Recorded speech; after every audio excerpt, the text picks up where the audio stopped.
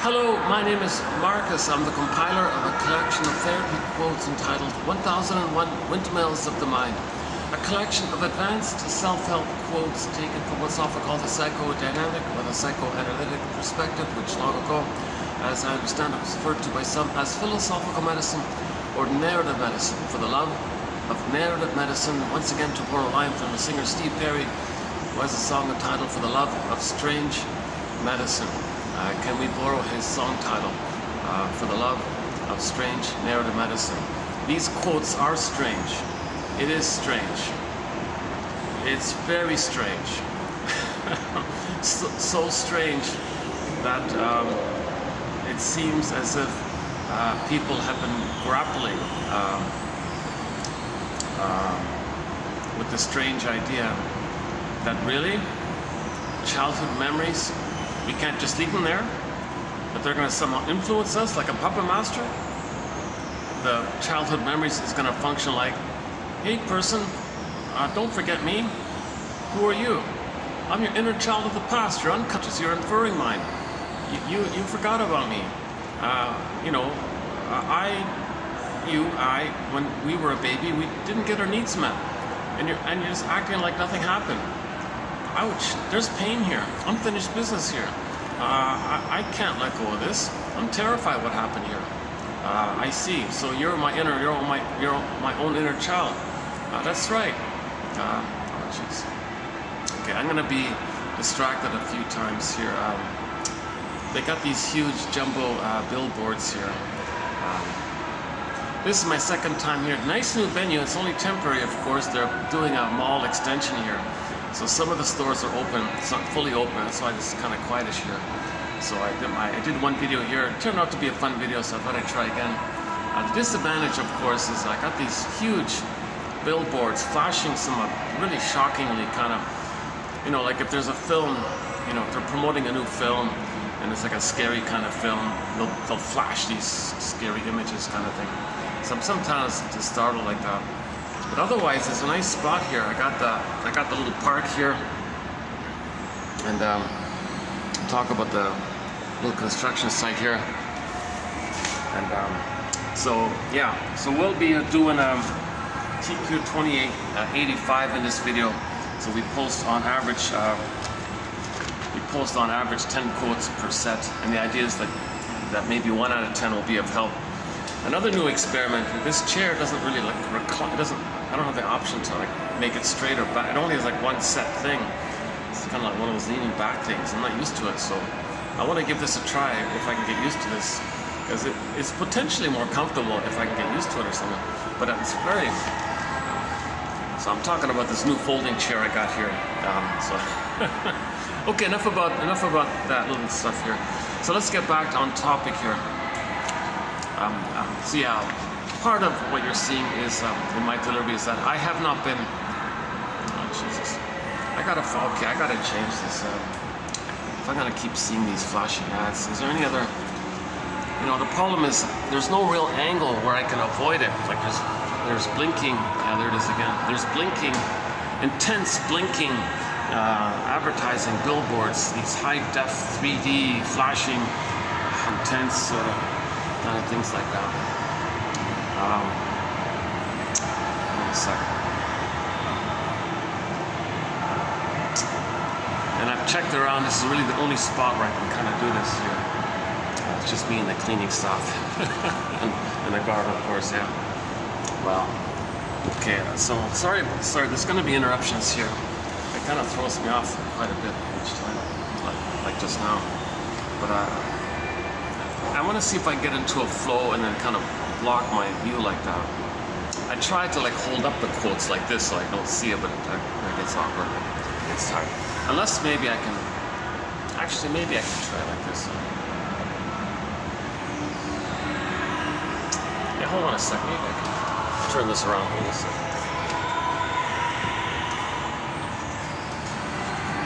Can I get just the right angle where I don't get the blinking lights on me? Hold on a second. Let's see. Let's try this. Okay, sorry. Let's give this a try. Okay. I don't know. I've been bouncing around a fair bit in hotel lobbies and coffee shops and restaurants and wherever I can find a quiet spot to do the video in. So it's about when I first I temporarily had an unused rundown meeting room they let me use for a little while. I did some of the best videos there. It was AC, had a view. I was enclosed in. I can speak freely. I brought in the music. It was a great little venue. Some of the best videos were done during that time. So otherwise, it's sort of up and down, choppy kind of video like that. But the main thing is, however my delivery comes across, however the interruptions are, however how much anxiety you see in me, I have been analyzed. I'm not a shrink. I'm not a professor. You click the more link, you'll find the quotes. That's the main thing. I'm very excited. I feel motivated and enthusiastic to get these quotes out because they're harder and harder to find. Bookstores are shutting down and all this, right? Publishers are disappearing, kind of thing.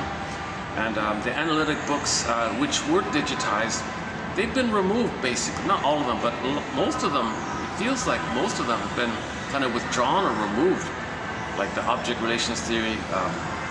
Books like Masterson and luckily Karen Hornig's books you can find. Edmund Burglar actually is available.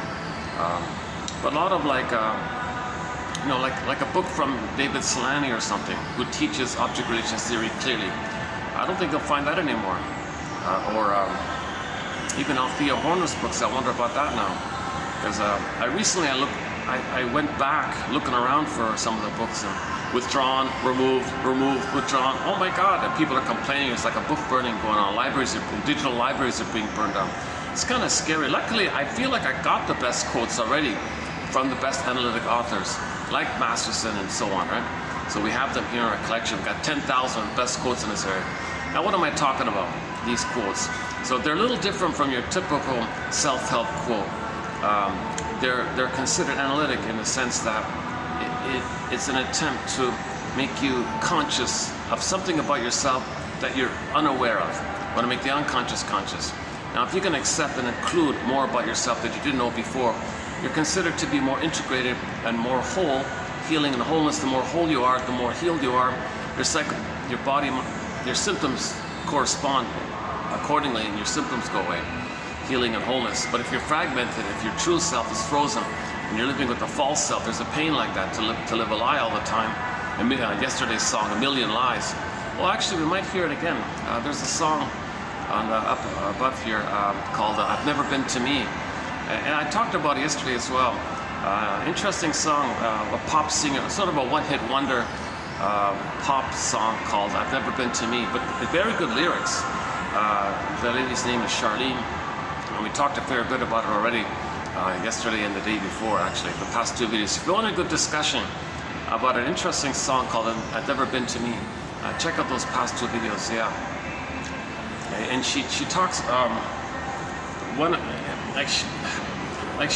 she's a classic puella, a female puer. What's a puer? Eternal youth.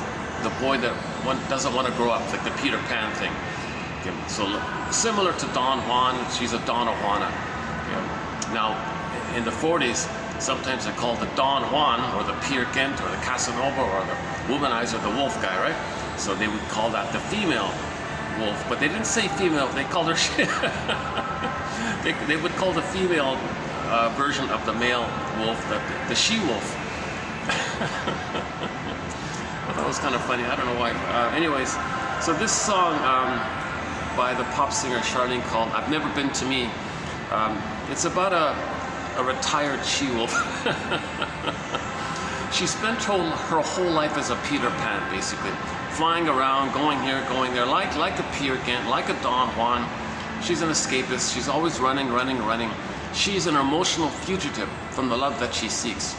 But so she's looking for love, but nothing symbolic in the present, no material, no status or money you get, is the mother that was needed back in the nursery. But you're running from the pain of the memory of that. And as you're running away from it, you're repeating it by treating others the way you were treated. So she was a womanizer and would dump the fellows because the woman, she felt dumped by the mother, She was rejected by the mother. She constantly had to reject men like that. So there's no trust or feeling or affection or family or warmth or care, any kind of delightful, in-depth self-exploration, self-learning, self-growth. There was nothing like that. She was stuck in this loop. Mother rejected her. She becomes the rejecting mother. Okay, and then has to go around finding people to reject. So she's flying around. Who can I reject? Who can I reject? Okay, repeating what had happened to her in a process known as repetition compulsion. When it's trauma, we repeat, thinking that somehow magically we're still in the past and maybe they'll get mother's love. So, but when people are very traumatized, they don't repeat that trauma directly. They do it flipped. It's called identification with the aggressor. So they find proxies to play them. You play me, I play the mother, I replay what happened to me.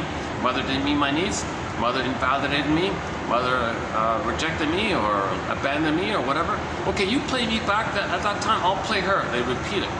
And then that's it. Now, if there's any kind of feeling coming up, any kind of truth or awareness, she's got to fly, free bird. She's got to fly, Peter Pan, Puella. So the Puella is the eternal, she can't grow up. She's stuck with this problem like that. Anyway, she spent her whole life in all these escapades. So she had her story, her songs about listening all these escapades. It seems she was a high-end escort or something. She slept with wealthy people all the time. She went to luxurious places. You know, people would think these are like paradisical kind of places.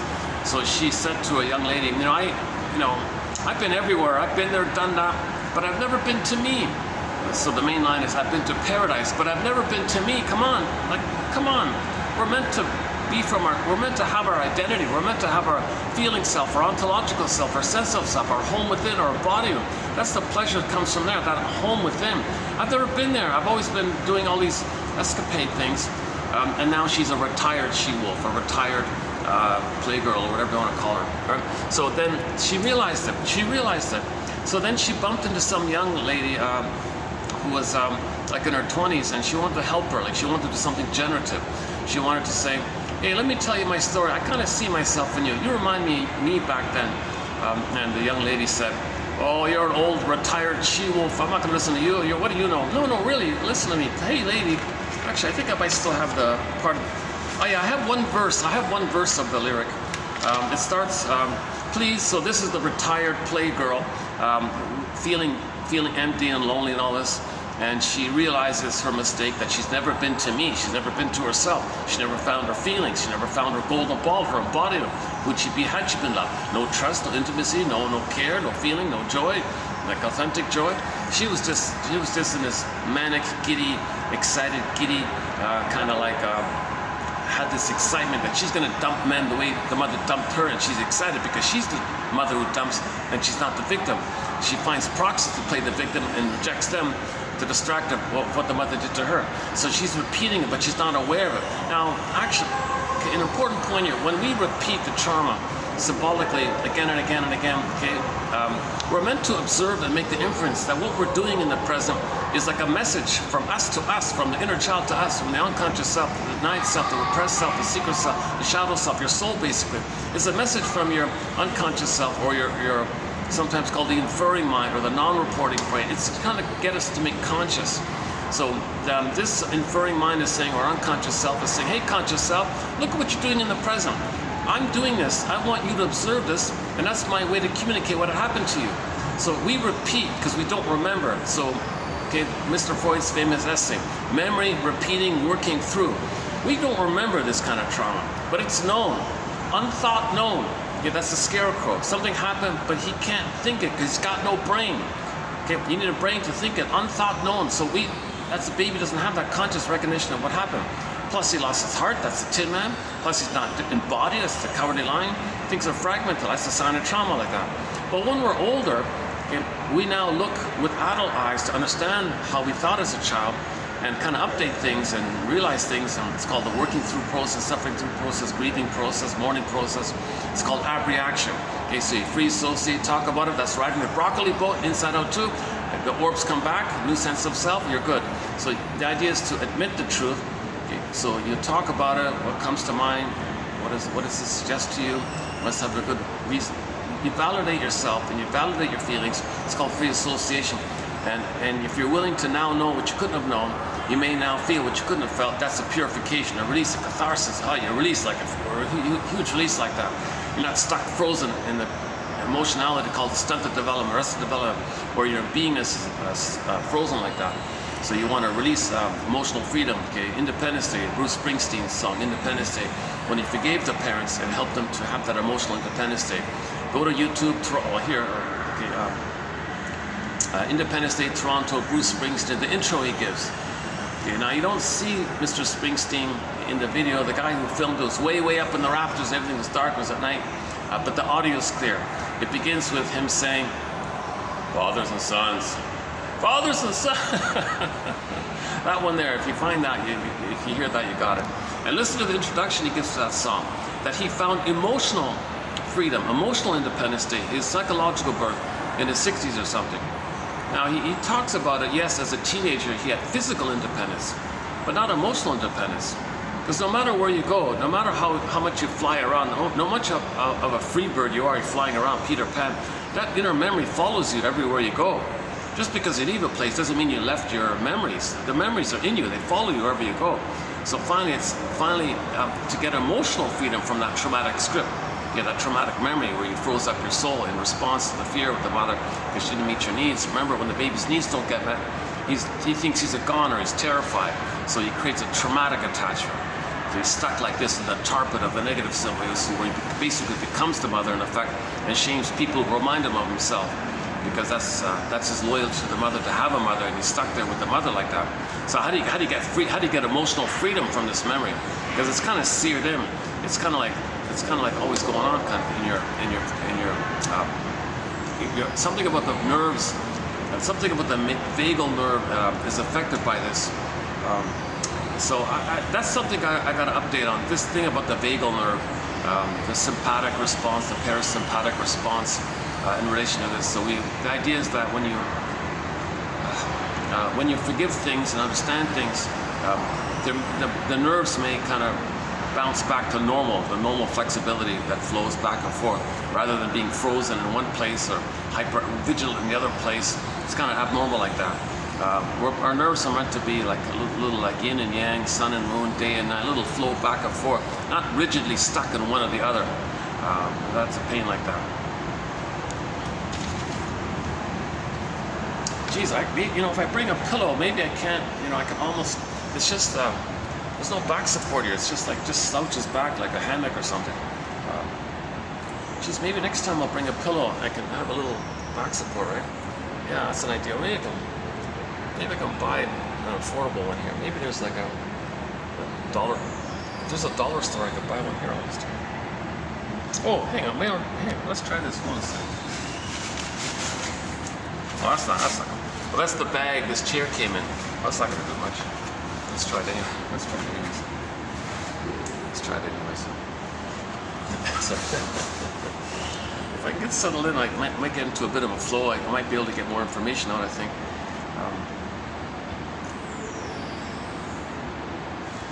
Okay, let's go back to that song. I might as well talk about it because it's going to come up at some point in the thing here, in the overhead speakers here. So here's this retired playgirl realizing she's lonely, she's empty. What was she doing? All these escapades. She did it in a trance. She thought she was having fun. No, it was pseudo fun. It was Schadenfreude fun. She thought she was important. She thought she could feel important running away from the mother. She felt excited because she's going to be the mother who dumps others. She's not going to be the dumpee, she's going to be the dumper. So she felt kind of excited like that all the time.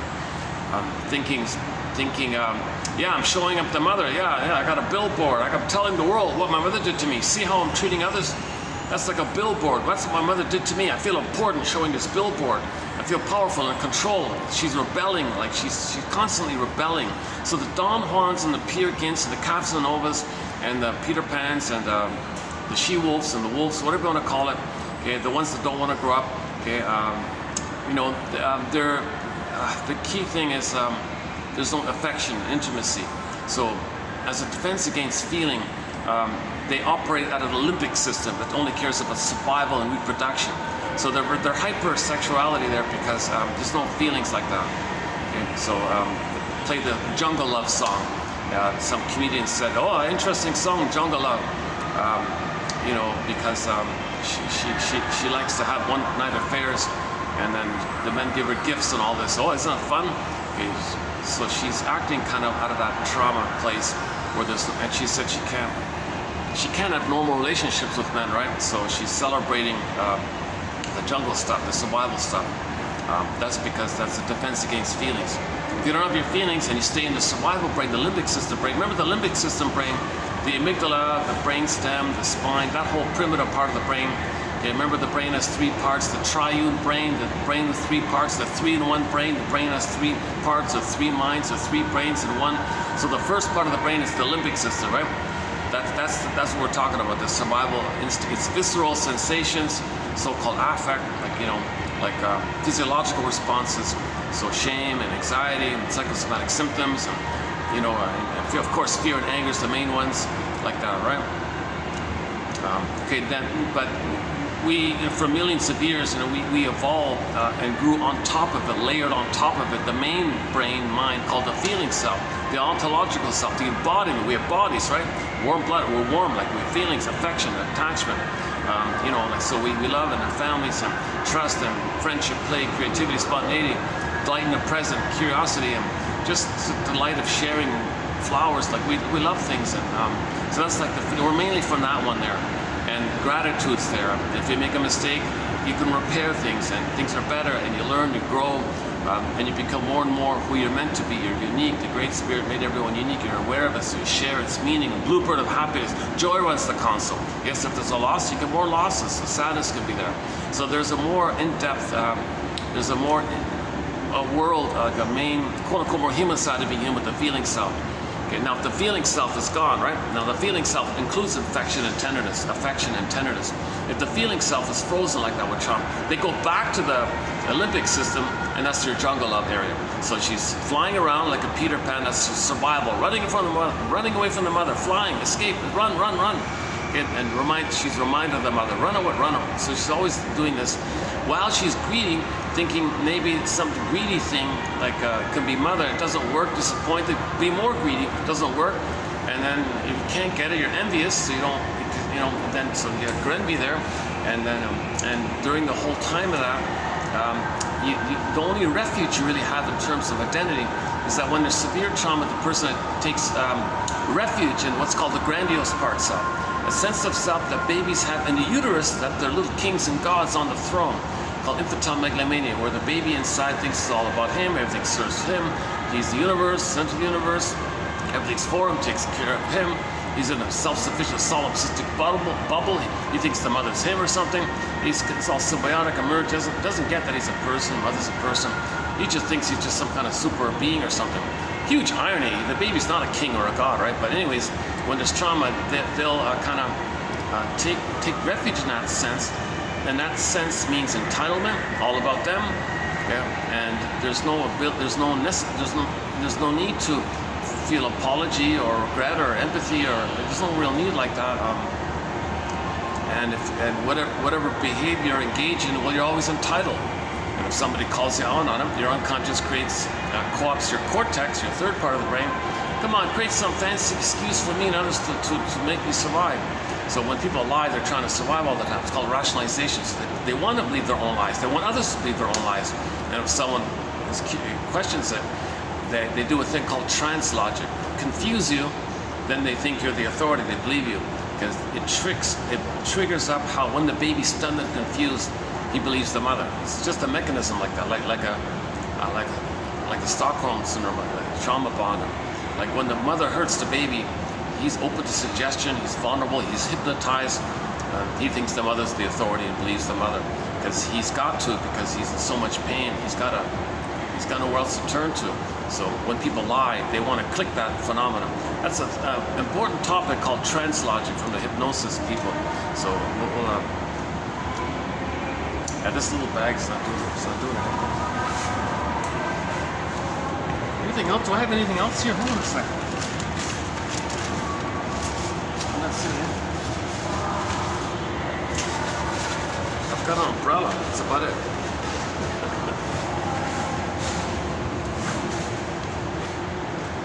I'm really tempted just to see if I can find a pillow somewhere. My God, yeah. Boy, this thing's uncomfortable. My goodness. These chairs, they're good for petite people, like they're small. Like if you're under 5'5", these chairs would be good or something. If you're over 5'5", I don't recommend these kind of chairs. They're light as a feather. They fold up, click, click, click. They fold up into a little bag I showed you. And they're great to carry around. I love it.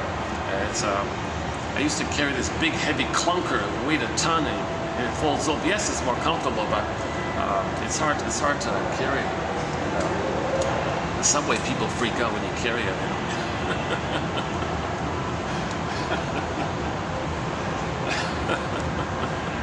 Because it doesn't go through the turnstile and all that.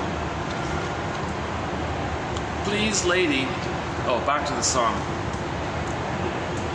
Okay, so we're going to hear a song coming up during this video, I think, called "I've Never Been to Me" by Charlene.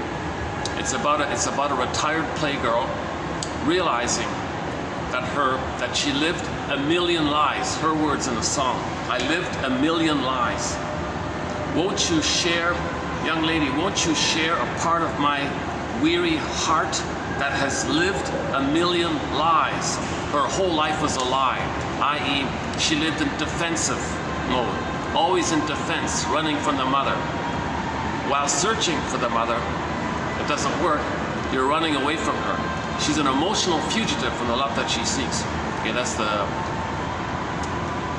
Oh, there's that Donna Summer song, yeah. They played this Donna Summer cover. Interesting. It's interesting. They play some disco. They play mainly a combination of disco and pop songs. I'm very surprised that Charlene song wasn't a major hit. I never even knew it myself, but it was a minor hit. Yeah.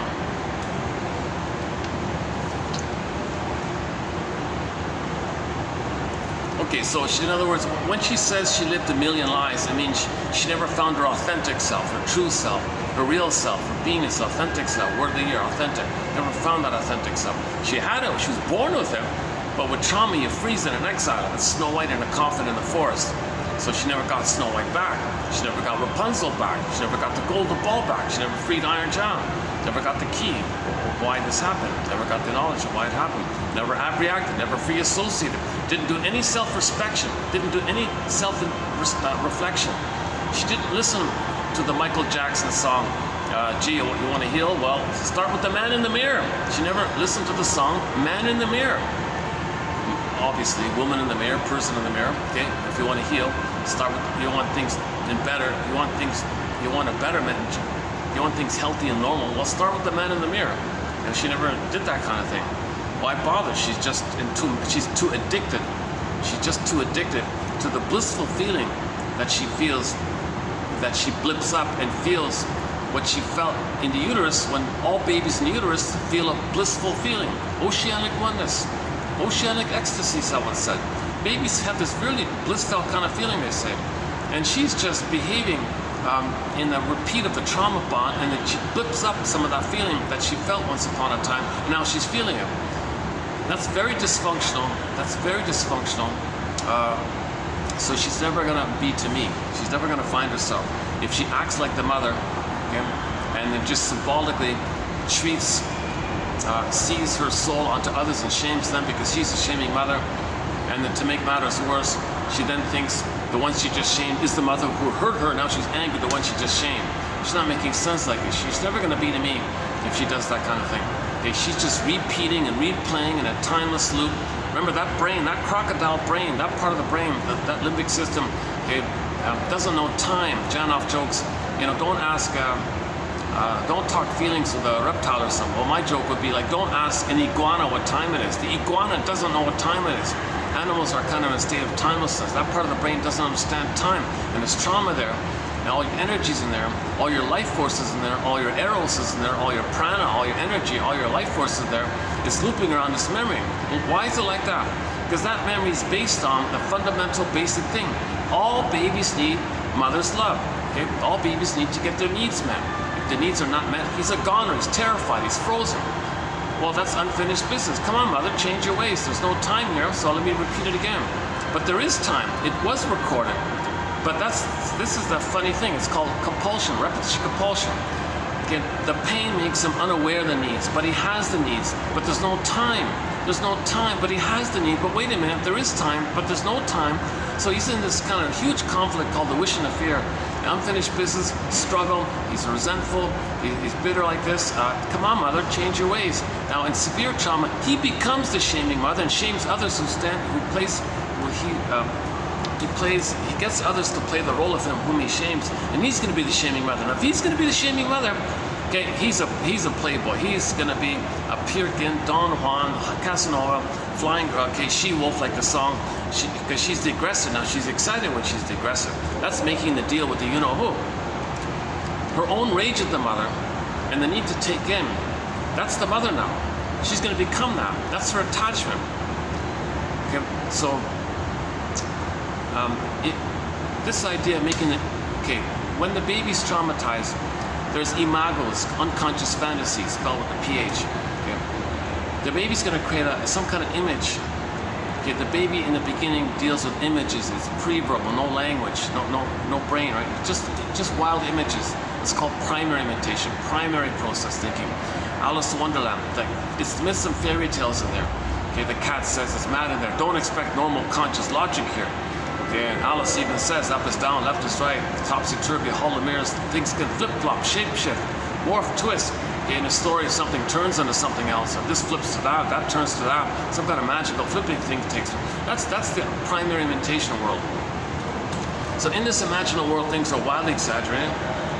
So what kind of, the big theory is the baby's going to create some kind of image out of their interaction with his mother. The mother just didn't meet her needs. The mother didn't want to hurt him or damage him. She was just stuck with her pain. She was impaired herself. She was something going on with her where she couldn't be emotionally available for the baby. She couldn't enjoy the present to love the baby because she was stuck in her past with her pain and still sees all time in her past and pulls in the present as a new edition of her past. She's still stuck in the past. So that baby, in the meantime, is not going to be seen and get love like this. Oh, there's Donna Summer. What is it? I need love, or something. What's it called? What is it? What's it called? I need love. Is that right? I need love, Oh my God, is that what it says? I need love. That's like the baby. I need love. Mother. Let's pretend it says that. Mother, I need love. I need my needs. I need safety with you. I need you to see me, soothe me, be there for me. Let me recognize me.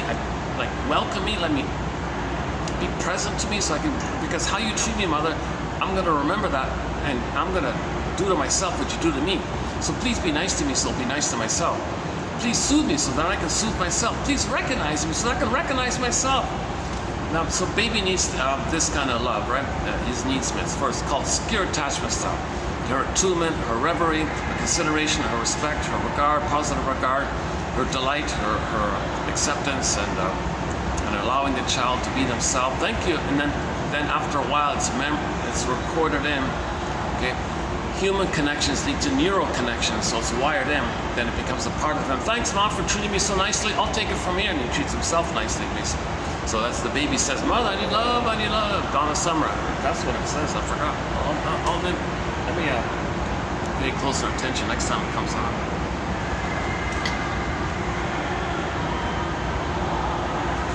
Thanks, eh? I'm talking to a little bit of a pain here because this is my practice.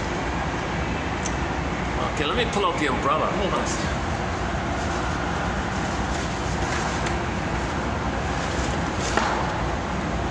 Let's try the umbrella. Let's see if that helps. You never know, huh? A little bit. Sorry. I should have figured this out. But things are getting better. Yeah, I'm figuring things out slowly, bit by bit. By the way, everything's trial and error here. This is all brainstorming. No set answer here. I'm not a professor. I'm not a midwife, doula, nutritionist, gynecologist. I don't have a master's degree. I've never studied psychology. Not even 101. Nothing. I have a basic BA. I'm the compiler of the quotes. Okay, so keep that in mind. Disclaimer times 10, disclaimer. I'm only the compiler, and keep that in mind. It's between each person and the quotes. It's not about me. Because the idea is that each person wants to be their own detective. No presenter really is going to help you in terms. In other words, psychoanalysis is not a magic press. There's no magic words here like that. You know, it's about each person finding some way to construct their ego, to build their ego, to repair their ego. Like those guys building that building there. Is that the crane there? They want to build that building, and so we got to build our ego like that, because the ego is damaged with trauma. The child doesn't really his ability to know himself, and think reasonably, and enjoy learning, like just his ego, learn languages, like his ego is damaged. So it's got to repair it kind of thing. So these quotes are an attempt to repair the ego bit by bit, to build a catcher's mitt so we can catch the ball. Psychoanalysis looks for an egg in a basket that's missing. So we got to build a basket, and then maybe the egg will appear. And in the egg's the firebird, the phoenix, from the ashes, the phoenix.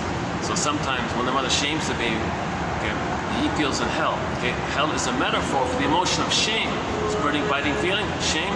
He's enraged, baby feels shame, soul ashes. But the phoenix can come. But the phoenix is an egg. The egg needs a nest. We build a nest. Nature does the rest. You don't control that kind of thing. You don't control the firebird. You don't control the healing forces of nature. You might think you can. Now that's a sign of trauma. You think you can. Oh no. Just be willing to, I want to heal, I want to learn, I want to understand. Be a detective, be a psychological detective, an emotional detective, an existential detective. Okay, our feelings are frozen. Okay, the term is athemolexia. Where are my feelings? Okay, no feelings for your words. Okay, so the golden ball goes down the well. Okay, emotional coma, emotional catatonia, emotional hypothermia. Okay, athemolexia. Where are my feelings? No feelings for my words. Or another version of it is alexithymia. No words for my feelings, because you don't have feelings for your words. So you have words, but where are the feelings? And what are the right words for the feelings? And what are feelings? Some people think that if there's sensations, we can call them affect or emotion. But if you can name it, and it's an accurate name, then we call it a feeling. If you can name it, if you can put a word to it, what you're sensing, it's called a feeling. But if you can't find a word for it, then it's called an emotion or a sensation. So this whole, that's just one theory. It's kind of confused, right? See, joy and sadness are kind of like the primary feelings, but from the sensations, that's from the survival brain. Jesus, sorry, hold on. Yikes. I can't, it doesn't work, I can't. It's too bad, eh? I'm tempted to, there's a shop here. Maybe I can get an affordable pillow. I'm tempted to just. I can hit this. I can hit the pause button. Run, get a pillow, maybe pick up afterwards. Should we try that? And I gotta pack up everything here. Okay, maybe we could just. Maybe we can just stand or something. Maybe we can just chill. Jesus.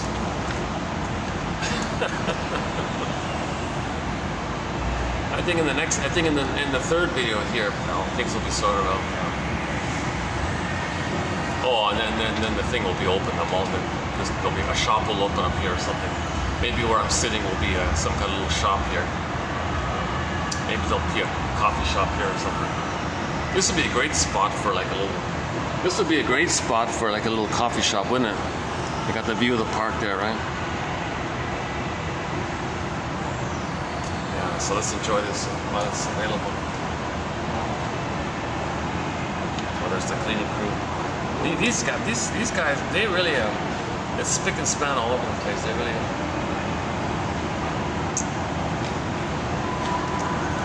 Okay, let's go back. Let's go back to the song. So. The song, I've Never Been to Me. Okay, so basically it's about a woman who has some kind of a high flight.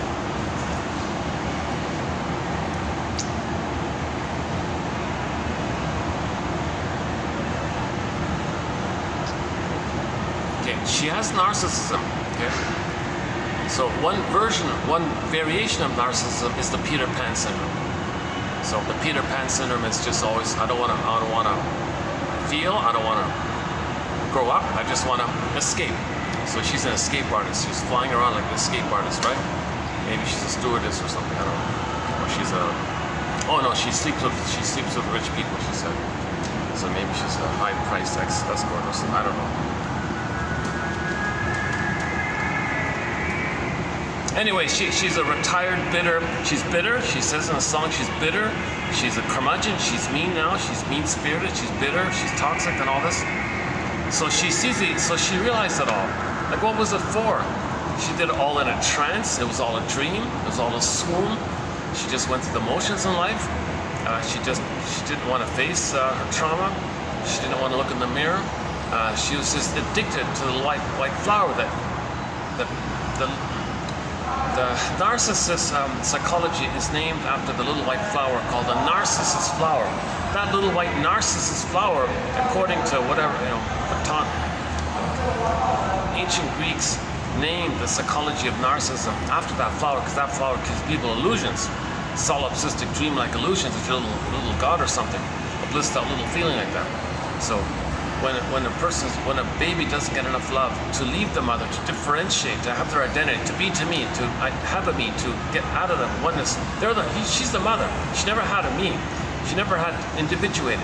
She's the mother. That's why she's never been to me. She's stuck with not getting the egg, the psychological egg, to be a me. Like, she never had to individuate it. So in normal development, the child stays fused with the mother for 4 to 5 months. Then at 4 to 5 months, they hatch out. And it's a gradual process to find that me, right? The individuation, your authentic self. So it starts at 4 to 5 months, it continues bit by bit till age 3, roughly 3 to 4, then you get the psychological birth. But if the child doesn't even get that blissful oneness, that psychological, that extended paradise.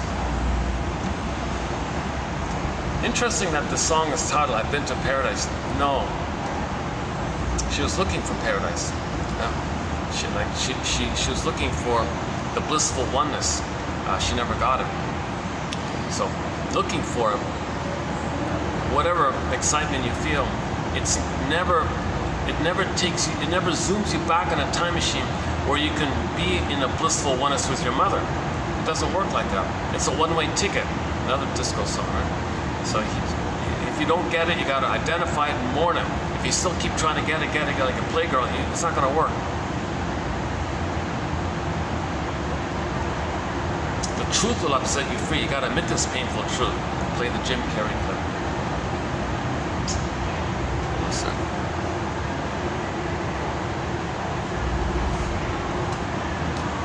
Is there any way I can make myself a little semi-comfortable in this chair? It's a pity. It's the only one they had, right? So, I can change something here.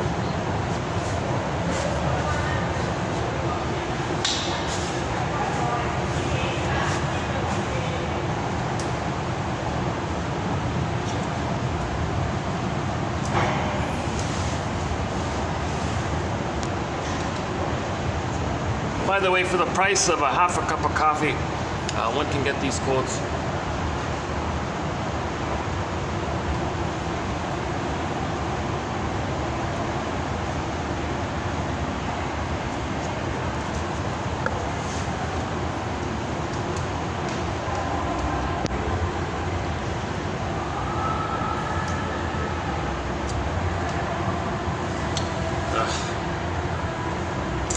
Let me just stand up for a bit. Okay.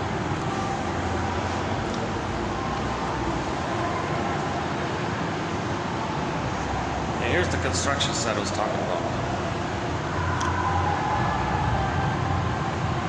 So we gotta slowly, patiently repair our ego, build the psychological house so we can get our feelings. Just like when this building is built, there'll be people in it, residing in it, working in it, being in it.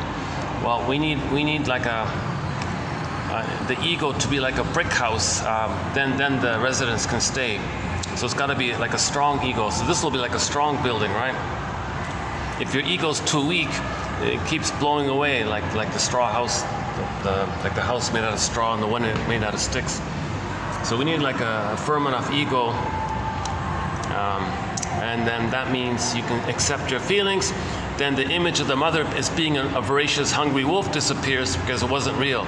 That hungry wolf image, it's not your mother. It's your own oral greed and oral rage created by the interaction with the rejecting mother. It's your own image.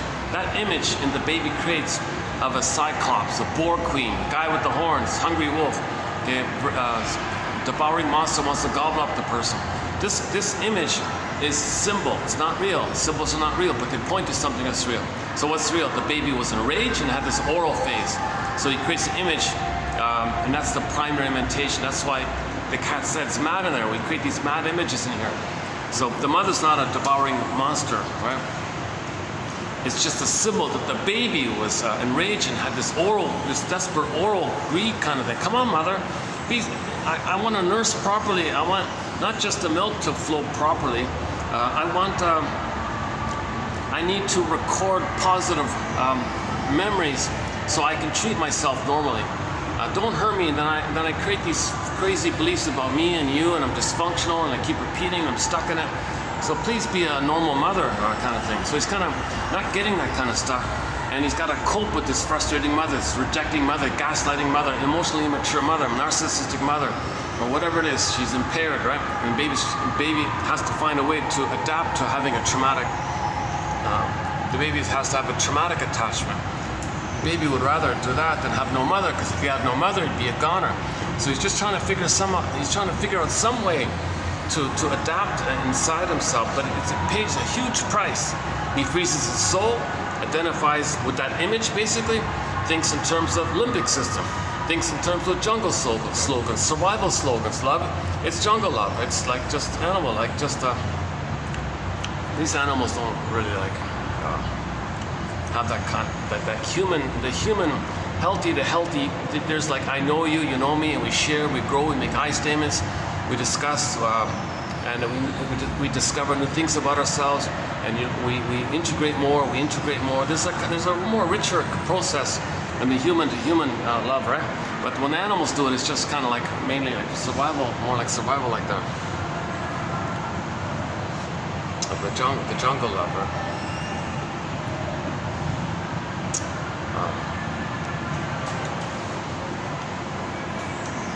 Geez, I wonder if I can.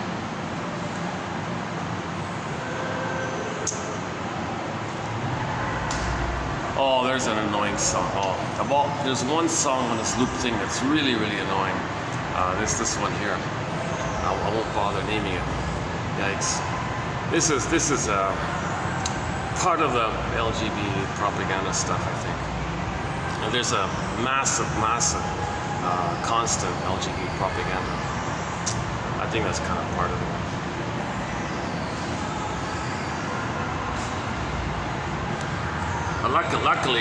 Luckily, there's only really one obnoxious, annoying, vulgar, perverse song. Well, let's not open up that. We don't really have a thread on the LGBT kind of area. We don't really have a thread like that. It's sort of out of my zone. I'm not a forensic psychiatrist. I'm not like a chemist or biologist, or I don't have that kind of technical medical thing going on, so it's kind of out of my zone, that kind of area. But shrinks typically think, it's some kind of it's maybe some kind of symptom of prenatal trauma, and the hormones get whacked. They're meant to be one, but the hormones make it another. Some stuff like that, or the mother's too engulfing.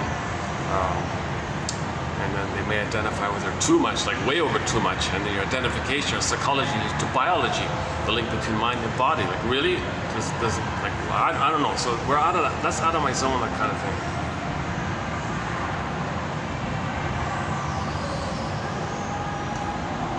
Yeah, if I need a distraction, I'll just show you. I'll show you the guys pulling up the beams there, the cables.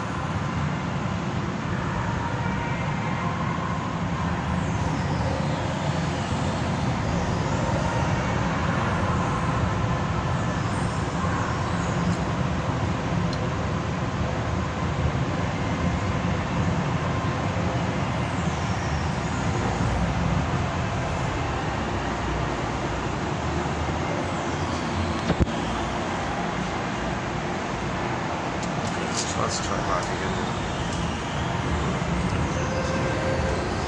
I have to set up like this. Let's try this. See if I get back into it here. So where are we? Oh, well, let's finish up the song. Yeah. So,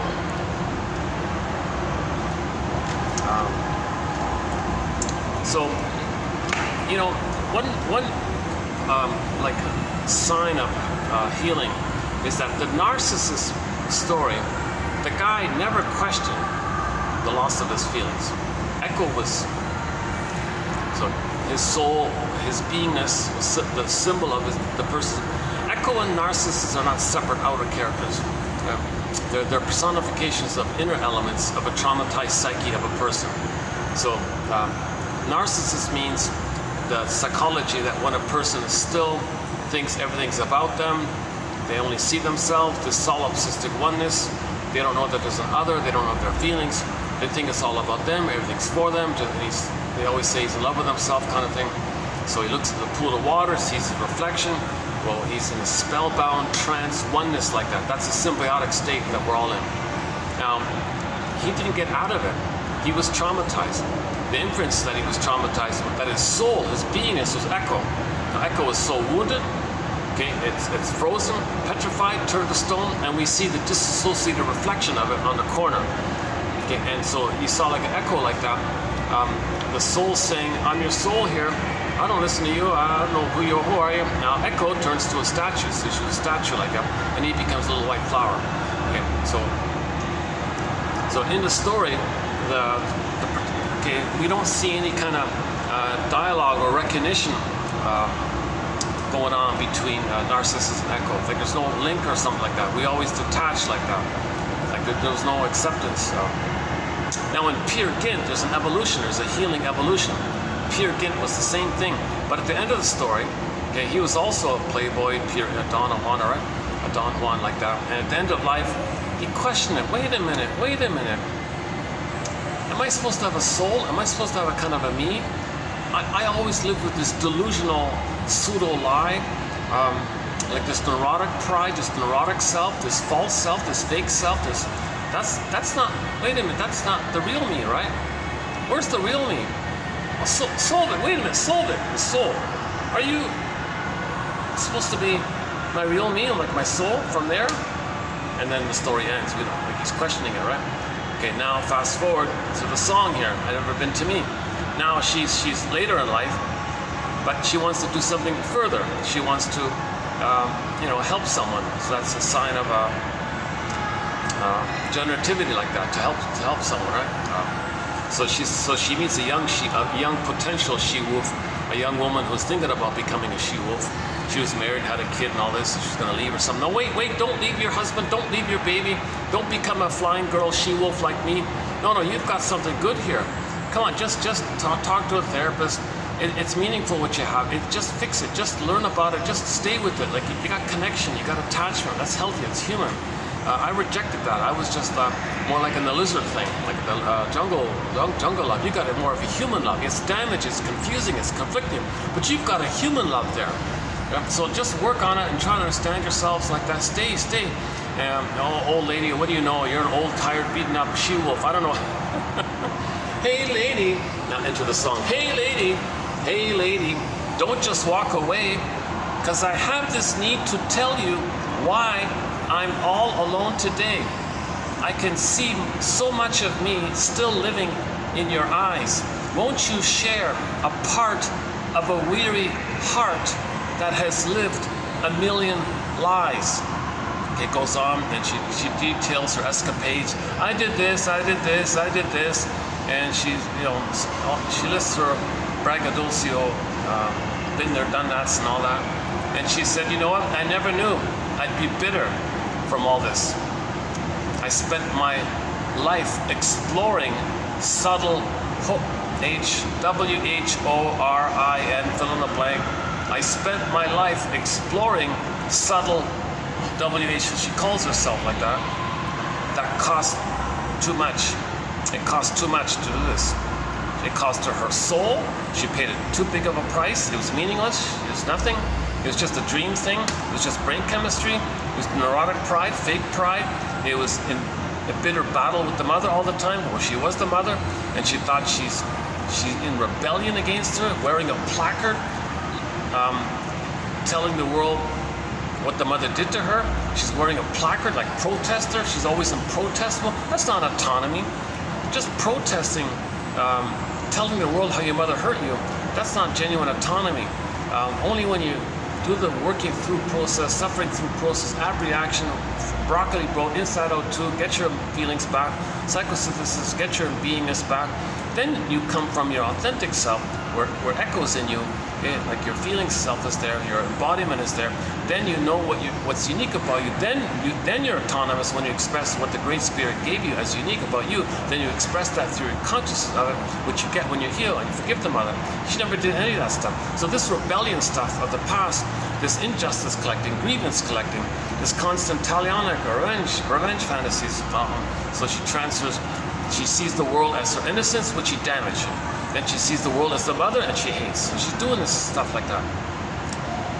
So, hey lady, please lady, don't just walk away. Because I have this need to tell you why I'm all alone today. I can see so much of me still living in your eyes. Won't you share a part of a weary heart that has lived a million lies? It's all BS. Her whole life was BS. Now, it's not meaning like a judgment, just meaning like a rationalization. The BS was a defense against the pain. But now she realized it. Later in life, she realized it. It's kind of too late for her, I guess, if she's in her 80s or something. So she wants to do something useful. You know, she wants to save another woman's soul. Like she said, woman, I can save you the life of misery and deception and bitterness. You already have a family and kids. Just fix it. It's better like that. You're not missing anything. Believe me. Because when she acts like a plague or a seductress or something, she's only going to attract infantile men who are looking for the mother, and they'll be rejected. She rejects. They reject. Wolf, she, wolf. They reject. You know, it's not fun. It's this jungle up. It's not. It's defense against feelings. It's this mode of surviving and reproducing. Like,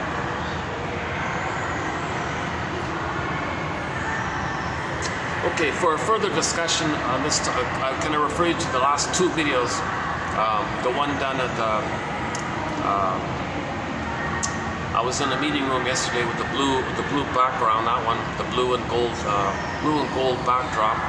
And then the one before was right here with the plants. This one here, same spot. Those past two videos marked today's 5, right? 4 and 3. Go to 2883 and 4. In those two videos, you'll get a further discussion on this song here. Plus, we also discussed the Freebird song. That's kind of like similar, a little bit similar. The Peter Pan. I gotta be free. I can't change. This bird will never change. If I stay here, will you still like me? Really? Well, sorry, I gotta go. I gotta take off. I gotta flee. It's who I am. So, who I am, who I was, who I am, who will always be. I can't change. I'm a free bird. I can't change. It's not you, it's me. I gotta flee. I gotta escape. I gotta take off. If mother rejected me, I gotta reject you. I gotta flee. I'll reject them. I gotta flee. So he's got a free bird like this. See, he means it kind of like the Peter Pan syndrome. Now, the song is very appealing because you blend in at the same time the wonderful image of a bird flying. The bird is individuated. The bird is embodied. The bird is being who they're meant to be. They individuated as a kind of individual. You could say it's a kind of individuation. They became what they're meant to be. Plus, now you blend in the fantasy that a baby wishes he could escape his abusive mother. A baby wishes he could flee and take off and be safe and go somewhere where he can find safety.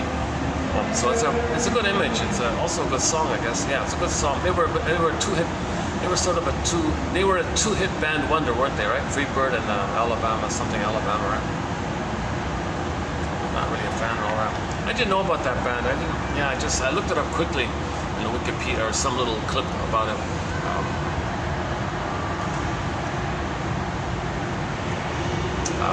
So there's a famous story about something about the band Aerosmith wanted to have a private jet to visit when they're on tour, they're flying around to city, and they were looking for a private jet to use. They found one, and something was off with it. They were warned about it. They said, oh no, if there's a problem, if there's a potential problem, no thank you, we don't want it, no. So they rejected it, right? So the plane's still available. So these guys came in, and they were told the same thing, well, it's not perfectly safe here. Well, we don't have much time here, so it should be okay. So they a little problem about it. Yeah, so there's a problem. Oh, there's Cher, right? Oh, that's the Cher song.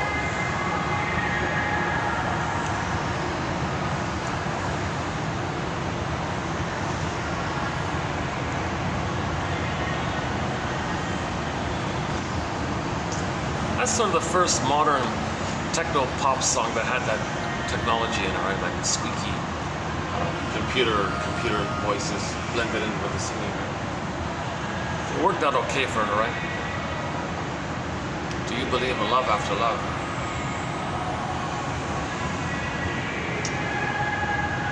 So, you know, and maybe it is also the same thing. She's looking for symbiosis, this timelessness, love after love. So that might be like, it could be like, the baby didn't get that sense of timeless love. So she's looking for that timeless love, right?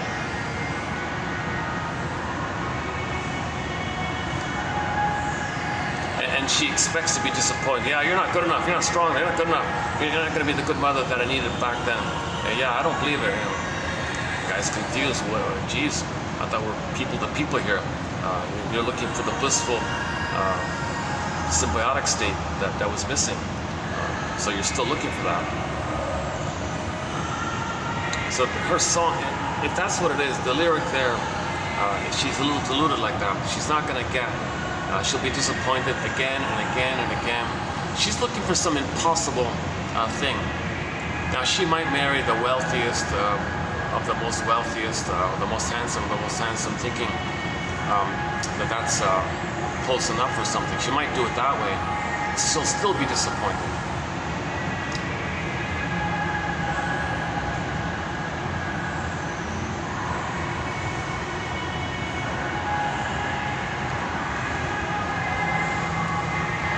She's preparing herself for the rejection. You're not good enough, aren't you? Yeah, I don't think you're good enough. Yeah. So she's anticipating the rejection by rejecting first. So she's going to be the rejector before she gets rejected.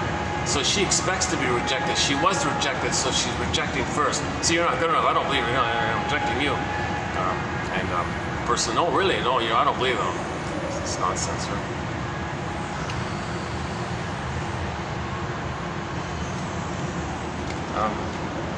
Where are we? Jesus, I got off track here. I got on a. Yesterday I went off on an unexpected sidebar here, so I did it again here today as well. You know, when I finally cool off, like if I can finally, like I'm still a little sweaty here. There's no AC. This unused area. There's no AC here, but I might be able to go in the park later on. It's kind of nice doing it outside. That's if I can get cool enough. If it rains for a bit, and then the people scatter, I might be able to use the park. That's part of the reason why I'm coming. It's sort of a bit of a rainy season here, and when the rain stops for a little while, I can use the park. A little tiny thing.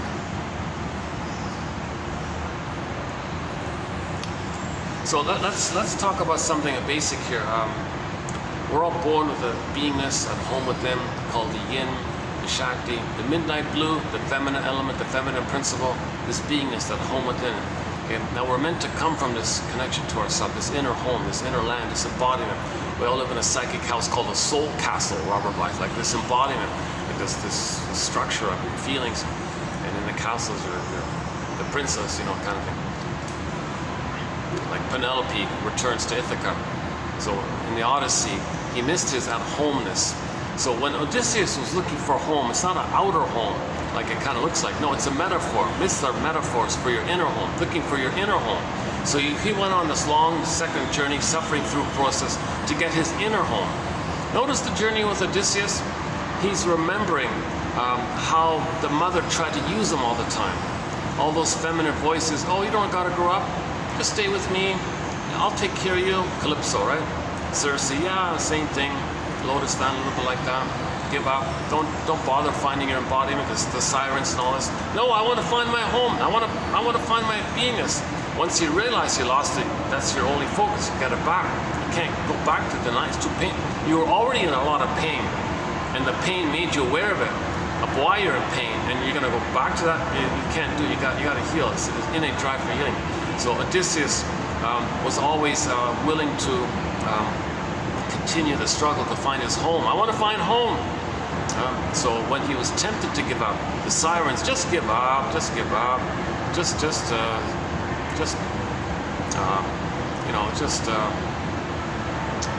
be delusional kind of thing. But we know the story with the sirens, right? So that's a temptation to give up. It's sometimes tempted. It's sometimes tempted to give up.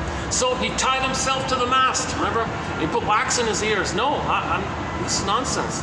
I know what this is about. You're the voice of my mother using me.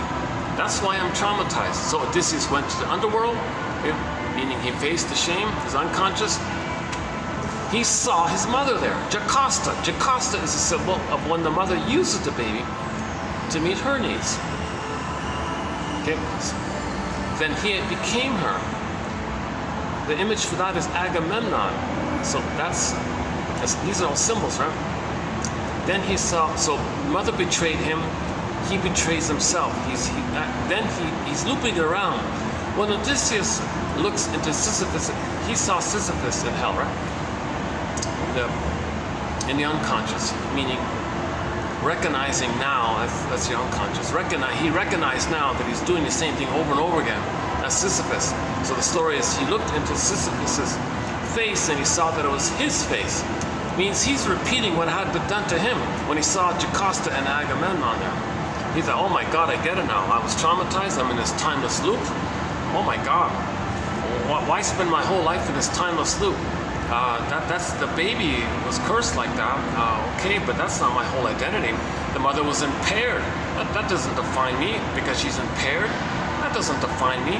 Doesn't mean I'm worthless or bad or no good because my mother was impaired. I'm born from the great spirit, the great nature. I'm from part of nature here.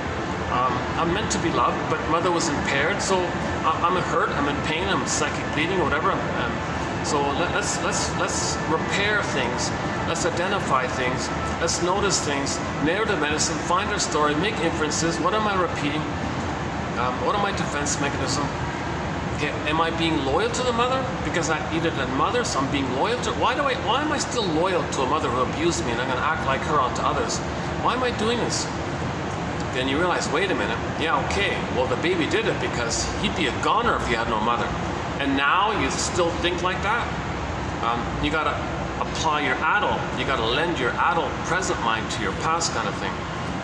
Got to kind of update things a little bit and identify how you thought as a baby, and it doesn't apply in the present. You're not in the nursery. It doesn't apply like you're grown up physically. The mother's not around. The mother's 6 feet under or whatever. The mother's spread out on the ocean or something. The mother's not around. She can't hurt you anymore, and you're left at home physically. But she's in the mind. It's going on in the mind like that. But you got to be aware that it's in the mind from the past.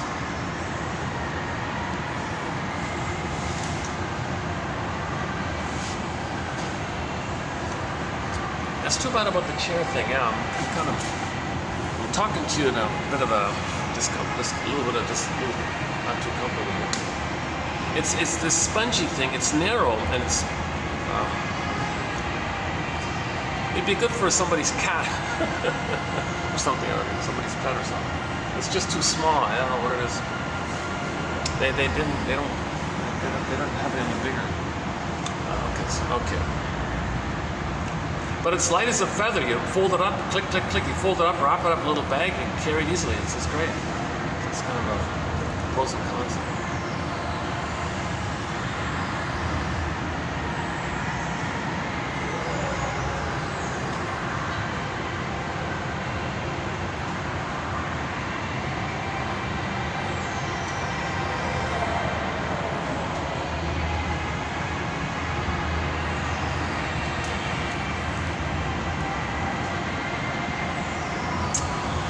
Okay, so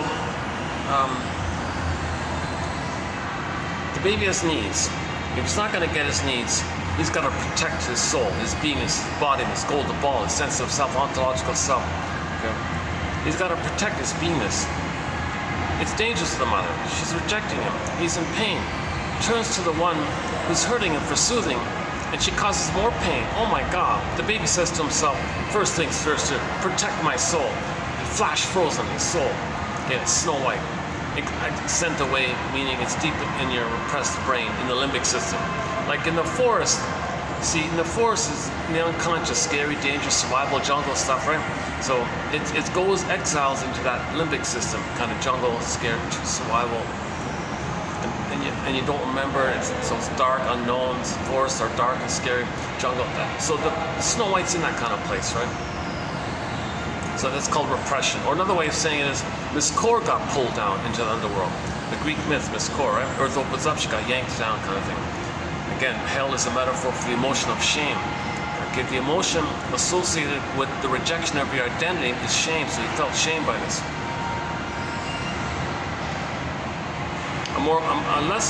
Another version of this trauma is that Rapunzel is in the forest, and she's locked in the tower, but she's kind of animated, she's alive, and you see the golden hair, that's the golden ball, so the beingness is there. So the trauma is less severe with Rapunzel, but with Snow White it's more severe. So just different degrees of trauma. Now, in more severe cases of trauma, the soul can be ashes, the soul, in the flip-flopping, the soul can morph into, because you want to hide your soul. So you can morph your soul into an animal, and it can run away faster to escape. Up a tunnel, down a tunnel, down a cavern where the light is never shown. Then it can morph to a bird that can fly away, up another land, across the 10th ocean, past the 11th sea, past the 29th and a half and a quarter, 0.7 times to the exponential, to its unknown. Okay? One fairy tale is entitled, Go I know not whither, and bring back I know not what. The what is your beingness, your soul. Go I know not whither. So that means Jesus Christ. We don't know these memories. We don't have a brain. Remember, the scarecrow, no brain, so we don't know. So that's what we're piecing together. We're being the detective. It's like kind of like a crime. One guy calls it like one quote said the guy can't forgive his mother because he thinks he'd be condoning what the mother did. And he thought the mother was like a criminal committing this crime against the child's soul like this. He's a criminal. I can't forgive her for that crime. That means I'm betraying my feelings by what I can't just let her go off the hook like that because I'm betraying my feelings by this. So he always wanted to protest this. So his dysfunctional behavior was a constant holding on of this injustice that took place. Now he's spending his whole life in this protest mode. So that's the complication. How do we get out of this protest mode? Respect your feelings. Okay, well, identify. Okay, that the mother was impaired as part of it. She was in her pain herself. She's a member of Homo Traumatica, so we're all basically traumatized version of ourselves. And it's up to us to heal when we're wounded. And you got to validate yourself now. The mother didn't validate you, but you can now validate yourself just by saying things like, I think I have a good reason for why I feel this way. I think I have a very good reason for why I feel like this or something, or I'm saying this. And then you free associate. And you say something, and go on, what does this suggest to you? And you free associate, hop on the broccoli boat, ride the broccoli boat. Back to Inside Out 2, broccoli boat. Okay, for a brief discussion on Inside Out 2, the film of the year, can I refer you to the last video at the Blue Room place.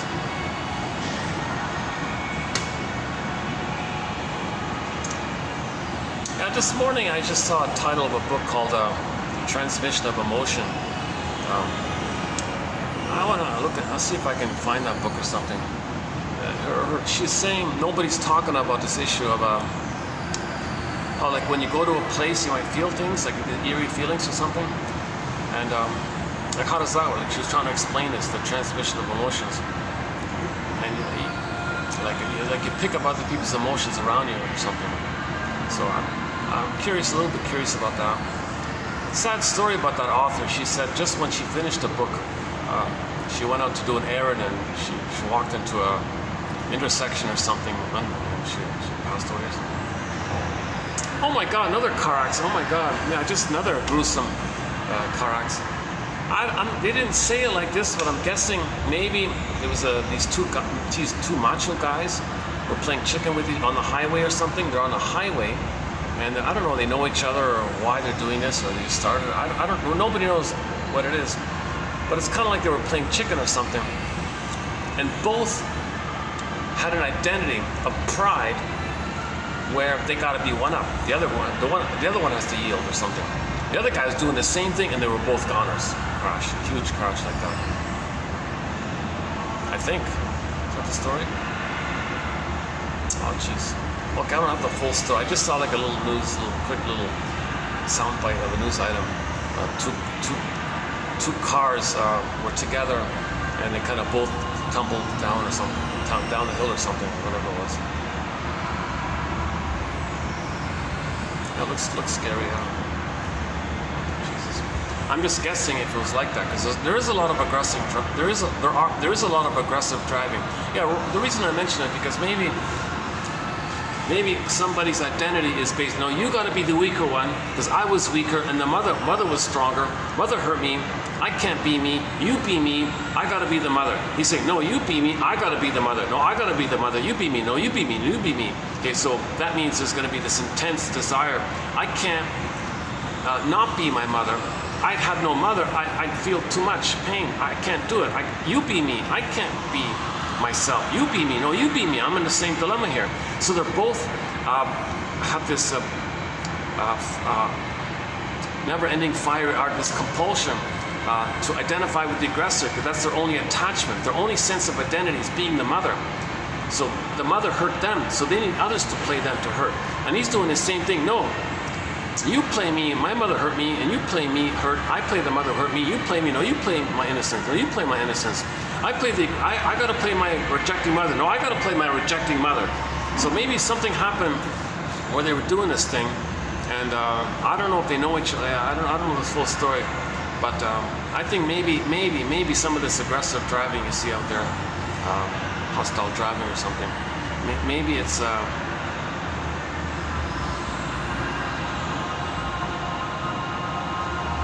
I mean, the psychology component of it all. Let's say the psychology component of it all. Maybe it's this neurotic pride. If I'm the mother, I maintain my neurotic pride that in the uterus I was the king on the throne. That's all my only identity. That's my neurotic pride. The other person says, oh, I have the same neurotic pride. I got to be the king on the throne in the uterus. Otherwise, I feel like I have no mother. Well, if I yield to you, I feel like I have no mother. Well, if I yield to you, I feel like I have no mother. So there's this like determination between the two. Like, well, who's gonna?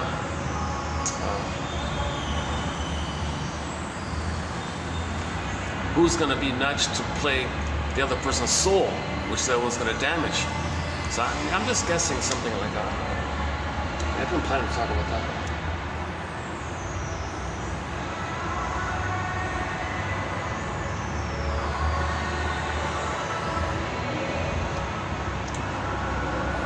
Some witnesses gave little snippets of what it was about or something.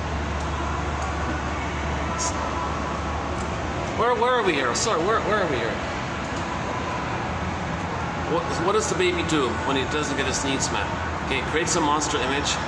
That means he was that reflects his rage and greed that came about by the interaction with the mother. Now he's dealing with that image, his emotions. That's his mother. So his rage and greed is his mother. That's his attachment. He's got to be rage and greedy, and that's his attachment to the mother. Now he's got jungle slogans. Where if I'm not greedy, I'm at this image, my own rage and greed is going to gobble me up. Greed, am I greedy or your greed? And that's that's the slogan of the plunder system we have out there. My greed or your greed? Jungle stuff, right? They're only operating at an Olympic system.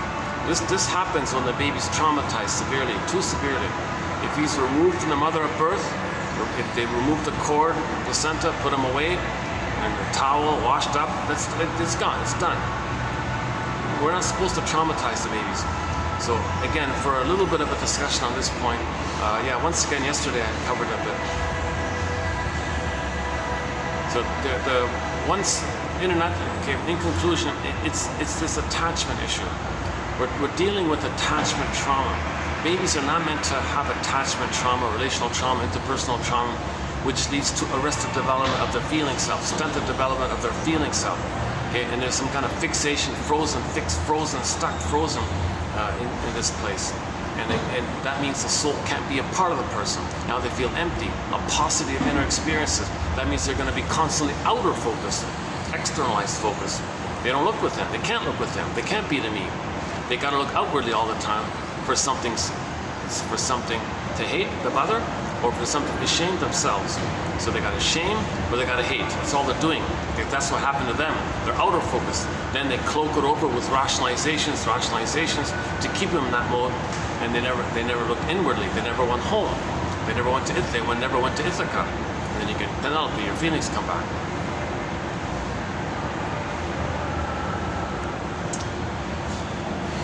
I was struggling. Last time I was here, I was struggling with the flashing lights. Now I'm struggling with the chair. Nevertheless, despite the problems, I'm kind of. It's a little fun for me to be here because I can speak freely. It's very noisy. I know that this phone here picks up. I don't hear the background noises that loudly, but when I play the back, it's like triple, like it's much louder. So I'm speaking more loudly so I'm still audible enough.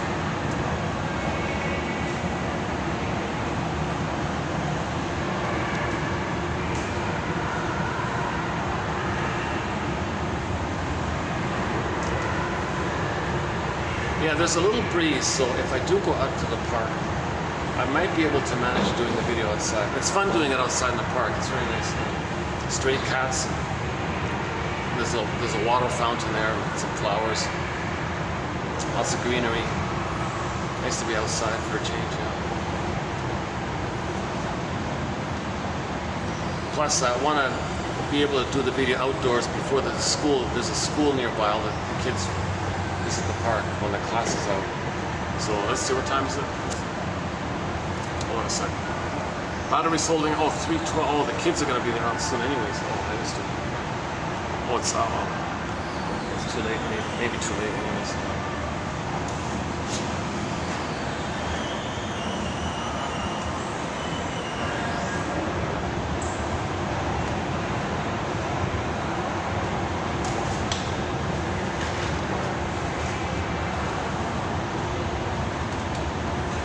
Let me just stand up for a second. The cleaner wants to do her rounds here.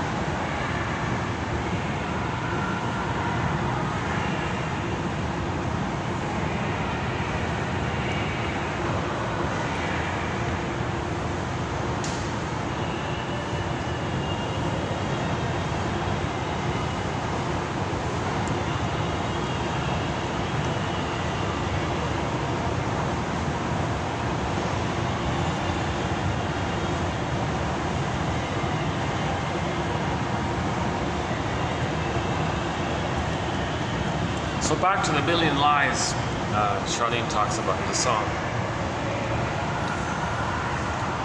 When the person loses their true self, what are they going to do?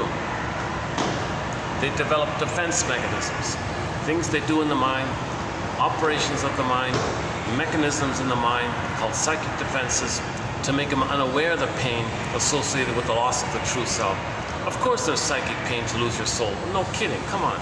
So the mind does things to make you unaware of it, like a mercy thing kind of thing. So the mind does these things, either or thinking, okay, identification with the aggressor, being the aggressor and others are you, these kind of, and so on. Projection's a big one, externalization is a big one, scapegoating, translogic, there's a fair bit of defense mechanisms, and each one we kind of cover like that. So you bundle up these defense mechanisms, make like each person creates their own unique set of them, I guess. And that's going to function as their defensive self, or the false self, the million lies self, okay, or the persona, the mask, the famous mask. Now with this false self, this defensive self, you can function in the world and materially understand the present. And you can pay the bills and drive a car and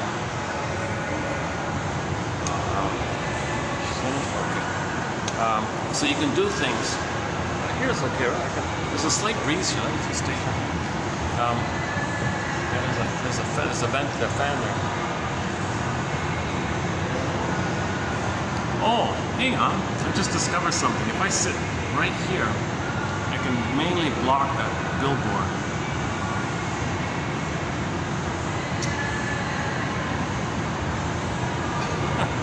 Would it work if I put the chair here? Let's see.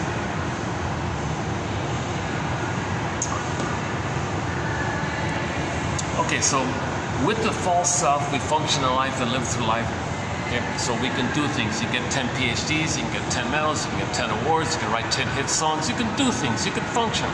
You understand the materialism of it all. But you're missing the joy at the console, you're missing the tenderness, and depending on the severity of the trauma. If it's prior to 18 months, then you're going to be missing gratitude, you're going to be missing affection and tenderness, the quote-unquote human side of being human, the more human loving side. Okay,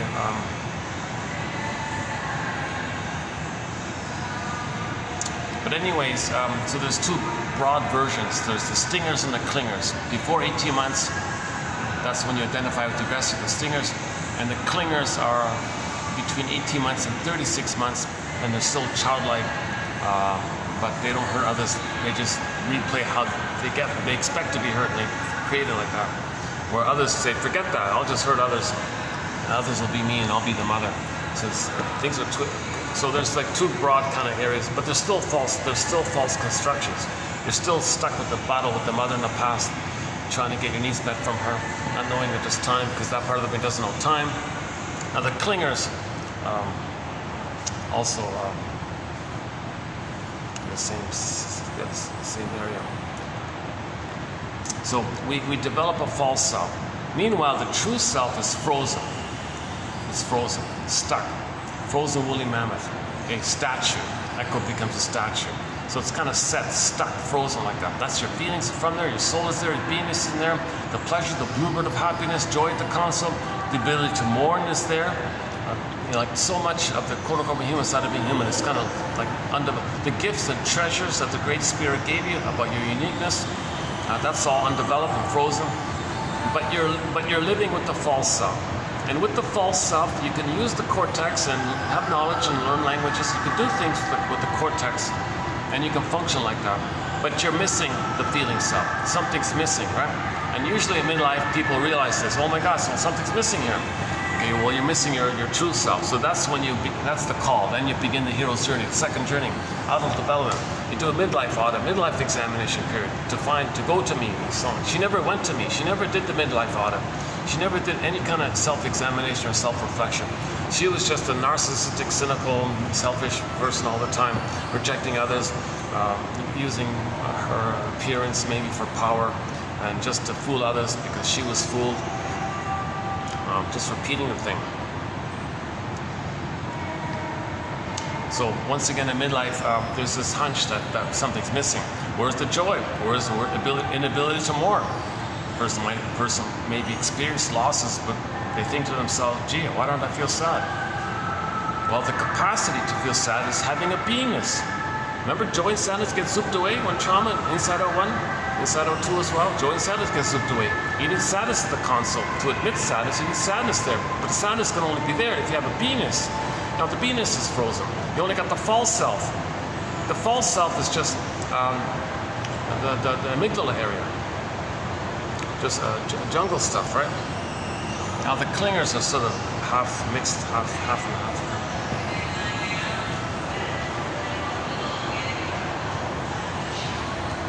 So typically in midlife, a person might say things like, gee, I feel like I'm in a trance in my life. I feel like I'm sleepwalking through life.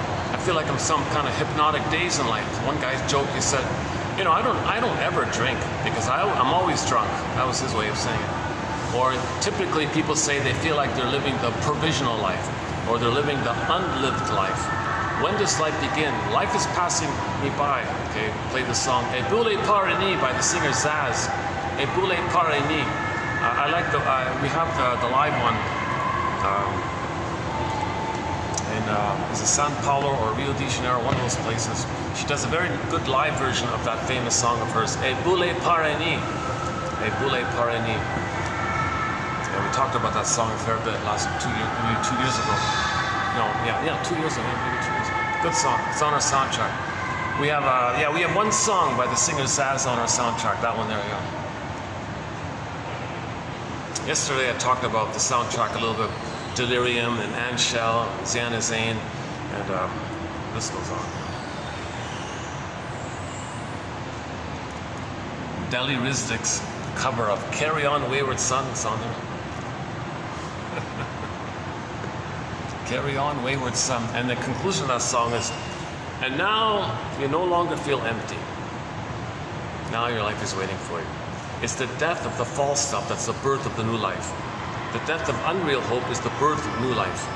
Okay, when there's trauma, we have this unconscious hope for the fulfillment of old unfulfilled needs. This relentless, stubborn, timeless, hoping that something in the present can be the needed love that was needed back in the past in nursery. It doesn't make sense. When you recognize that, you give that up, it's kind of death of that, it's the birth of new life. So go to the Janov quotes for that, more on that topic. 2745 to 70, a very good set of a special run of quotes on the famous 70s psychologist Arthur Janov. Now I'm not including his so-called primal rebirthing or I don't know,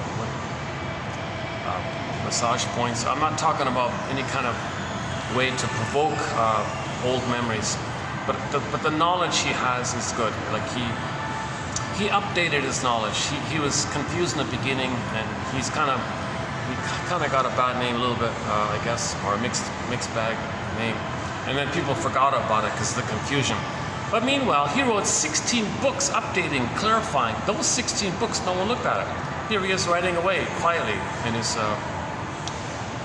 little villa or whatever it is, overlooking the ocean, I think. He had a nice view, I think, the guy. There's a clip of him on YouTube. So he wrote, that's good stuff, good books. Some of them are hard to find. I still haven't been able to get all of them, but some of them I found. And I plucked out the top best 300 quotes of his, I think. Yeah, 26 videos. So I plucked out the top 300 quotes of his work, his lifelong work. It's good. It's good. It's like a 101 of psychology. Now again, I'm only focusing on the knowledge of therapy, not that side technique idea of somehow managing to. There's an appeal. I get the appeal. We want to heal from birth trauma. We want to heal from prenatal trauma. Is there any kind of way we can speed things up, kind of thing? So he was looking in that area. So he was confused about that. And he has all these amazing testimonials. I don't know what's true or not true or made up, or actors. People want to be actors. People want to feel important making up fancy stories. I don't know what's real or not real in that area. Anyways, that's sort of one side of it, the so-called primal therapy thing. But the rest of this stuff, okay, like the improving, understand.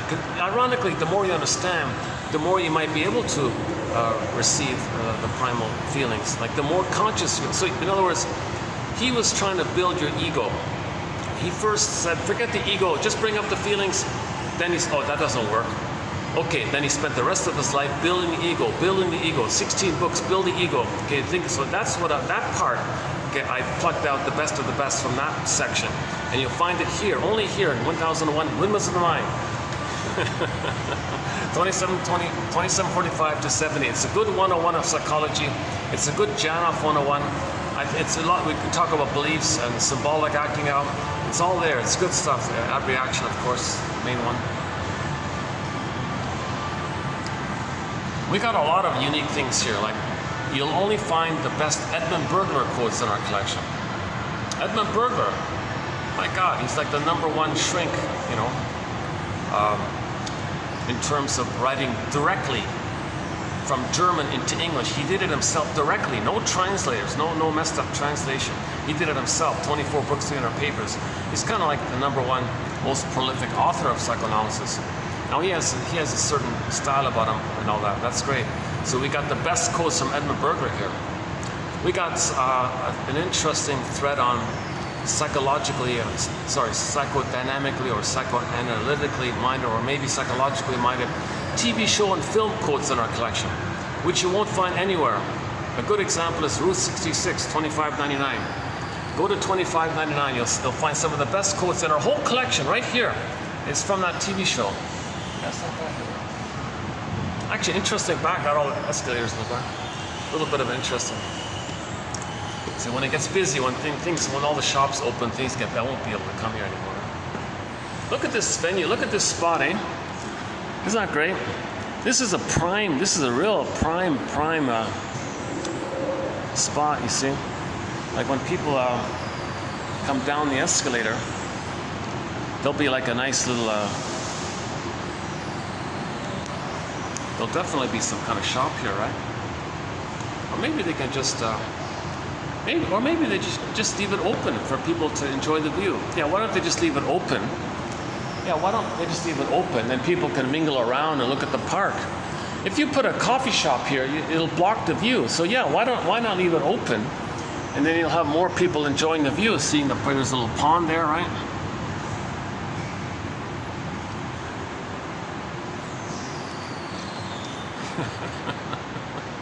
I'm just thinking to myself, why am I talking? I'm sure they already have plans.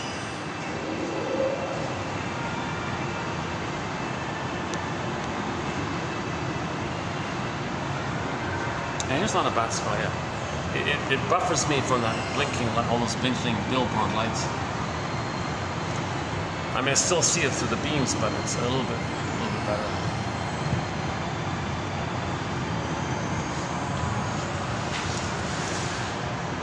Yeah, maybe, let's try that. I'll just stay standing. Okay, just stay standing, okay. So where are we here? The midlife realization that you lost your soul. Okay, so at midlife, usually around 40-ish, people get that sense that something's missing, that they're not feeling pleasure. Yes, and maybe they're materially wealthy and all that, but where's the pleasure? They say things like, well, you buy one fancy car and you've seen them all. Like you see one tree, you see, like they don't really feel pleasure. Joy's missing. Okay, remember, Joy's frozen. Joy's down the ball's down the well. Joy Santa's got away, same thing. Or they don't more losses. They lost something and they don't feel anything. They're numb all the time. Maybe that's a clue. Or they're talking to people and they're making these rude comments called Freudian slips, like these frogs leaping out. And where'd that come from? Well, all the trauma, pain, hurt, shame that you felt, it's kind of leaking out now. It's leaking out like the Freudian slips like that. In some cases, the person has a nervous breakdown in midlife called the delayed onset of PTSD. There's an inference. There's an obvious inference. If the person has PTSD, where's the trauma? Well, it's developmental trauma, relational trauma, attachment trauma. We don't remember it. We were able to make ourselves continuously unaware of it because the false self functions kind of like a sponge, Berger says. So it buffers you of it. It holds it like that because you're doing defense mechanism. But that sponge dries out usually in midlife. So maybe in midlife a person the sponge dries out quickly, maybe for some people, and they got a full-blown case of delayed onset of PTSD called a nervous breakdown. So that's another obvious clue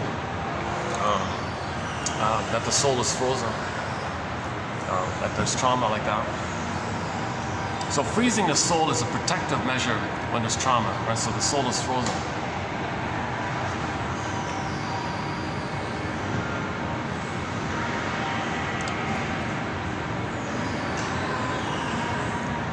Now, another common one is psychosomatic symptoms. All that pain turned into the body and get a psychosomatic symptom. So psychosomatic symptoms are mainly emotional. Some people think it's basically 99% emotional. The vast majority of psychosomatic symptoms are emotional issues. The baby was crying and screaming to the mother. She didn't get it, gaslighting. The leave me alone, baby. I don't know what you want, baby. Misattuning, misrecognition. Mother, you didn't meet my needs. My cry is like, you know, when you hear a kitten crying for his mother, that's like attachment. Mother, where are you? Meow, meow. Mother, I'm crying. The cat understands, and the mother cat comes. Well, mother, I don't feel a connection with you. I don't feel attuned with you. I don't feel that you see me in all this. You're not recognizing me. So I'm kind of crying like this. What are you crying about? No, really, you're not meeting my needs. What needs? I have needs. No, you don't. Yes, I do. No, you don't. You're gaslighting. I'm crying now. Why are you crying? You didn't meet my needs. I don't know what this cries are about. It doesn't make sense. No, it doesn't make sense. No, it doesn't. Yes, it does. No, that gaslighting. It doesn't. Nice reality then. And so on. Mother's not around, or mother gets frustrated or punishes the child. Whatever's going on, the mother's triggered, she can't deal with it, she's an impaired. Remember, she's impaired. Her mothering skills are impaired, undeveloped, because she's dealing with her pain from her past. She can't see the present, she's stuck in her past. And she's replaying her past, using the child as stand-in for her in the past, which she's going to shame. And then she hates her own child, because now, hocus pocus, she thinks the child's her mother, whom she's angry at. Mother, I'm not you back then, nor am I your mother back then. I never met my grandmother. What are you doing, mother? Okay, so yes, materially, the mother understands the present, but she's relating to it like she's still in the past, in that survival area, where she's got to repeat what had happened to her. So that mother was shamed by her mother, so she identified with the aggressor as a result. She's got to replay that cry for love, but she doesn't directly, she wants a proxy to play her crying for love, to distract her of how she's crying for love, or how she is still crying for love, but she wants to be unaware that she needs love. Baby, you need love. I'll pretend that's you, me needing love, and I'll shame you the way your mother shamed me. That distracts me what my mother did to me, because I've become the shaming mother. Now, baby, I'm going to play myself, and you play my mother. I'm going to hate and try to control you, because I wish I could control my mother.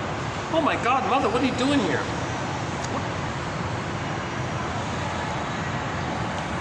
This is called psychotic thinking, perverse thinking, psychosis-like thinking.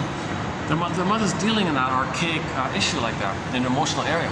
Now, if somebody questions, if it comes to her attention, or someone brings it to her attention, the thing she says around why she's doing it is called a rationalization. It's a lie, it's a cloak, it's a camouflage to repress the pain of the true reason. So she confesses, quote unquote, to the lesser crime, because she can't admit the quote unquote bigger crime of what had happened. Okay, the bigger crime is the baby thought the mother was a criminal. There's a major crime committed. Well, she's become that mother, so it's kind of like it's too much pain, so you confess to something minor like that. So she creates a rationalization, and you believe the rationalization as the cause. No, the rationalization was created by the pain to make you unaware of the pain. The pain created the rationalization, but you think the rationalization is the problem. No, the rationalization is just something you make up to make you unaware of stuff. Okay, so we did 6 videos recently on rationalization. 27, 75 to 80, I think. 6 videos, very important set there.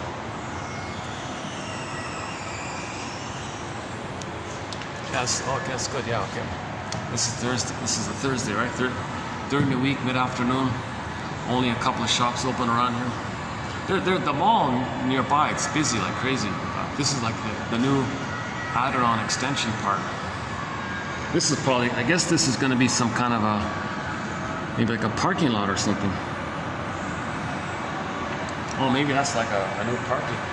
Oh, maybe that's what that is. It doesn't look like they're going to build a skyscraper here. Oh, I just noticed they're building this around some older building here. Oh, I just noticed something, yeah. I'm sure the owner said, can we please buy your little building there? And they said, no, it's our home here. So they built around. Jesus.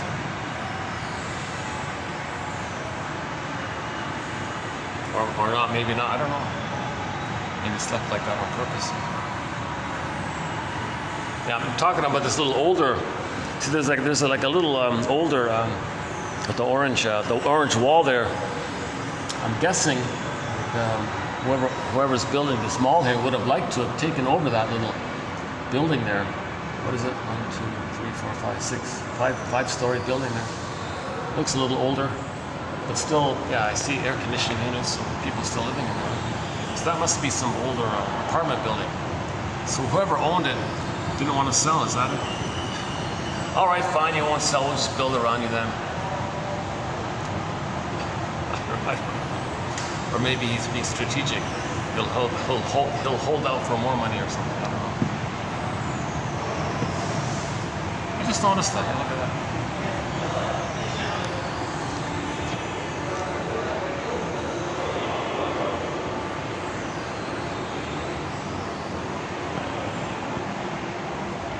Yeah, I do see a breeze. Yeah, I do see a breeze. I should go out. I can go out, yeah.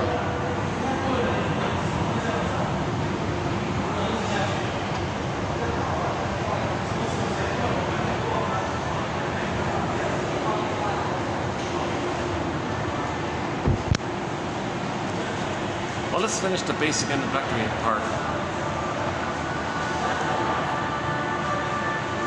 I'm still trying to get in the basic, at least a part of the basic introductory material. There's a wealth of material I barely get in, like 5% in the introductory part. There's so much important material. So let's say midlife a person gets this sense, maybe through the symptoms, that the symptoms are the emotional cry that went detoured underground to the organ, then the kaput with the symptom, the pain that reveals that emotional cry, but it's revealed because it's within. So it was healthy in the beginning. Babies, it's relational, it's over, you see it, baby to mother, mother punished it, so where do those feelings go? The theory is it goes inward to the body, some organ system or some organ, I don't know how that works, but at some point, somewhere, someplace, something's going to go kaput, called a psychosomatic symptom. Now the pain of it reveals that original cry, that just the cry went down, detour like that, just diverted like that. So the psychosomatic symptom reveals and conceals that original cry to the mother. So the image is water to ice. Just like water can convert to ice, the feelings that can't flow, okay, goes to the body. The body bears the burden. The body remembers. The body keeps score. Mysteriously between mind and body, it's holding in the body. And then there's too much in there. Too much crying, screaming in the organ. Organ is going to go kaput at some point. That's called a symptom. And the pain of it is kind of like the continuation of that cry. So then in midlife, the doctor, I got this pain here. Oh, he's got no time to do talk therapy, right? He just wants to relieve the symptoms, basically, so he'll pill it away or operate it away or whatever they do. But the pain pump is still going on, someone called it. The issue is still going on. The memory is still going on. That infinite loop, that memory that's going on, so it creates pain all the time. So it might come on some other way, or he might become more belligerent, it might become a curmudgeon, it might come out of his personality, it might go back in the body. It just goes around some other kind of way. So some medical doctors said they got tired of playing whack-a-mole with people's symptoms, went to the shrink school, the analytic school, the talking cure school, and studied this area of how do we use words, verbal therapy, word therapy, how do we use words to construct a narrative with words that symbolize a word that helps you know what you couldn't have known so that you can feel what you couldn't have felt, have a catharsis, have reaction, a cleansing, a purification, then you're good. So we use words to build a nest to that effect. So you go to the Analytic Institute for that end. So a lot of doctors do that, and we appreciate it. People like Masterson and Bergler and all these guys, and Grotstein and Ogden, got thousands of excellent authors who did this.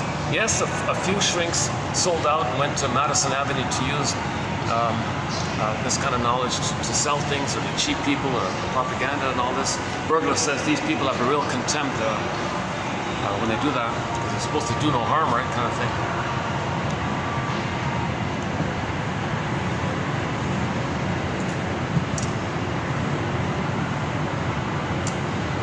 Hey, what about this spot right here? Hey, I just realized something. I think I found an angle with this post where I can block the blinking lights. And I don't see that light either, right? Oh my God. Voila, I found it. Now the question is, will the chair fit it? Let's see. Hold a second.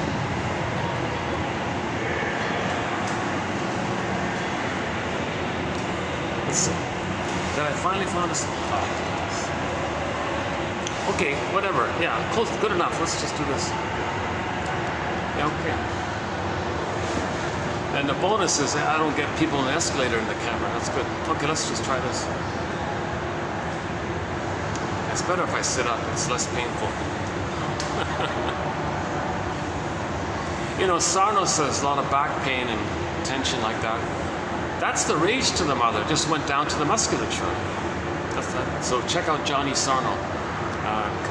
Check out the quotes by Capex.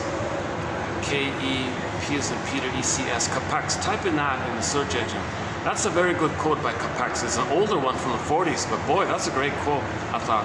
That's the one about how the detoured effect, right? The cry and the scream went inward to the body, and the pain. It's like you're crying through the body, basically. The body's weeping, the organ is weeping. You're still crying like that. So treat it as an emotional communication. Doctor, I've got a pain in my body here. That's an emotional communication.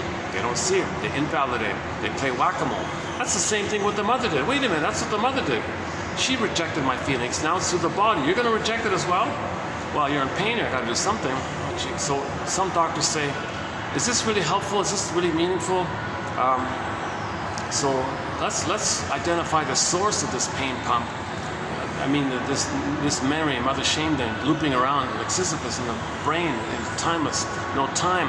All time is that time. The present is still the past. Yes, materially they know the present is the present, but the present emotion is still the past. The present is called the presenting past, where you transfer the past to the present and act out the thing symbolically to represent the past, because you're still in the past, hoping to get a better outcome.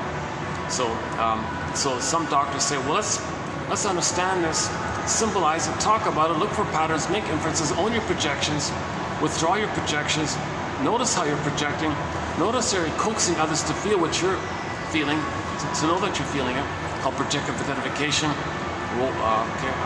This provocative behavior to make other people feel what you don't know you're feeling, the so-called transmission of emotion, she called it. Today's topic, today's reference. What a story! I just read the little introductory blurb. I didn't get access to. I didn't read the book, but somebody wrote a book called Transmission of Emotion. The title caught my attention. What do you mean by that? And she said, yeah, you go to a place and you feel weird or something. She was trying to understand that. Oh, yeah, I had that. I just had that experience. I feel a little. And then in the introductory blurb said, well, the author just finished the book. She was doing the final touches, the final editing, and then she went out to run an errand, and they said, and I guess she was thinking about, she was lost in thought or something, and then so her friends and colleagues finished up the final touches and published the book. So interesting. They said she was a very charismatic, knowledgeable, brilliant woman or something. I don't know, I just found it this morning. I just didn't have time to look into it.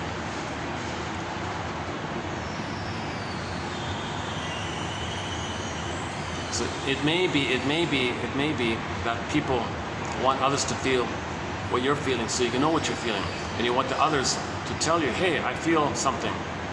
Are you feeling the same thing?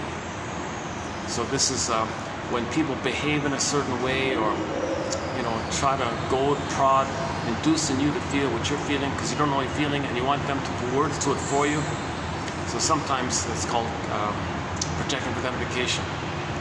And then you relate to them as if they have your feeling, and that puts a pull and a push and a pressure on them to respond accordingly, called role responsiveness, Sandler calls it. And then now the person believes you feel what they're feeling. And now they may believe that they feel that thing, what you kind of induced in them. Maybe it's based on a partial truth, amped up, or maybe they somehow managed to so-called mirror neurons or something, I don't know, make the person feel what you're feeling. And the person's doing it as a defense because it's too painful for them to feel it, so they want to see what's denied and then externalized, expressed, externalized, out. So you project out, not within. Defense mechanism. It's called projection.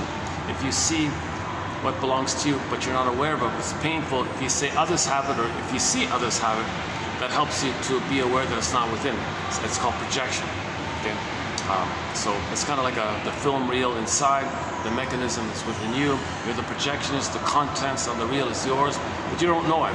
You only see it on the other person, which you just believe or try to create somehow to convince you. Then you behave firmly that they feel what you're feeling. And the other person says, wait a minute, I'm feeling such and such. Are you feeling such and such? Oh my God, I think it's true, I am. Yeah, thanks for pointing that out. He didn't know he was trying to get in touch with his feelings. He needed help. Okay? He needed help that way. Either it's defense, or he's trying to communicate how he feels that, or it's just simply misery loves company. He wants the other to feel what he's feeling so he doesn't feel alone, or so on and so forth. There's a few, that's called projective identification. Another topic, another thread here. Okay, so psychosomatic symptoms might be the point where the person says, wait a minute, all this emotional psychic pain leading to these symptoms, I mean, these symptoms are telling me I have emotional pain, psychic pain, I don't even know about it, and the body's telling me with the pain of the body? Oh my God, you mean I've been ignoring my soul this whole time, and finally the body bears the burden? The body tells the story?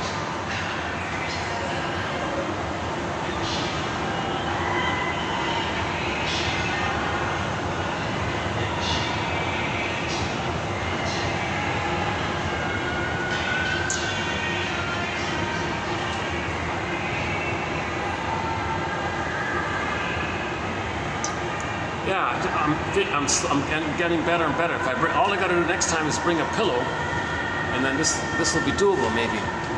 And then the shot's door will open. It's too, like, I can't, it's too.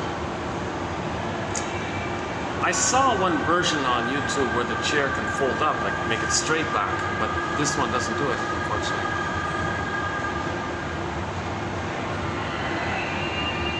It's just one set thing.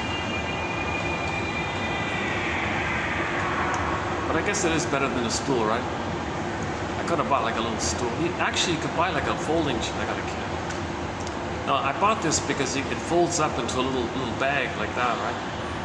Or maybe like I don't know, less than maybe a foot long bag or something. Maybe I don't know, 4 by 10 or something. I don't know. I didn't measure. Oh, like yeah. Here it is. Yeah, here it is. Here. See, it fits in this little bag, right? A whole chair folds into this little bag, right? And it's light as a feather. You know?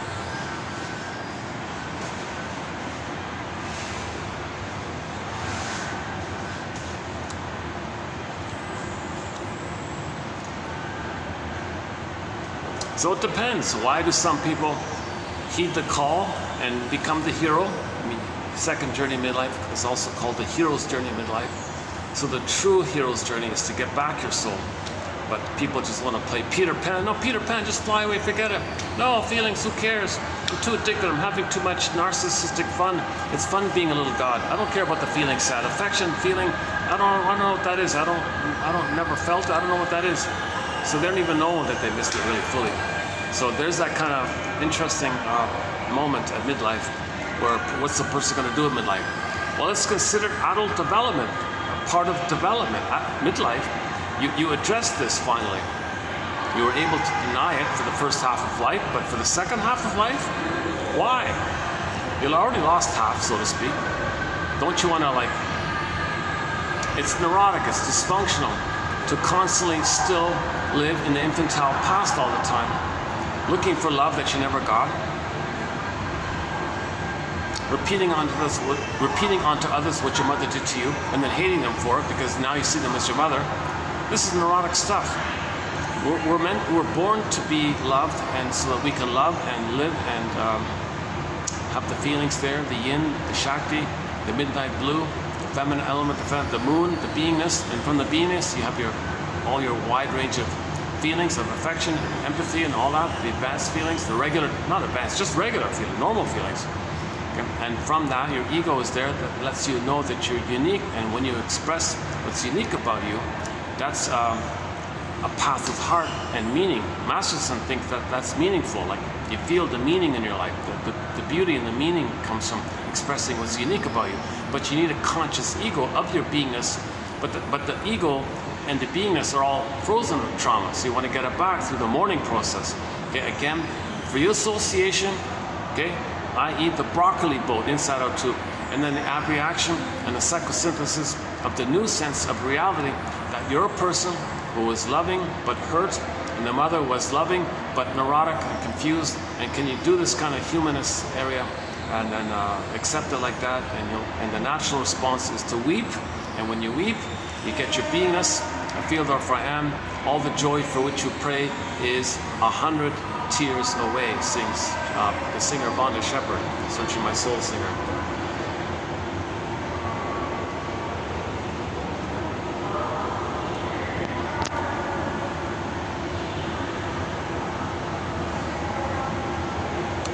Now the person in midlife's got to recognize, was the trauma before 18 months or post 18 months? If it's prior to 18 months, that's the stinger personality patterns. So if the person has one of the narcissistic patterns, okay, the familiar exhibitionistic one that we all know about, including the Don Juan, the Peer Gynt, and the Playboy, and the Peter Pan womanizer, and just selfish types, and who cares about others type, just ambitious, egocentric, okay, no empathy. You know the familiar cookie cutter, dime a dozen narcissistic types that we always see a fair bit about.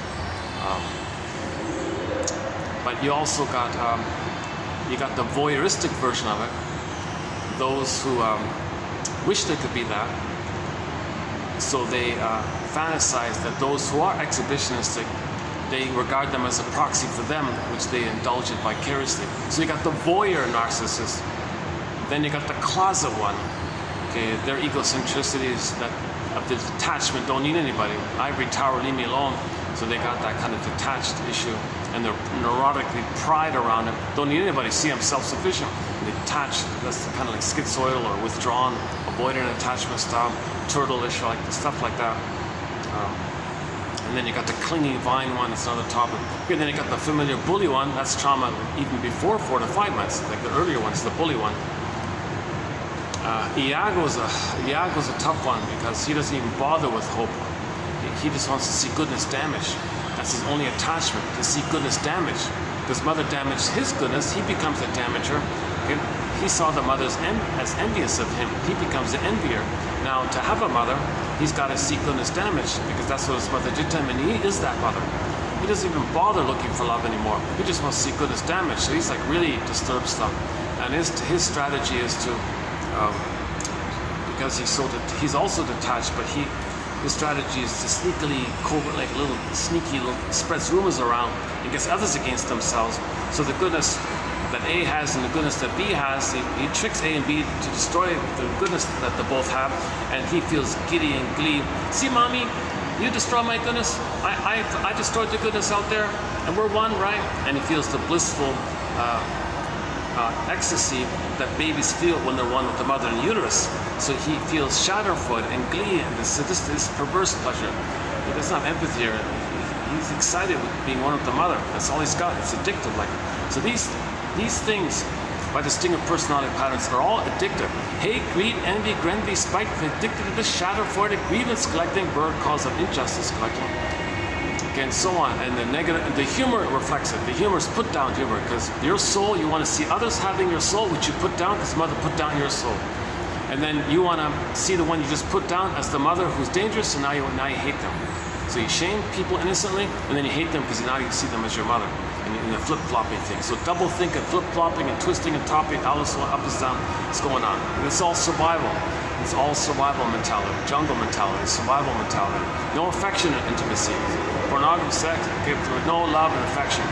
So that's the phenomena of the survival brain, the limbic brain, that only cares about survival and reproduction. So there'll be no intimacy or affection and genuine sharing. So they don't make I statements. They don't ride the broccoli boat. They don't free associate. They don't trust. Of course, that's an issue of survival. If they feel something, oh my God, too much pain comes up. they're the mother who rejects that. So if they see others having the quote-unquote human side of being human, they gotta hate it and damage it, not see it, not be triggered by it. See, mother, I'm doing to others what you did to me. See, we're one. So he's got a huge mother complex. A huge mother complex. He's never been to me. He's the mother. He never been to me. So play that song, I've never been to me. I noticed the Temptations changed the pronoun. Hey fellow, you're doing this. You can say the same thing to the fellow. The original song is about a lady.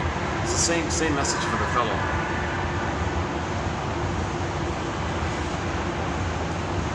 Where are we here?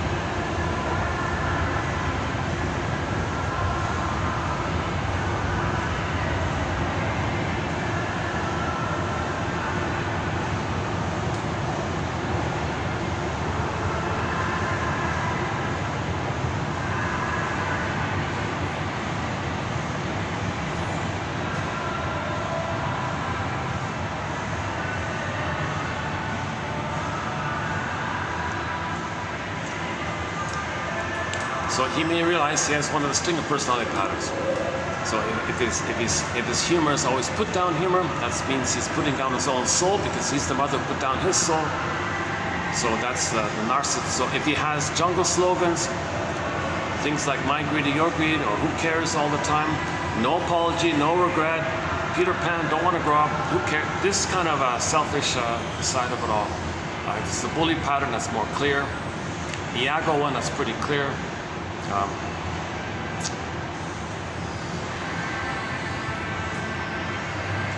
If they find themselves saying, always invalidating other people's feelings. Now everyone kind of does it, generally speaking, but it'll be very pronounced with the stingers. So if another person shows any kind of human vulnerability, invalidate. I had feelings once upon a time. My mother invalidated. They become the invalidating mother. Okay, so they invalidate their friend's vulnerability. So you can't. That's what Janov means. Don't share your feelings with a crocodile. That's just a joke. He meant like that because they're operating out of the limbic system, okay? And they just want to survive. You showing your human feelings.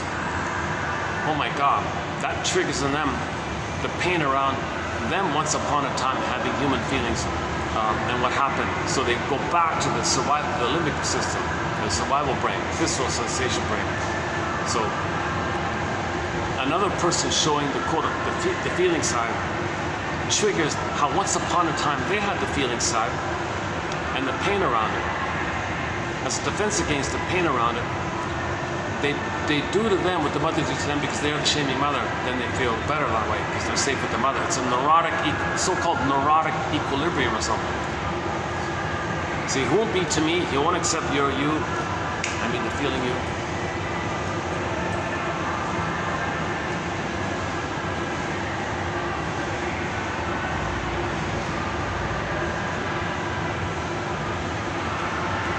If stingers get together, they do a lot of scapegoating because the pain they feel, the tension they feel, they need to blow off steam all the time.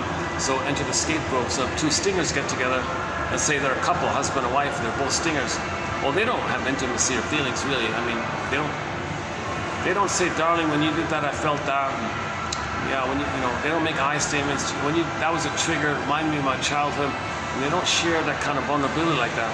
Because he's going to reject it, she's going to reject it. They don't want to do that, right? So because they're not feeling, they feel pain because you're not feeling. Feeling is not painful, really. Like the proper feeling is not painful. It's a relief to feel. It's a relief to feel your true feelings. It's not painful to feel your true feelings.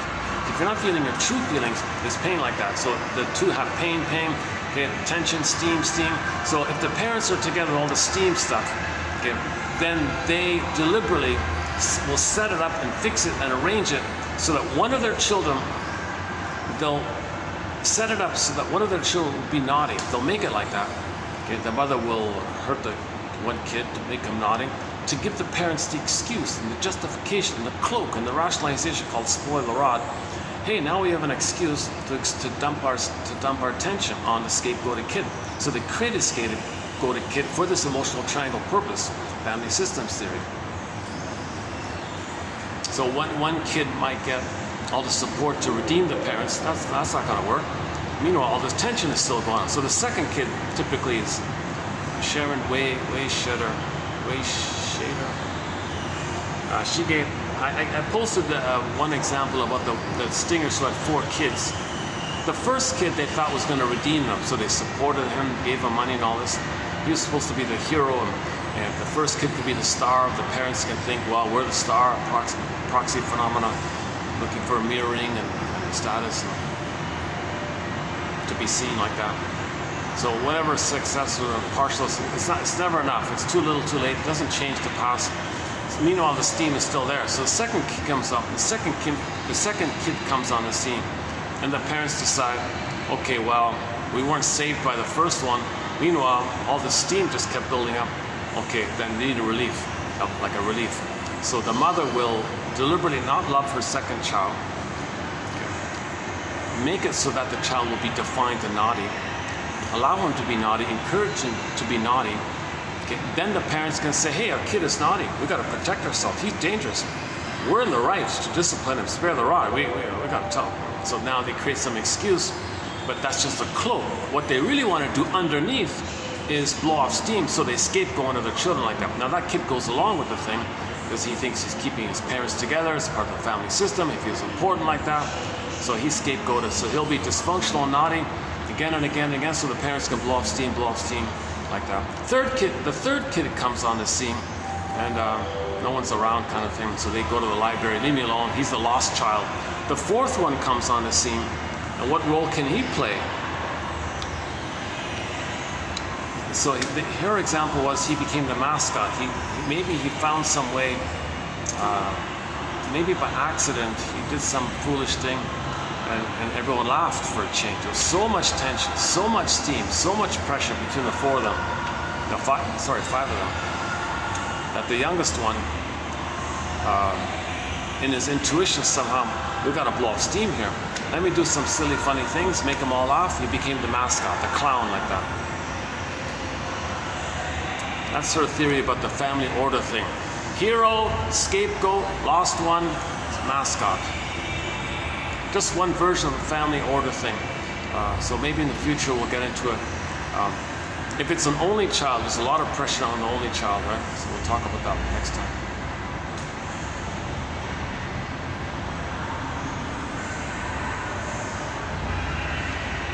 Yeah, maybe in some versions the only child has to play all 4 roles: redeemer, scapegoat, lost one, mascot. Maybe he's doing too much. So how does he make friends later on, right? Play the song "Friends of Mine" by Steve Perry. No matter who you are, you can't buy friends with caviar. Steve Perry apparently is an only child, so I was thinking maybe in the future we'll talk more about the only child syndrome.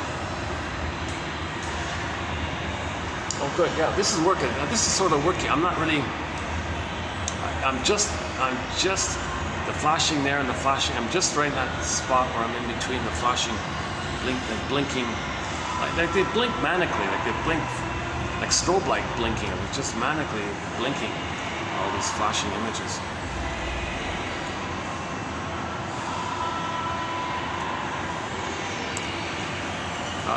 Okay, there's an important feature in the stinger personality pattern called the BPD amalgam. It's something in the mind that allows a person to rationalize and BS. It's called the BPD amalgam. It's some kind of combination between the primary mentation and the secondary mentation, and the secondary mentation and the primary mentation. Psychotically neurotic and neurotically psychotic interconnected creates poof, this mirror thing. It allows the person to always capitalize on the Alice in Wonderland world to fool you. So they could do, now you see me, now you don't, catch me if you can. Up, is he there, is he there, did you mean that? No, I meant that. You meant that? No, I meant that. The mirror trick. Like in the mirror, you look there, he's over there already. He's Quicksilver like that. He's surviving, he can't feel, he can't tell the truth. Did you mean that? No, I meant that. He can't admit a truth, he can't admit a feeling because of the pain associated, he's in survival. And if any time you call him out on his hurtful behavior or selfish behavior or something, well, he's always in survival. Why should he apologize? He's coming from the place of fighting with that image of the monster. Why has he got to apologize to a monster? That monster is his rage. He's trying to survive from the mother who's not giving him love. He's not in a place to apologize to a human. He's still in the infantile God thing. He's always entitled. He's got to survive. He's entitled. He doesn't have gratitude or empathy or ability to apologize or feel regret or forlorn or sorry. So it's nonsense like, but if you call him out on it, his rationalizing mind will always find some way to deceive you, translodge you, confuse you. Maybe he'll pretend that he said what you said. People feel confused, okay? Then you win, right? Or quote unquote. Or he'll act like he said what you said. People feel confused. So he's surviving. He can't admit something. The best way to tell a lie is to include a few crumbs of truth. People are hungry for the crumbs, they believe the whole lie. A half-truth is the father of many lies. Or appeal to people's vulnerability and wishes, like an advertising. Then they believe that. Oh, you did it, you survived. So people are very intuitive to lie like that. It's called rationalization. You can rationalize it away. It's all up to you. Sings Rick Emmett in the song Somebody's Out There by the Triumph Band. We got a lot of songs by the classic rock band Triumph. 2 lead singers, Rick Emmett and Gilmore. Gilmore is the lead on the song Somebody's Out There. The second verse, there's a line in there. You can rationalize. You can be like the she-wolf. Just rationalize. You can rationalize it away. You can explain it away. Rationalize away. BS. Right? It's up to you. It's all up to you. Your choice. At least be aware that you're choosing it. At least be aware that you're doing it because of the pain. At least be aware of it somehow, like move towards healing by consciousness. Ironically, that song's not on our soundtrack. I'm not really a fan of that song, but we do have a lot of good songs from the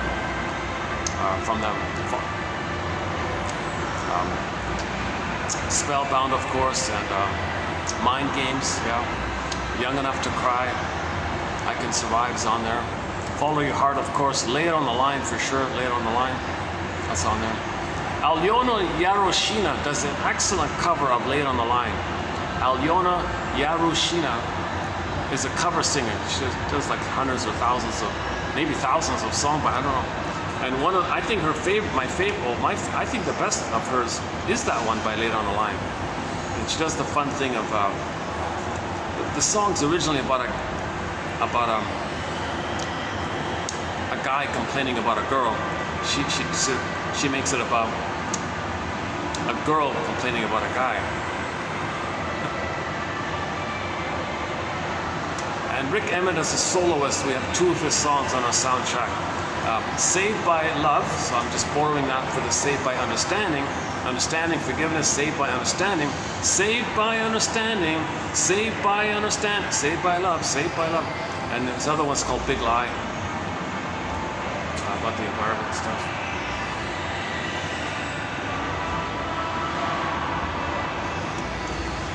See, pollution is a reflection of the inner state. So people are polluting because inwardly people feel impoverished or polluted like that. When their mother hurt them, they feel shamed, polluted. So they pollute outwardly as an externalization to not let them feel, to know that they feel that. See, when you create it outwardly like that, if there's poverty outwardly, then it's a reflection of your inner poverty. As above, so below. And some people say, oh, nonsense. Well, you saying nonsense is a big lie.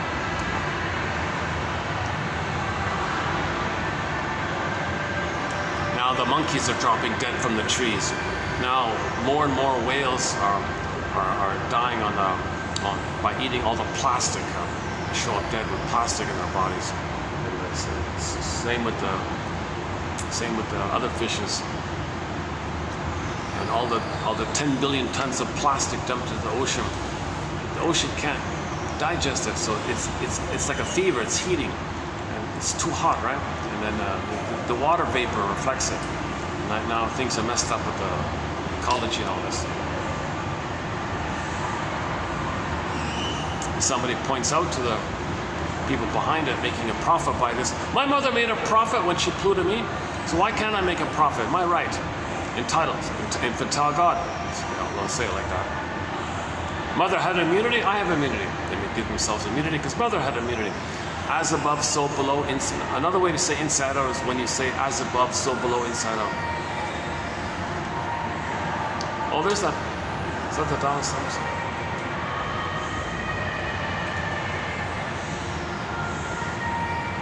wants something else.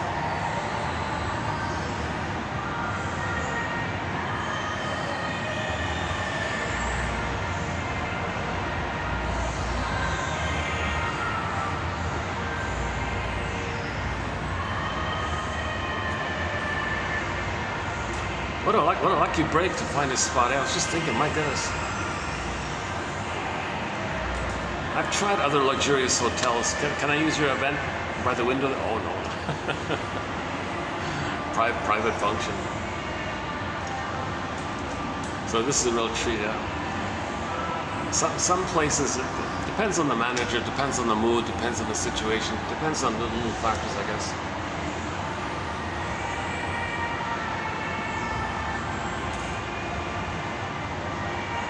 But here it makes sense because this is not even, like no one's even really here, right? I think there's one shop that's open, that's why this is open. There's one shop that's open there. And there's a couple shops open below, that's why. A little lucky little spot, but when the other shops open up soon, oh, forget it, I won't be able to come here.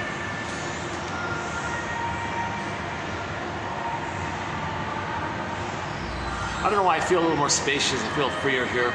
The last time I did my video here, I had a dream that reflected how I felt but didn't fully admit. Like when in the day, if you feel something but you didn't know you felt it, you might have a dream that reconstructs it where you felt it. Like sometimes you feel in your dreams what you tried to feel during the day. So just one of the theories about dreams. Many of them.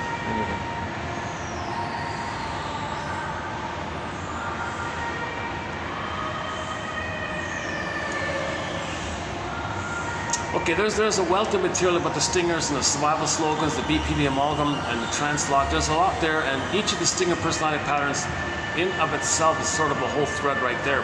Like each of the narcissist, the bully one, the Iago one, lower functioning BPD one, they're kind of like separate threads. There's like several hours on each of them.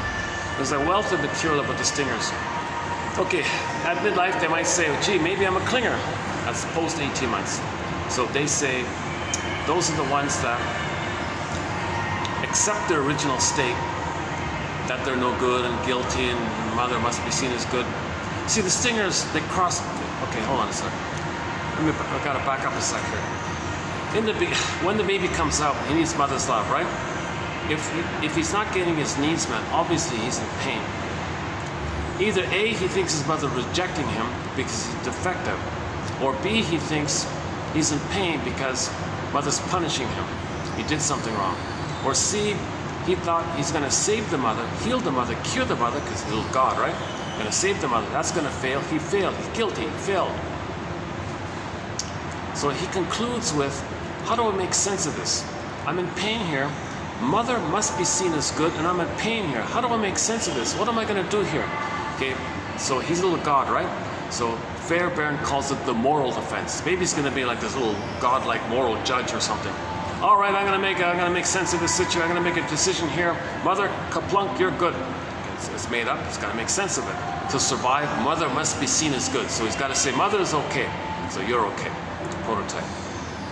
Now, for the pain he's in, he concludes there must be something wrong with him. Defective, guilty, shame, ouch. Okay, he concludes, I guess I'm no good. He say, I'm not okay. You're okay. Kaplunk, kaplunk. So all babies begin with this kaplunk, kaplunk. This so-called judgment that the baby makes to make sense of being with a dysfunctional, impaired mother. Okay, I guess to make sense of this, it seems that I'm not okay. Now I can't admit mother's hurting me. I can't know that, because if I were to know the truth, I couldn't make it. I'd be too flooded with stress hormones. I'd think like some monsters gobbling. I can't do it. I gotta deny it, split it, no, make it up. That's not my mother. Make up a hallucinated goddess, and the goddess is okay. So he'll start off with, I'm not okay, you're okay. All babies begin with that. Now this is now again, the unconscious guilt, okay, the pain by it. Okay, he didn't commit a crime. He's not a sinner. He's not born like that. He's born to be loved, original love, original virtue, original goodness, original decency, original blessing, whatever you want to call it. Okay, he's born to be loved. He's born good. Born to be loved so he could be himself. He's not born bad or guilty. It's just that when the mother hurts him, he's trying to make sense of it all. Okay, I guess I'm born. I guess I'm bad. He doesn't say I'm born bad. Later on, people co-opt that. Oh, you're born bad, and then they use that. Talked about yesterday. So the baby's not born. No one. There's no original. If you want to use that phrase, original, you gotta think of it in those terms. That the baby decided to make sense of the situation, that he was born guilty because pain means he thought he was punished. If he's being punished, did he do something wrong? Why is he being punished? I don't know. Or maybe he didn't save the mother. Maybe that's why he feels punished. He didn't save the mother. He failed in his task. He's guilty. He failed. Maybe things like that. However we go around it, okay, the conclusion is babies begin with the mindset that he makes. Not born with it. He wasn't born with it. He made it to cope with the situation. So he's a strategy. He's a defense mechanism, moral defense. It's called defense. He's in pain. He's got to protect himself from this. From his own pain, from his own amygdala, from the mother. He's got to protect himself. So he managed the situation by creating some kind of order, of trying to make some kind of sense. All right, I guess I'm no good. Mother's good. Now, if this goes on and on and on, okay, day after day, can miss a tune, malotune, again and again, bottle schedule, rough feet, mother's angry at the husband, takes it on the kid, or the mother shames the baby because she was shamed, or the mother thinks the baby's crying. Look, baby doesn't like me. No, mother, I'm crying because you didn't meet my needs. I'm letting you know that. And you think I'm your mother back then? And you as a baby thought your mother didn't like you, and you're saying, I don't like you? Come on, mother, be reasonable here. Well, the mother's ego's damaged. She can't come. So she's impaired like that.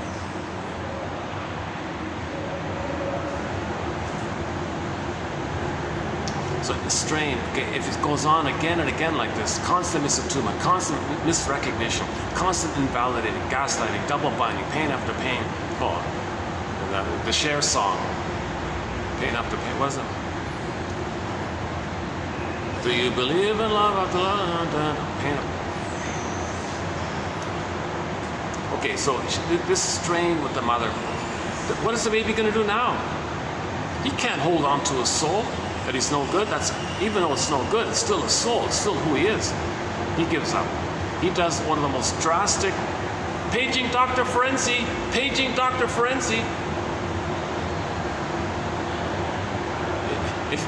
wouldn't that be funny if there really was a doctor nearby by that name? You called? Maynard Krebs, you called? We talk about Maynard Krebs in another area now. A character in a 50s sitcom. Okay, so Ferenczi started off, gave us a very important phrase. Still the best phrase out there. Burglar also refers to it. He sometimes calls it negative magic gesture. I prefer Ferenczi on this one. Identification with the aggressor. Okay, so that original setup, I'm not okay, you're okay. Too much pain to hold a soul. He says, forget it, I don't want my soul anymore. I'm going to project it out. Others can be seen as okay, to distract me that I feel not okay. Meanwhile, due to attachment theory, paging Dr. Bowlby, paging Dr. He's got to attach to the mother. Okay, at the same time, when he denies his own soul, puts it onto others, he goes back to the uterus, to that blissful time in the Garden of Eden where he's a king, a little god, a little blissed out, like that. He takes refuge in that kind of place, and he identifies with the aggressor. So that's the loop. So when he, in new situations, he replays the cry for love by getting others as no good, meaning he sees others as no good, meaning he's no good, others are no good. Mother shamed him. He's the shaming mother. Others play him, he shames them. Then he flips it. He plays himself and he hates his mother, who he flips over there to the proxy one. Evocation of a proxy. That's called scapegoating, emotional triangle like that.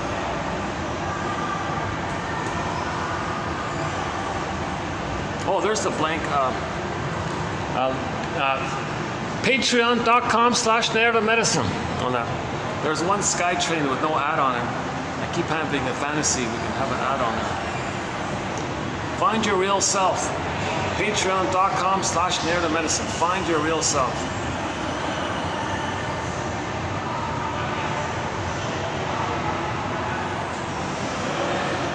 Hold on a second. Let me do this.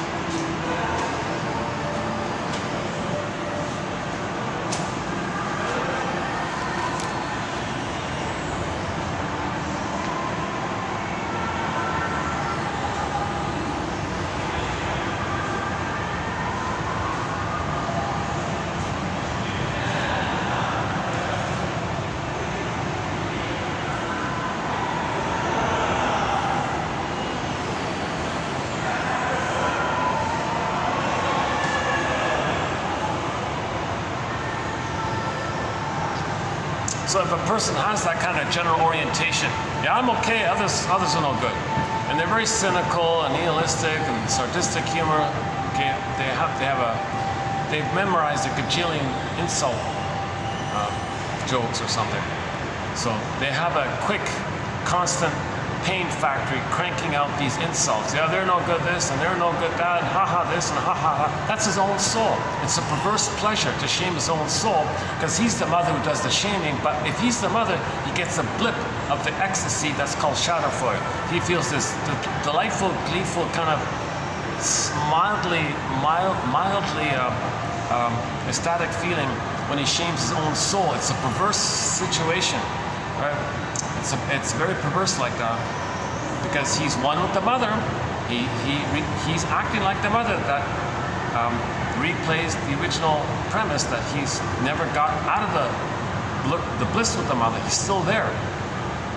Now the pain of it all, that's why he shames others, to see his pain externalized. The rest of the pain he numbs over in the trance, in the swoon. There's a pain so utter, swallows something up, and the baby goes in a swoon. That's the trance, that's the endorphins, the numbing. So he's numb doing it, and he's excited, and others, and that's his traumatic attachment. And he would feel that he'd be disloyal to himself and his mother if he were to do otherwise. He can't leave his mother. He doesn't know how to leave his mother because he doesn't know how to forgive her because he is her. She doesn't get it. Paging Dr. Ferenczi, very important. It's called Identification with the Aggressor. Elizabeth Howell updates it a little bit. Elizabeth Howell, she's got a good book, a book called The Dissociative Mind. But she's also got a very good article in that area.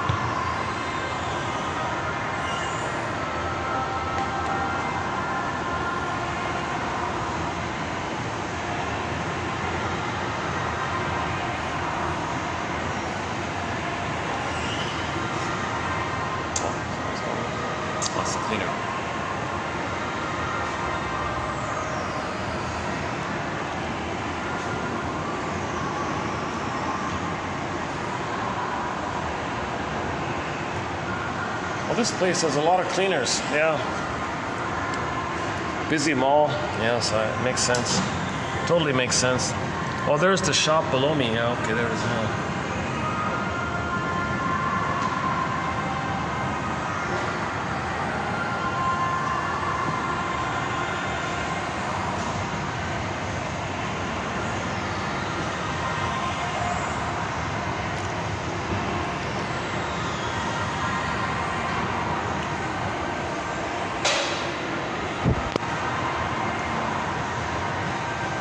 So it's a greater sign of trauma to say, I'm okay, you're not okay.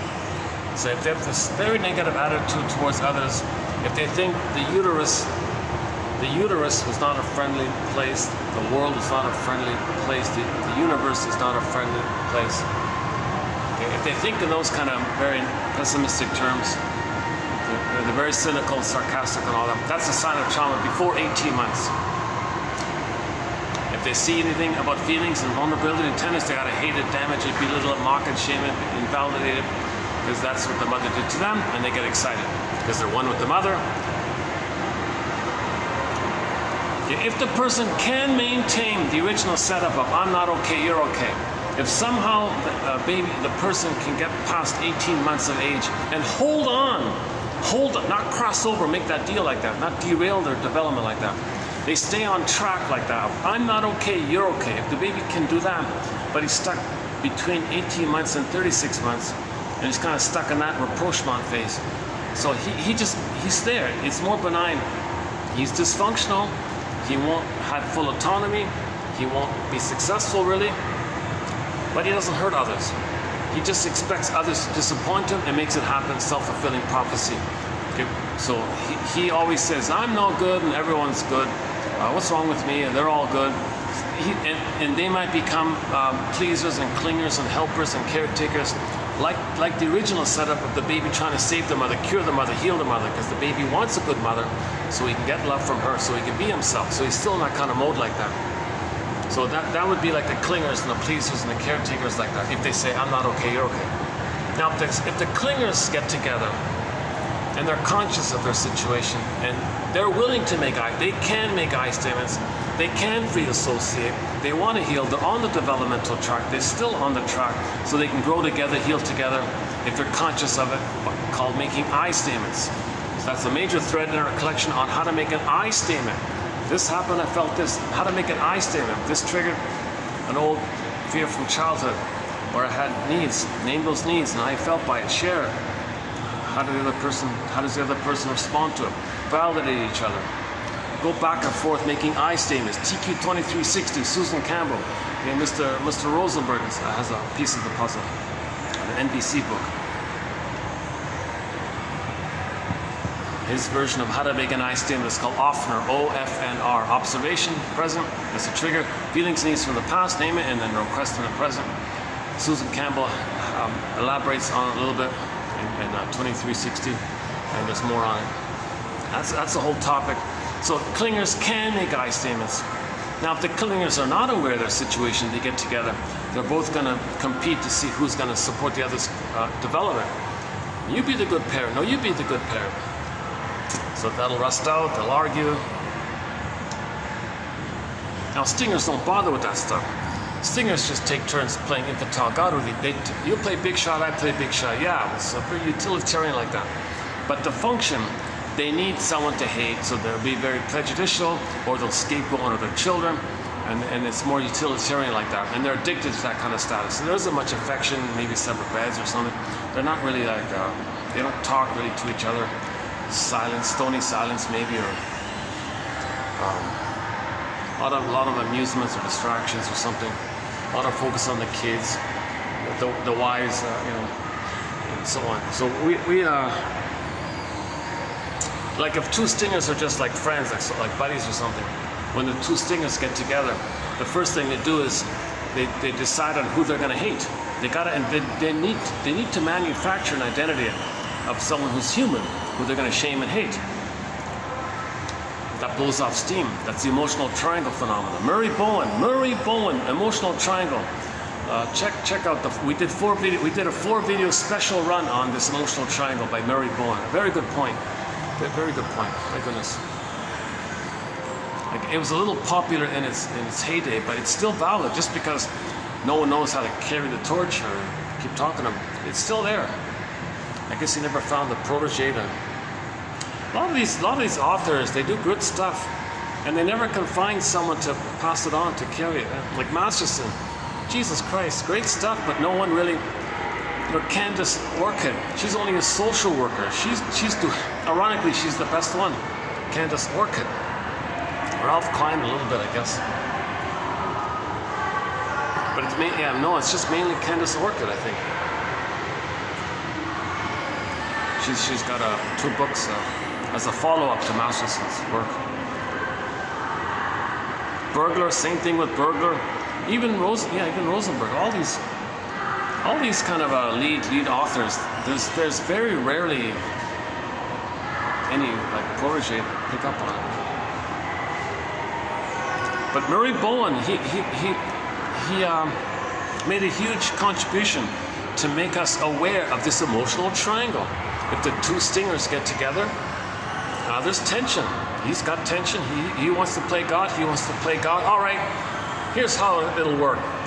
You get a turn playing God. I'll get a turn playing God. In other words, big shot. You get a turn playing big shot. I get a turn playing big shot. We'll go back and forth taking turns playing big shot, utilitarian like that. Now, anything feelings, anything real, anything vulnerable, any tender, anything weak, anything sensitive, we'll say in the third. We'll put it all on that third. So we'll agree to hate this third one. Okay, that helps them to blow off steam, to keep them together, to take turns playing big shots. Utility. Now, if anyone shares a vulnerability amongst themselves, deal is off. Okay, the unspoken contract. They don't call each other anymore. They ghost each other, whatever. Don't even talk about it. Nothing. So they depend on the third to discharge their tension of not feeling. Then they can maintain their infantile megalomania, taking turns playing big shot.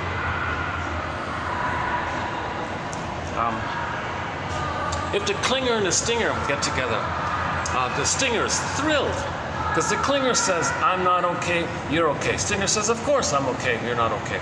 the stinger uses the clinger as a proxy for his soul, which he wants to shame, damage, belittle, mock, etc. The clinger says, ouch, but sweet lemons, they're not sour, they're sweet. They distort to fit the lens. I'm not okay, you're okay. Stinger says, yes, I'm okay, you're not okay. This is a perverse arrangement. This goes on for 6 to 7 years on average. Finally, the clinger wakes up and says, I can't believe it. All this time I've been trying to save them and help them, be nice to them, and care for them, and they've been hurting me and shaming me and mocking me and belittling me and making fun of me and disrespecting me and insulting me and saying and hating me and wanting me to be damaged, and they're having, because they're married to mom. You mean they've only been using me as a stand-in for their shame soul, which they want to damage because they're married to, they want to vomit, they're sick, like, I can't believe it, right? Talk about transmission of emotion. So the clinger leaves and writes a self-help book entitled Codependent No More. Then they play April Wine, Won't Walk Down That Road No More. April Wine, the lead singer, passed away half a year ago, I think. Miles Goodwin. Yeah, we got 3 songs on our soundtrack from the April Wine. Won't Walk Down That Road No More, Talk to Me. What's the third one? There's a third one, I think.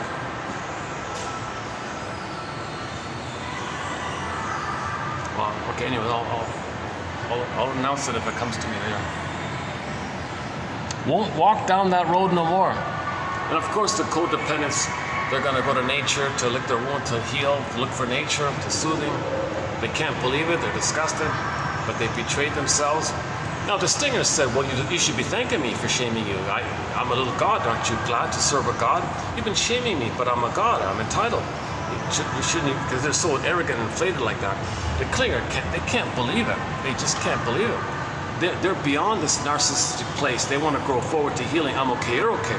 Stingers don't care about that kind of quote-unquote human side of being human. They're just addicted to playing into God. They're addicted to their mother because they are their mother. Now what's the mother? Their own hate.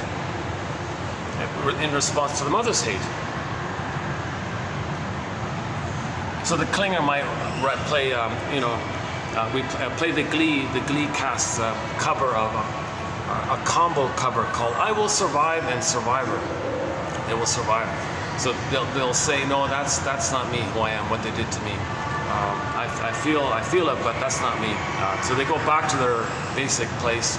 I'm okay. I'm a survivor. I'm okay. I won't walk down that road no more. Because they did the mechanism, the rationalization called sweet lemons. They needed to see the other one as good because that's their template. We live by these templates. We see today through the lens of yesterday. Yesterday they said, I'm okay, you're not okay. Stingers say, well, I'm okay, you're not okay. We see like the lens, like the neurotic matchup like that. So the cling, I think, so the clingers will, after they realize, why did they choose a stinger? Well, that's to know that they were rejected in their phase of development, that they got rejected. That they were still thinking like a child, that they can save the parent. They didn't know about the stinger mind. They were kind of fooled by it. Because the stinger is intuitive to fool the clingers. Stingers are very intuitive to be able to fool a clinger. Because the stinger needs somebody to shame and damage. Because they're married to mom, but to stay married to mom, they need to find somebody to play their soul to shame. Clinger, you play my soul to shame, and I'll be in a blissful giddy with my glee. Sorry. Well, that's another way to use the word glee, right? 2 ways to use that word glee. So stingers have this glee, right? A perverse pleasure, perverse pathological joy, perverse pleasure when they shame their own partner who's so nice to them, and they got to do it like that. That's the only way they can be in a relationship, if they shame the other person. That's the only way they'll accept any kind of connection. If they agree, if the other person agrees to be shamed, that's the only way they'll do it. It's the only setup way they'll do it. Now, when the clinger leaves, stinger simply says, denial, contempt, sour grapes. Didn't need them anyways. They don't mourn. They can't mourn. The stingers don't mourn. Remember, the being is frozen, and they're only attached to mom. But mom robbed them of their soul, i.e., the ability to feel sad. So they can't mourn. So that's called pathological. That's called a complicated grief, aggravated grief, the derailment of the grief process, okay, and so on. So it's defense against the pain of admitting loss. It was a loss for the stinger. It was a loss for them to lose the proxy who played their soul, which they needed to shame to be married to mom. It was a setup for them. They lost that setup. So it is a loss. So they devalue the clinger who was so nice to them for 6 to 7 years, and just devalue them and say, well, they weren't important. Sour grapes. Right? Didn't need them anyways. They were no good anyways. Clingers are shaking their head. I can't believe this. I didn't know people live in that infantile God state, that they reject the human side of being human. They reject the feminine. They reject honesty and trust and virtues and feelings. They reject that stuff. I had no idea about that. Oh my God. They didn't know that the amygdala can be so inflared and so much blood and oxygen pumps into the amygdala, and the amygdala is pumped up and you're just coming from the amygdala place. And the sympathetic, the nervous system is whacked as well. The vagal nerve is all whacked. Yesterday we have a quote about the vagal nerve. That's got to be updated. That's a new one for me. This whole thing about the main nerve, the vagal nerve. There's a healthy way it's supposed to be, where it flows and bends and flows, sun, moon, day, night, active, rest, being, like the yin yang symbol. There's a healthy version of the vagal nerve, but if there's trauma, it can be like frozen in an energy conserving mode, or it's hyper activated in the hypervigilant mode. So you got too much conserving and too much panicky. Like it's not right like that. It's supposed to be some healthy middle that flows back, a golden mean that flows back and forth, not rigid, no either or.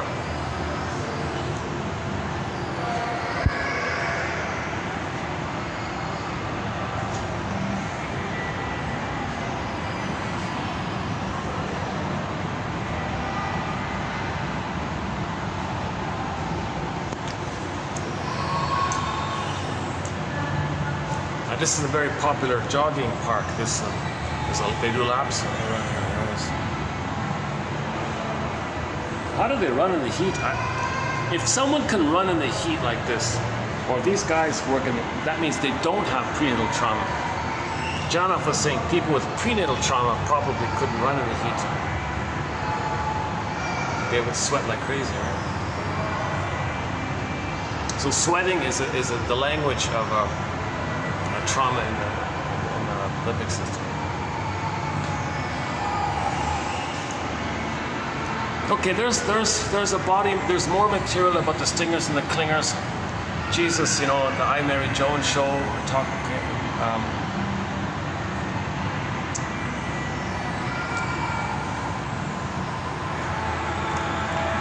So let's just maybe leave it here for the introductory part. And let's run through today's quotes finally, and then we'll go outside. Yeah, I got lucky today. Yeah, today's good. Yeah. Okay, today's quotes. Let's begin.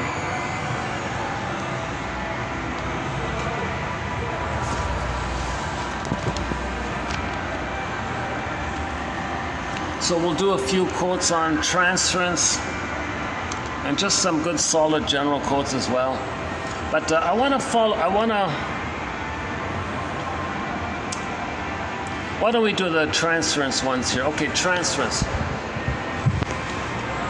So transference means when you're triggered, you're in the past. So you see the present as a new edition of the past. Oh, there it is again, yeah. Be your own story doctor. Patreon.com/narrative medicine.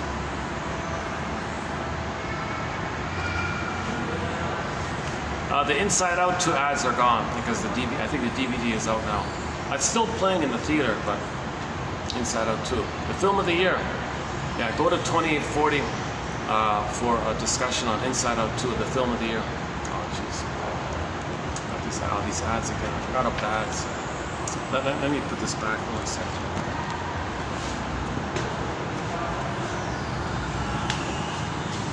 Was it like this? Gotta get the right angle here. So transference just means you're still in the past. The present's still the past, so you transfer the past to the present. For example, if somebody in the present has the same psychology wiring like your mother, that's going to flare up the memory circuits you laid down originally with the mother, but it's frozen, unfinished business, and you want to resolve it, you want to complete it, you want the story to end, like you want a healthy, normal story like there, so it's unfinished like that. So you're drawn in this area. You're going to be very stimulated and triggered in this area. So if somebody in the present reminds you of the mother in the past, that's going to trigger up, flare up that wiring in there. Now embedded in the wiring is the oneness with the mother. So you transfer that emotion of the oneness to the person in the present, called transference love. Transference love. What a fool believes. Like the Doobie Brothers song, What a Fool Believes. So the person in the present, you only know them for like 2 seconds. They go, whoa, you're the one, you're my first, you're my last, you're the one, you're it, you've been looking, I've been searching my whole life for you. That kind of stuff. You don't even know them. But you feel this blissful oceanic feeling, oceanic ecstasy, love at first sight, spellbound, this oceanic feeling. That's falling in love, being in love, this puppy love, infatuation stuff. The person in the present just triggered that blissfulness you had as a baby with the mother. Now you want to complete the thing. You want to complete the script. You got a proper script. You got a problematic script, so you're stuck there. So you find somebody who reminds you of the mother to complete this script. So the person in the present you see as like an emotional reincarnation of the mother in the past. Or you transfer the mother in the past to the person in the present. Think the person in the present is the mother in the past. Although materially you don't say that. You know they're the person in the present, but emotionally they're the mother in the past. And you're not aware of it. So you're spellbound like this. It's called transference love. You transfer that need for love to the person present, or the attachment that you, or transference. Let's call it transference attachment. What do we call it now? It's called, the jargon is transference love. So the love you felt with your mother, the oneness, the bliss you felt with the mother, okay, you transfer that bliss feeling to the person in the present who reminds you of the mother. You don't even know that person, right? They just remind you of the mother, but the feeling you felt, you transference love. Now you say to the person in the present, oh, I love you, you're perfect, now please change. Please invent the time machine, take us back to the nursery and complete the process. Give me the love that I needed. Let me lay down proper wiring.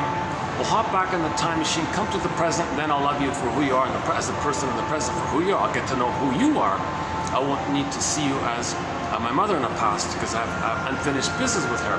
So could you please do all that? She says, what are you talking about? I can't do that. Oh, you're a deceiver, you're a heartbreaker, you broke my heart, you're a cheater, you're a liar, you're a storyteller, deceiver, Flushwiga. What are you talking about? Yeah.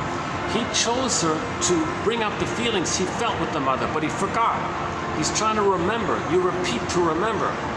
So the anger that he's feeling at the person in the present who didn't heal his childhood trauma, okay, that feeling, he chose her that reminds her of the mother to know how it felt with the mother, to get the story so he can stop repeating. So that's why he's drawn to her, because he's got a stuck, frozen, unrelentless battle with the mother. You remind me of the mother, now I want to pick up and get a proper wiring here. So there's a lot of pressure on her. You don't seem to see you don't seem to listen to me or who I am. You only see me like the mother in the past. I'm not your mother in the past here. What are you talking about? You promised you love me forever. Do you believe in love after love? You know, you promised all this stuff. Donna Summer. Now she might be doing the same thing. So that's a real folie droit like that, a real shared madness like that.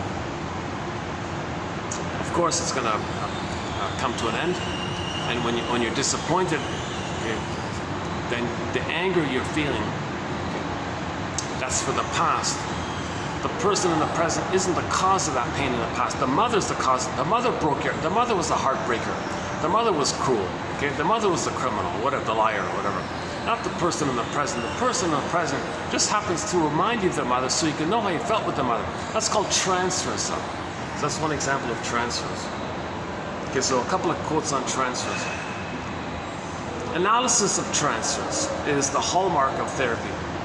So we analyze this stuff.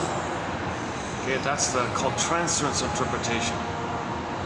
transference is understood to be the projection of the client's affects, emotions, or sensations which you don't know the name for. If you know the name for it, we call them feelings. But generally speaking, affects is in the primitive brain, and feelings are in the feeling mind brain.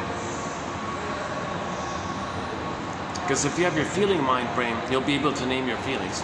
If you can't name your feelings, they're called sensations and affects. Although sometimes we say affects is just the broadest of terms.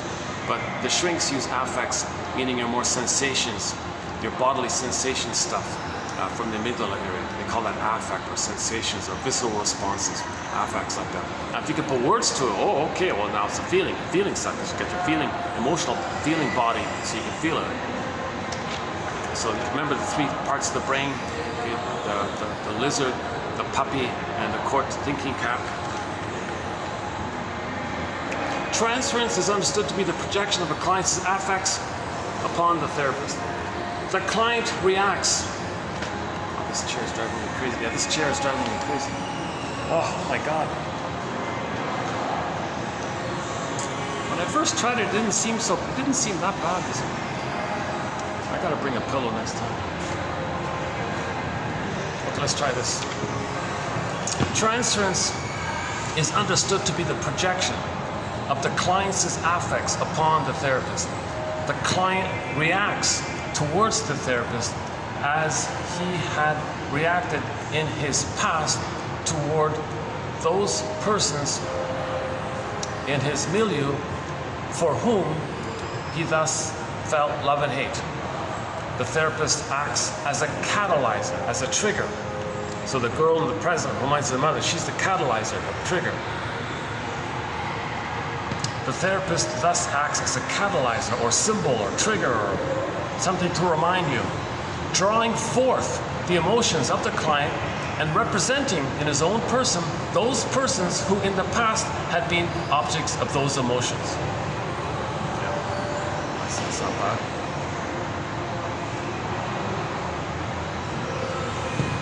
Is that it? Just the two? Oh, three here. Oh, this third one, okay, it's not important, but I include this one because I saw some little comedy sketch where the client wanted to be the therapist to the shrink. So Frenzy did an experiment at one time where he said, you know, I want to just play around here. You client, I want you to play the shrink. You learn from me a little bit about how to be a shrink, so you be the shrink. And treat me, I'll be the client. I want to be your client, so you played with that.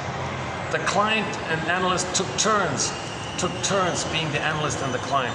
A procedure which is not formally practiced today, but which at times tends to happen when there is an exploitation of the transference by the therapist. So it does happen.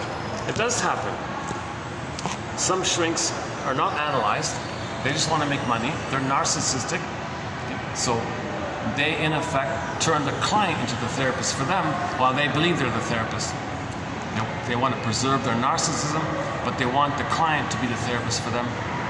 And it's like a covert thing. So they flip it around. They try to flip it around. So friends, they say, well, why don't we just be open about it? So people with the narcissistic pattern, the stinger, they can't be therapists. The condition to be a therapist is that you did the analysis. Stingers don't want to do analysis. They can't free associate. They hate that stuff. They mock that stuff. They shame that stuff. They typically say, oh, you're blaming the mother. How dare you blame the mother? My mother was the greatest, or the mother was the worst. The psychoanalysis, Mr. Freud, they'll just belittle it. So the condition to be an analyst is to accept this working through process to get back your soul. It's too painful. But it's narcissistic to trick people to come to them to give them money, which they then shame. Perfect. They give me milk, money, and I shame them. I give them my hate. And the client is now the therapist for the therapist. That happens. I think that happens. A lot of people talk about this actually. Yeah. So yeah, let's keep it there. The client.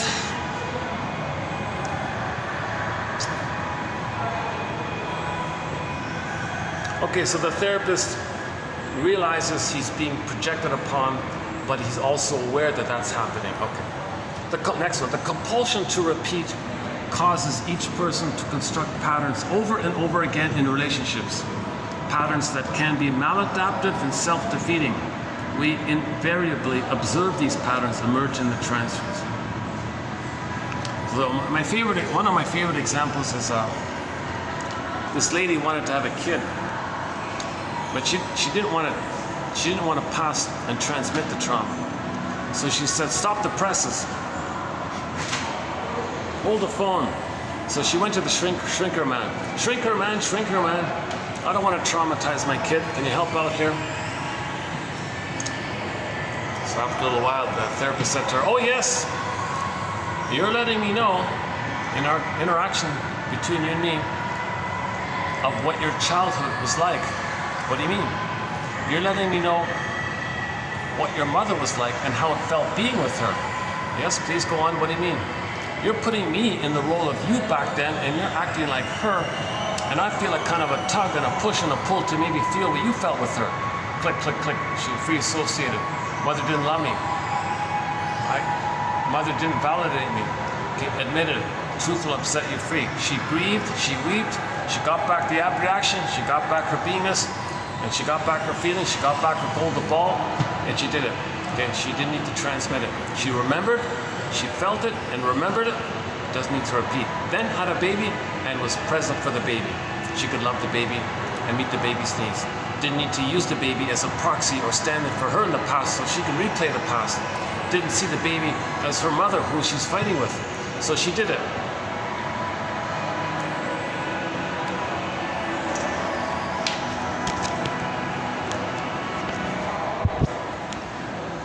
Okay, the primary aim of psychoanalytic technique, according to Fairbairn's theory, one of our mentors, 1944, is to bring about a synthesis, a psychosynthesis.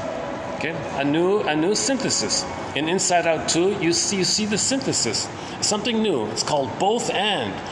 The third side of the coin, the golden mean, the middle way, the middle ground, the middle that holds the other two sides, a synthesis. It's not either or, it's both and. So the main aim is to bring about a synthesis of the personality by reducing the degree of splitting. Mother's not a goddess or a demon. That's the baby's way of thinking. You're not a special little chosen infantile god or totally worthless, no good, fill in the blank. Come on. That's what the baby does. We got to heal this. We got to heal the splits. Resolve this splitting, like integrate the split. Put the two split ends together into a whole new ground that holds the two. This is because the client's unconscious resistance to an alteration of his quote-unquote neurotic equilibrium or psychic status quo, I guess. I don't like that one.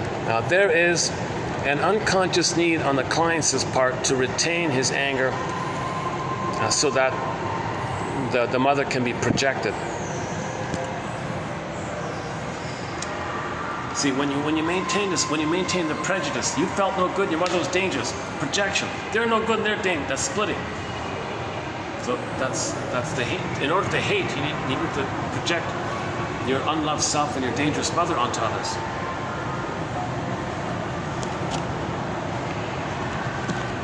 The analytic process may offer the client an opportunity to restore his ego. Restore the ego. Build the ego. Okay, build the ego. That's what these guys are doing. They're gonna build this building. It's kind of like us building our egos. We gotta build the egos. Right? We gotta get the I-beams. We gotta build it slowly, calmly. Don't push it. Just gently build the ego. Bit by bit, slowly, bit by bit, build the ego. Just like bit by bit, they're gonna build this building. Once the building's complete, it's gonna house people. The analytic process may offer the client an opportunity to restore his ego, to build his ego, which has been weakened by this splitting, okay, by this fragmentation. Okay, so you don't even know how to link the memory with the emotion of the event.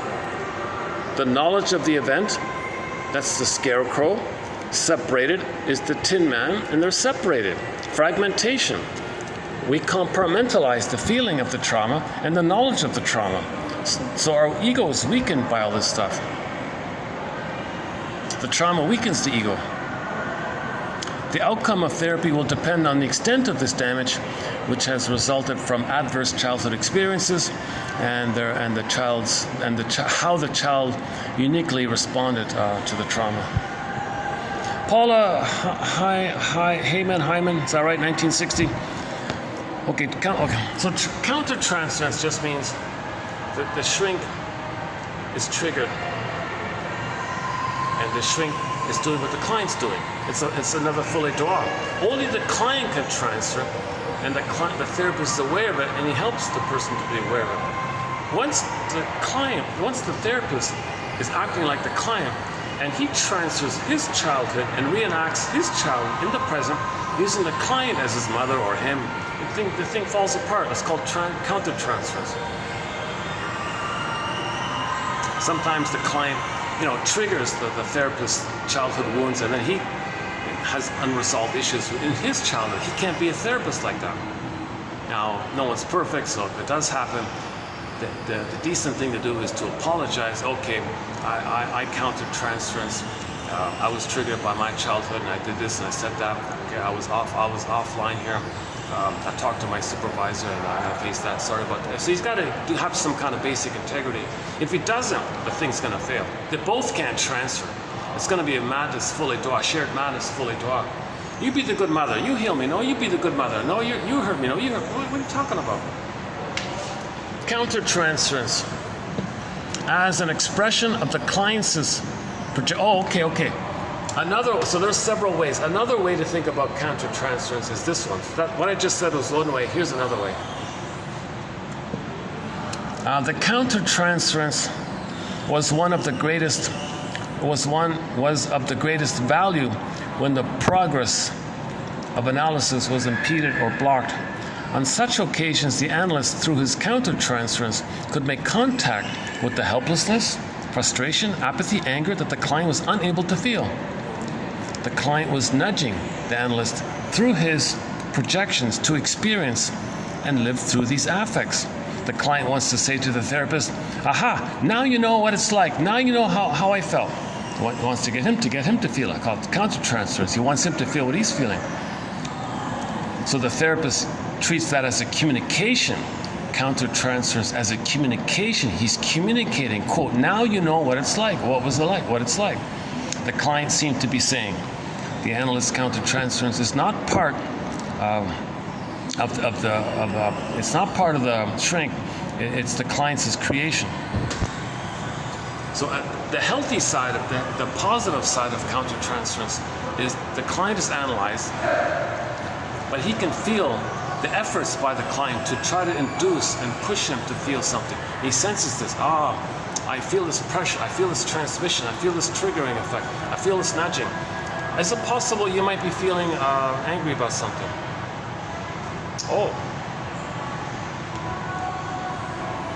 So countertransference as communication. So therapists use countertransference as a nonverbal communication by the client. But commonly another way is that when the therapist, as I said before, when the therapist recreates his childhood, relives his childhood in the present, pulling in the client to stand in for the therapist's childhood drama, and try to replay and recreate and reenact, then the thing falls apart.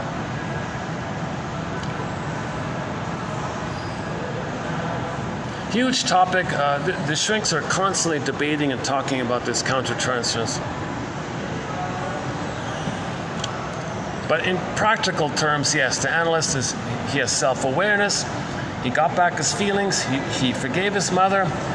He can enjoy the present, and he can help the other person engage in that process. So he knows that the client wants to communicate his past. He uses that. That's the positive meaning of countertransference. That's this one here.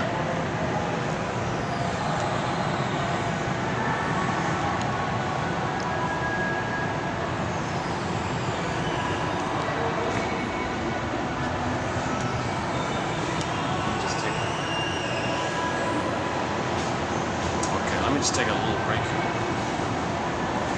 This next one here. This chair. Oh my goodness.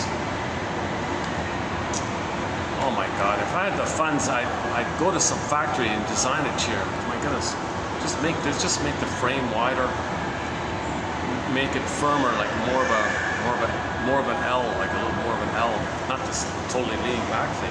It doesn't work. Like if you're slim, it's okay, right? Like if you're petite, like this squeezes the sides on you. Like it doesn't. The thing's too small. What I'm trying to say.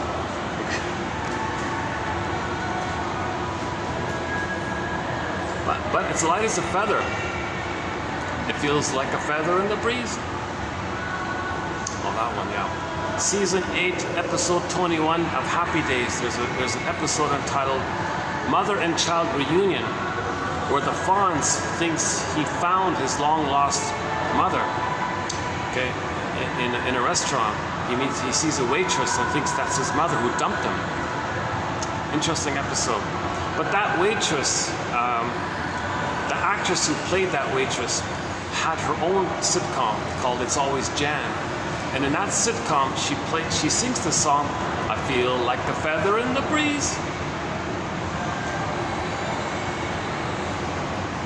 This next quote is just a simple common sense one, but I thought I'd include it anyways, because all these comedians are poking fun at the Gen Z or something. So let's be realistic here. Experts and the general public are convinced that young people today are trapped in an extended adolescence, coddled, unaccountable, and more reluctant to take on maturity, adult responsibilities than previous generations. What is perceived as stalled development is actually quite typical. Those reprimanding today's youth have forgotten that they themselves once balked at the transition to adulthood themselves. There is nothing new about feeling insecure, questioning identities, and struggling to find purpose. Like many of today's young adults, those of 2 generations ago also felt isolated, anxious, etc. This earlier cohort, too, worried about whether they could make it on their own. Yet among today's young adults, these developmentally appropriate struggles are seen as evidence of immaturity.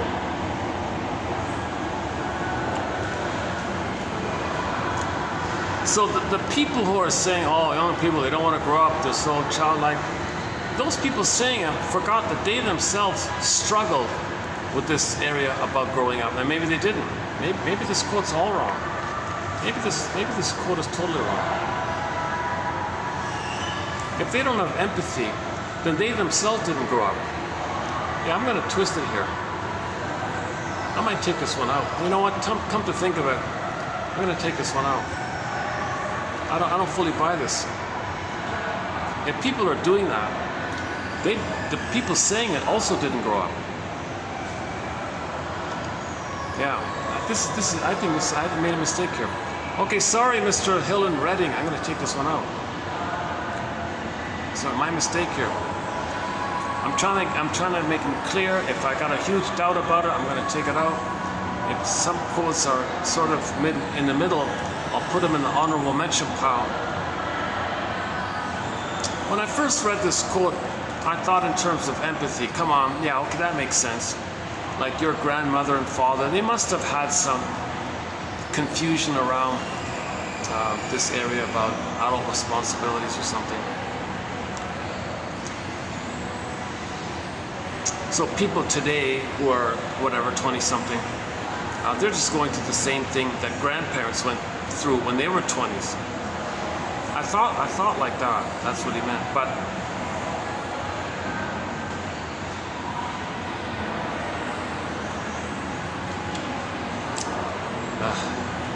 let's take that one out. Sorry, okay, scrap this one. So you won't see this one here. Below. LaPonche. Let's go to Mr. LaPonche here. What if, as if,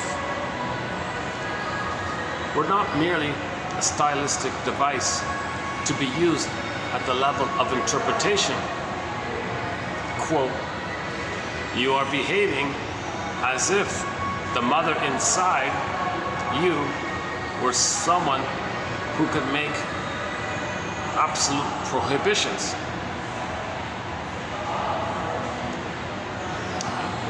I mean, that part's good in of itself.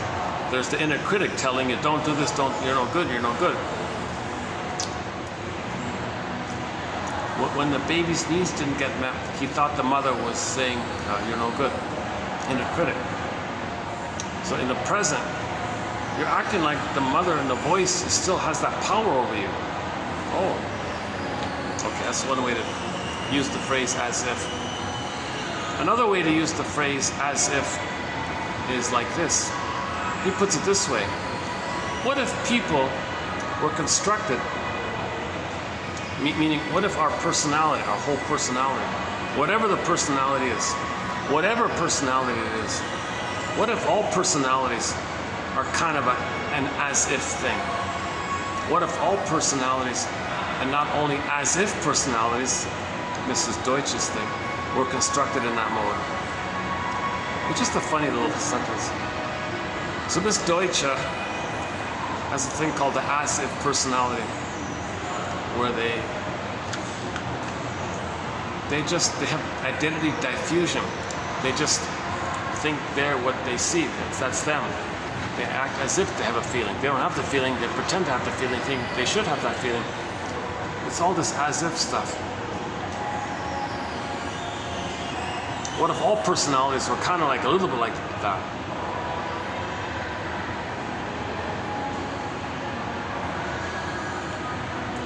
Okay, another big point here. The phrase eros, okay, the life force, which Freud called eros. So sometimes you hear the word eros, we mean life force, eros. Just so, eros, or libido, means life force. I just say life force. But sometimes you hear the word eros. Doesn't mean erotic or something, it means life force. Okay, this first one by Robert Bly is very good. You know, I'm gonna leave it here for today. I've discussed this already a couple of times, the Robert Bly one about eating the shadow. It's a very good quote by Robert Bly, the first one. It's probably the best one here, actually. But I think what I'll do is, let's see what time is it? Oh, it's 5:08. Yeah, it'll be cool. Yeah, good. It'll be cooler outside. Yeah, I'm eager to go up. This chair is too uncomfortable. Let's go for a walk. Oh, Jesus.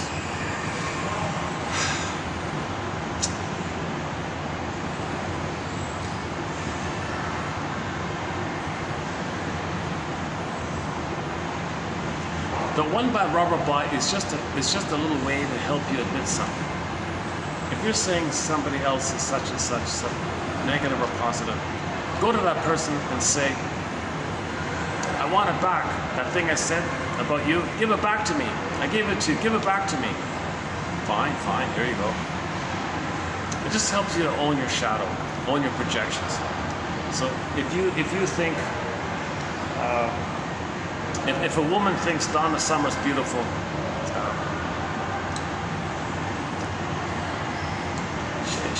that woman can maybe, if she had a chance to meet her, let's say, Donna Summer, I always say that you're beautiful. I gave you my sense of beauty. I was afraid to know that I could also be beautiful. I used you as a psychic safety deposit box. It's with you. Could you give it back to me? I want my beauty back. Give me back my beauty, Donna Summer. Of course. It's just a way to admit something that you're owning.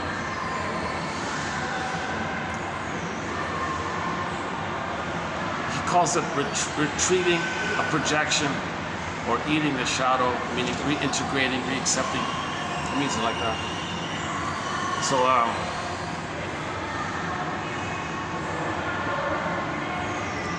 yeah, if you think somebody's no good, let's say,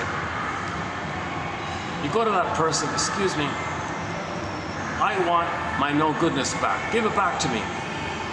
Sure. or you think somebody's confident. Excuse me, I'd like my confidence back, please. Okay, okay. It's just a little exercise to help you admit that what you're saying about others is really yours. That's called retrieving the projection, withdrawing the projection, owning the projection, integrating the projection. So it wasn't known to you, it's called shadow, so when we get it back, it's eating the shadow, accepting your shadow, like accepting within. I think he's taking Rapunzel. When Rapunzel takes the radishes, she eats the radishes. The Rapunzel means something that was unknown about you, is in the ground in the witch's garden, unconscious witch's scary dark garden. Now you pull it up and she eats the radishes. Okay. That means you're accepting that it's yours. You denied it, you want to accept it. Make the unconscious conscious, reintegrate.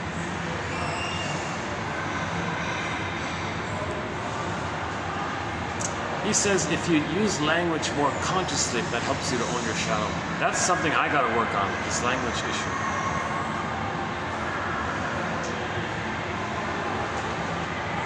How are we doing here? Battery's holding up. 511.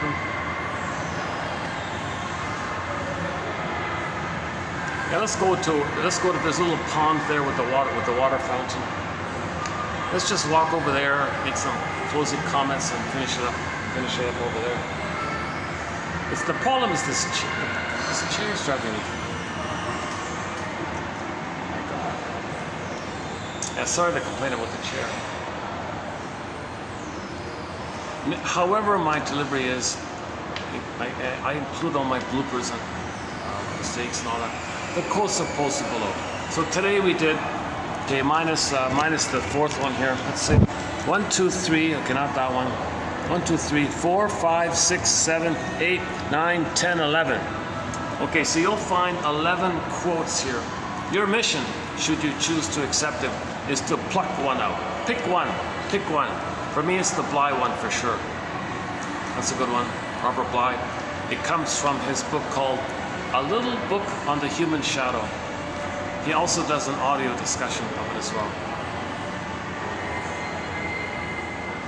Okay, the one about transference by Mr. White here, that's okay for me.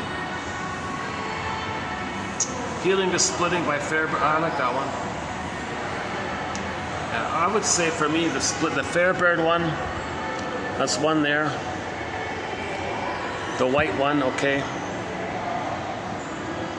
Oh, the catalyzer, yeah, the idea about the catalyzer, yeah. So the healing the splits, okay.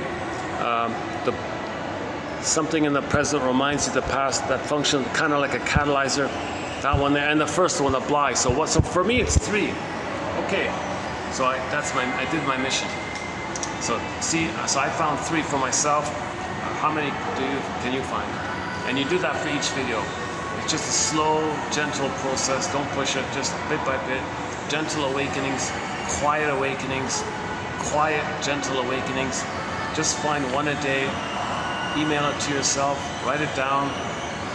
Make a note of maybe make a note about what it suggests to you, or what it might remind you of, or any kind of free association that comes up by. Use it as a prompt or springboard to free associate by. And that's good enough. Leave it alone and put it aside in a notebook. Make your own, like buy those blank notebooks with at least maybe 300 pages in it, and put 3 quotes on the page. And you can make your own 1001, your own personalized, customized, unique for you, 1001 Windmills of the Mind.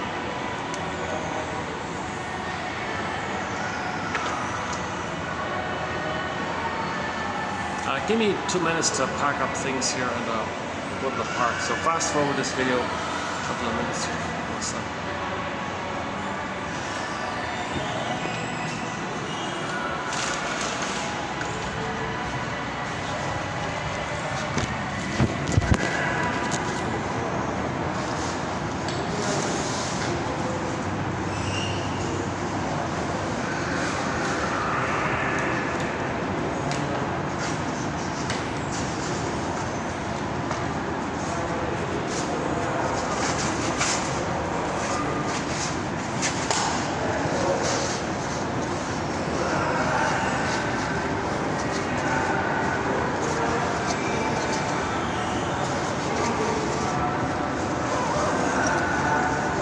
just carry the chair.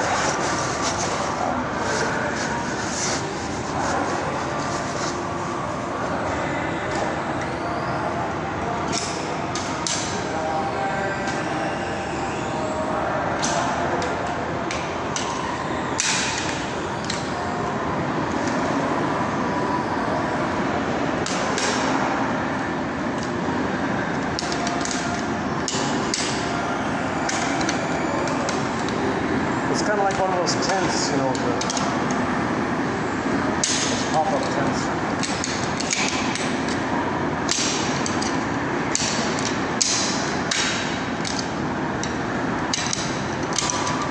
Yeah, the clacking you're hearing, that's the chair.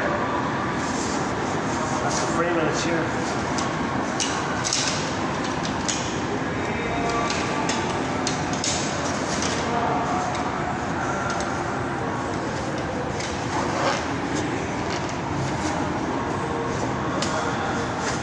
Yeah, there it is. Look at that. That's the chair, eh? Can you believe it? The chair I was in, the baby chair. Sorry.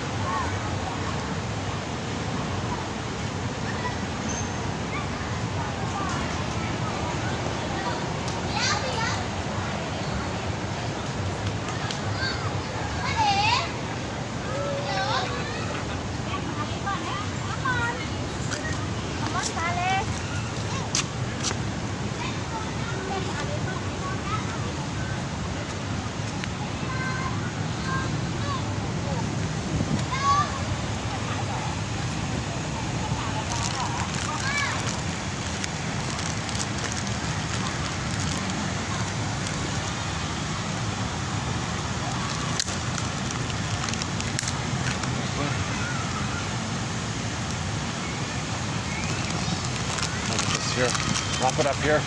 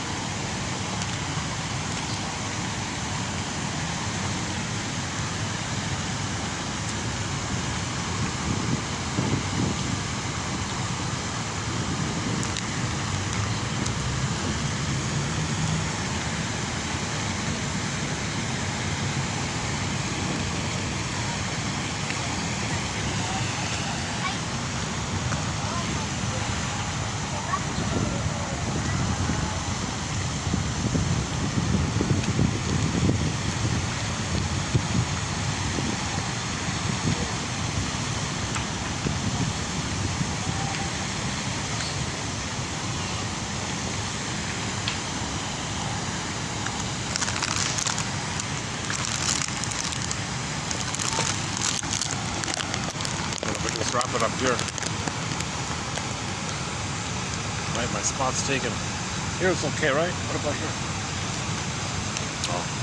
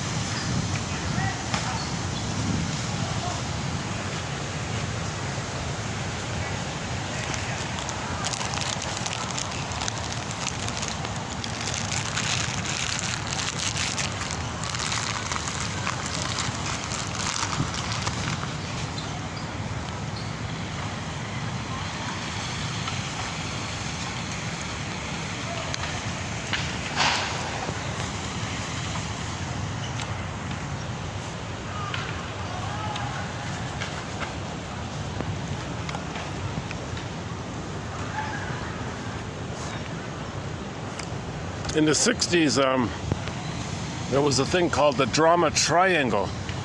The drama triangle by a guy named Stephen Karpman, sometimes called the Karpman triangle. And so imagine in your mind 3 types of memories.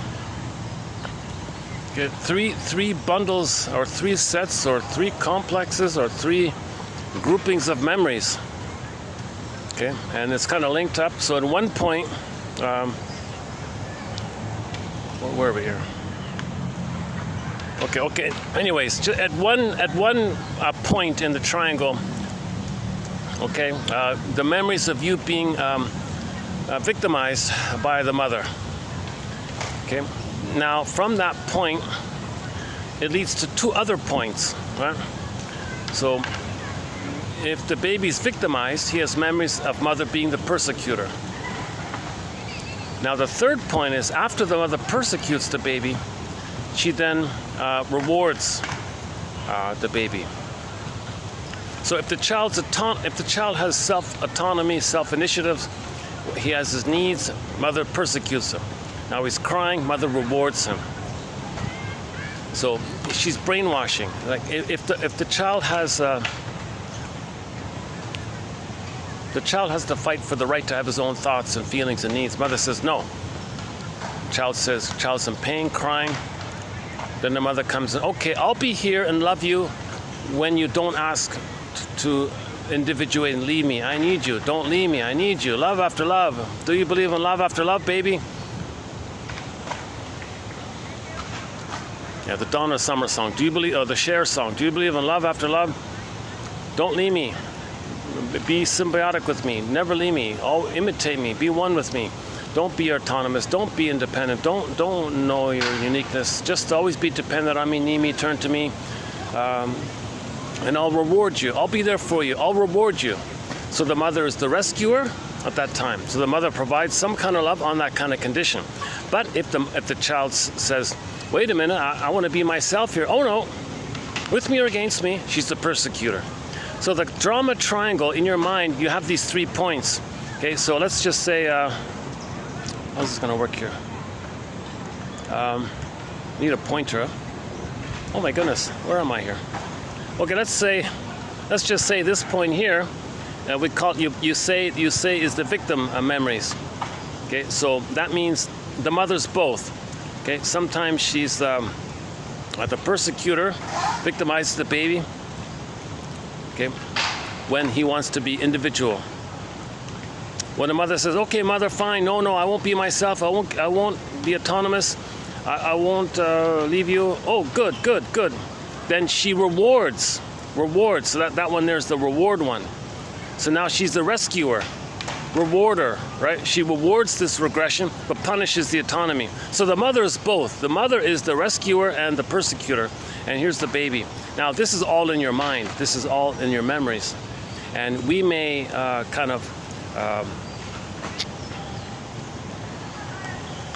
we're influenced by this. It's like a template, like a neuro imprint. So later on, when you want to self-activate, when you want to stop being the victim and have some initiative, you remember the persecuting mother. The emotion, the linked emotion is abandonment depression, persecutory anxiety, non-initial anxiety. Okay, this immense fear like that you're not going to have a mother anymore. It brings up a lot of fears like that. So when you're in pain like that, well, since mother's not around, you might use food, cookies. The cookies will be the rescuer. The cookies will be the rewarder. So you're replaying the imprint, the grooved-in, stenciled-in imprint, right? So Masterson's famous axiom is self-activation. Okay, you want to do something real. You want to get out of the victim. It's going to bring up the system. The mother's going to persecute you, and then this is the defense. The reward one is the defense. So you're going to do something to soothe yourself the pain, the way the mother came in and comforted you when you were crying. But when you needed her, she caused you pain. Now, when you're in pain, she's there for you. But when you're autonomous, she punishes you. Persecutor, rescuer, victim, drama triangle. So again, Masterson's famous axiom is self-activation triggers abandonment depression, which leads to defense. So if the person now wants to heal and touch a feeling and name his feelings, mother said, with me or against me. The baby said, no mother, I'll sacrifice myself. I won't betray you if I'm autonomous. You need me and you want to use me. You want to parentify me. You want me to take care of you. That's right, baby. I like that. I don't want to be alone. Do you believe in love after love? What does that mean, mother? Okay, so when he goes along with that, fine, I'll give myself up to stay in a symbiotic love after love, blissful union with you. Good. Then she rewards. So later on, when a person wants to self-initiate, it's going to bring up this up. You'll remember the persecutory feelings. That's the persecutor side. Then the rewarding is, well, since the mother's not there, you do something that gives you the pleasant feelings that you got back then. So it could be cookies and ice cream, or if it's too painful, then you numb it. Cigarettes or food trance as well. Actually, food trance numbs it, right? The food trance, Roger Gould's thing. Or the cigarette anesthetizes your pain. So either you want to numb the pain, or you want to escape it, be a flyboy like the Peter Pan, the she-wolf, Donna Juana. So she's never been to me. So let's say you want to be to you. Okay, that song again. I want to be to me. I've never been to me. I want to be to me. Well, one way to not be to you is to not trigger the memory. Don't activate. Don't heal. Don't be yourself. Then you won't feel the persecutory feelings. Where is it? That one there. Hang on a sec. I need some kind of pointer. I think it's easy enough to follow, right? You know what I'm saying. I think it's easy enough to follow. Look up the drama triangle or the Karpman triangle.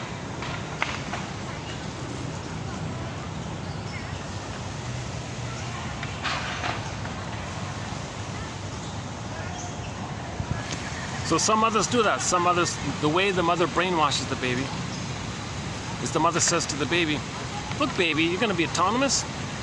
You want me to meet your needs so you can be yourself? Wait a minute, you're with me or against me here? Okay mother, no, I'll feel the pain of sacrificing my autonomy and I'll be with you. I won't be myself, I won't individuate, I won't ask for needs for you. I'll just be what you want. You can parentify me and you can use me and you can exploit me and you can... Good. That'll be nice to you when you do it that way. You want autonomy? You want to be individual? Okay, persecution, abandonment, depression. She withdraws. She rejects. She punishes. She threatens to abandon. That's the Carpenter, the drama triangle. That's the original. That's sort of the original, one of the original ways of doing it. Actually, I could put out the chair here.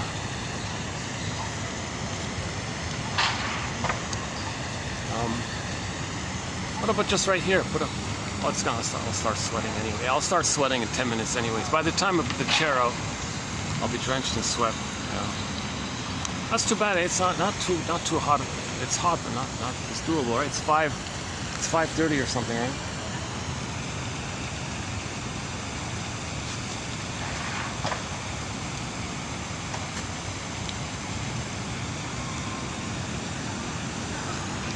That's the first time I've eaten during a video. That's the first time, as I was walking over here, I ate a little a bun with some kind of coffee paste in it.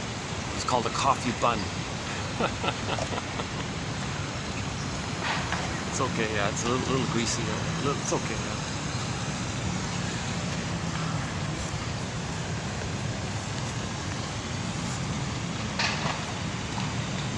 Yeah, it's funny, eh?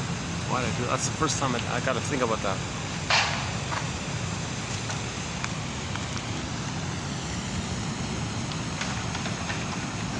Well, it's the pleaser in me. I want to please. Let me get more energy in me. And let's please, you know. I could just end the video. Today's not too terrible. Anyway, how was today? Was today okay? The first one I did here, I thought was really good. I thought was pretty good. I was very energized. I was very energetic. Today it's sort of a little bit in the middle.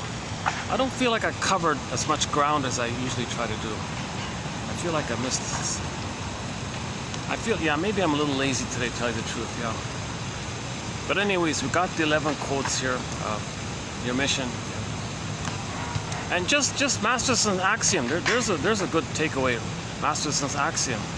Self-activation means real self-activation. Doing something for your real self, something that's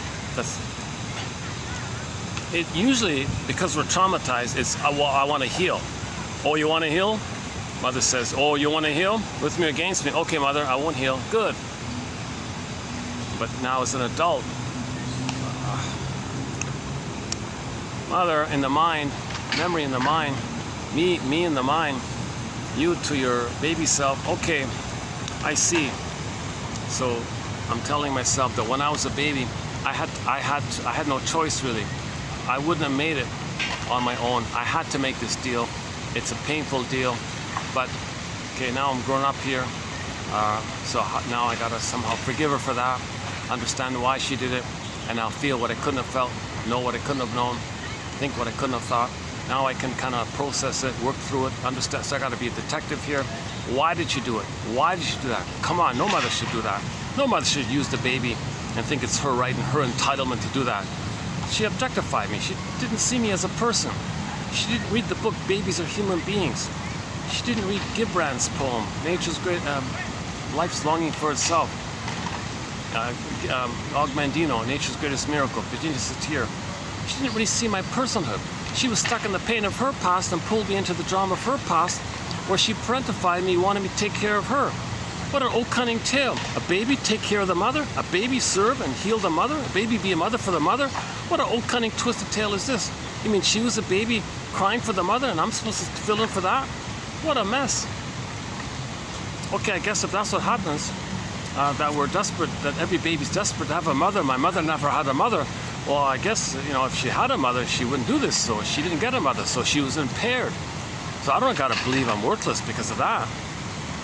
So you gotta kind of work things out a bit somehow. it's both with cognitive and feeling. There's a two thing going on. You're thinking and you're feeling. You're not going to do it with the feeling without the thinking. The thinking's not enough. You got to have both, the thinking and the feeling. Belated understanding with the belated release of your feelings. You got to have both in there. So there's cognitive and emotional, right?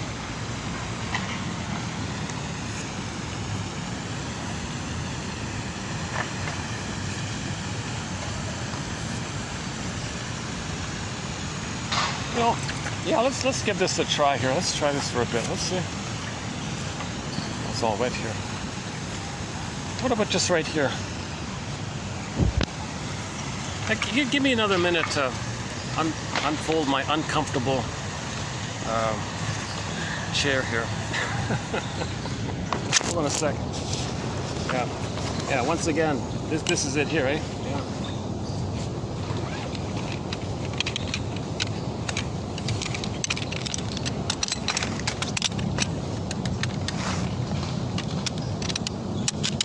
Snaps in on its own almost, right?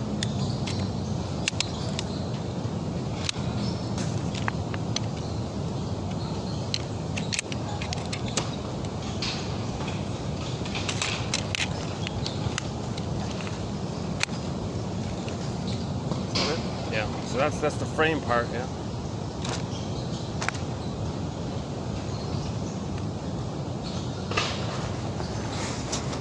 And this is the seat thing.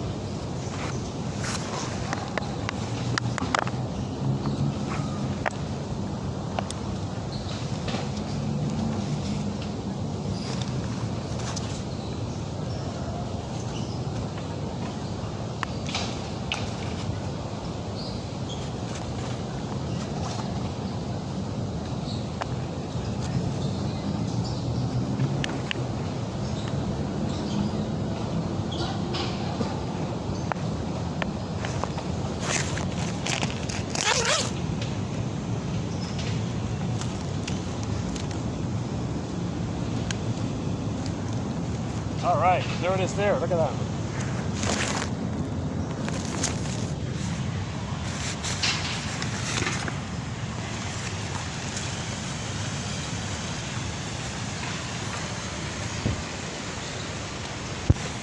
All right, how's this? Does this work a bit? Let's try this for a few minutes. Yeah. It's nice to be outside in the park for a change, eh? Even in this uncomfortable chair. Hold on a second.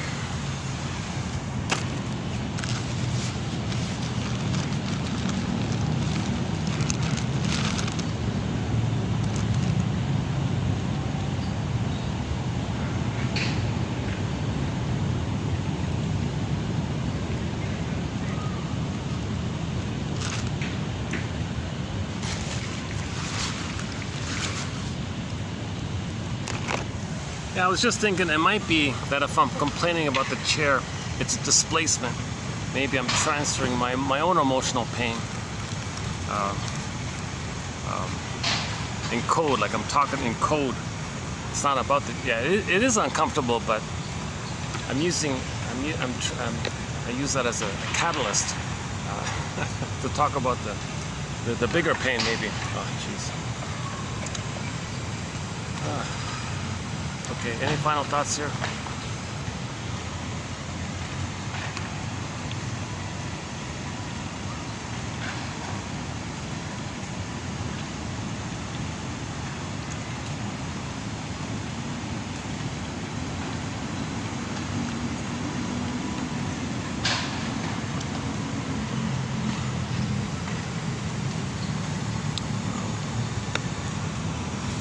Why don't we take a peek at the next one, next course. So today was 5, right? Okay, let's finish up the Robert Bly one then. If the ancients were right, that darkness, meaning what's unknown about you, is considered dark, is repressed. You don't remember, dark, shadow, unknown, dark. He means unconscious. Okay. If the ancients were right, that unconscious dark contains intelligence, nourishment. I mean, your soul is in there. Come on. The golden ball is in there. Come on. Then the person who has eaten some of his shadow is more energetic as well as more intelligent.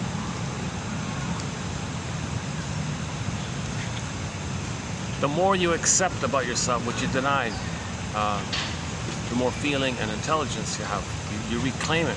You lost it, you want to get it back.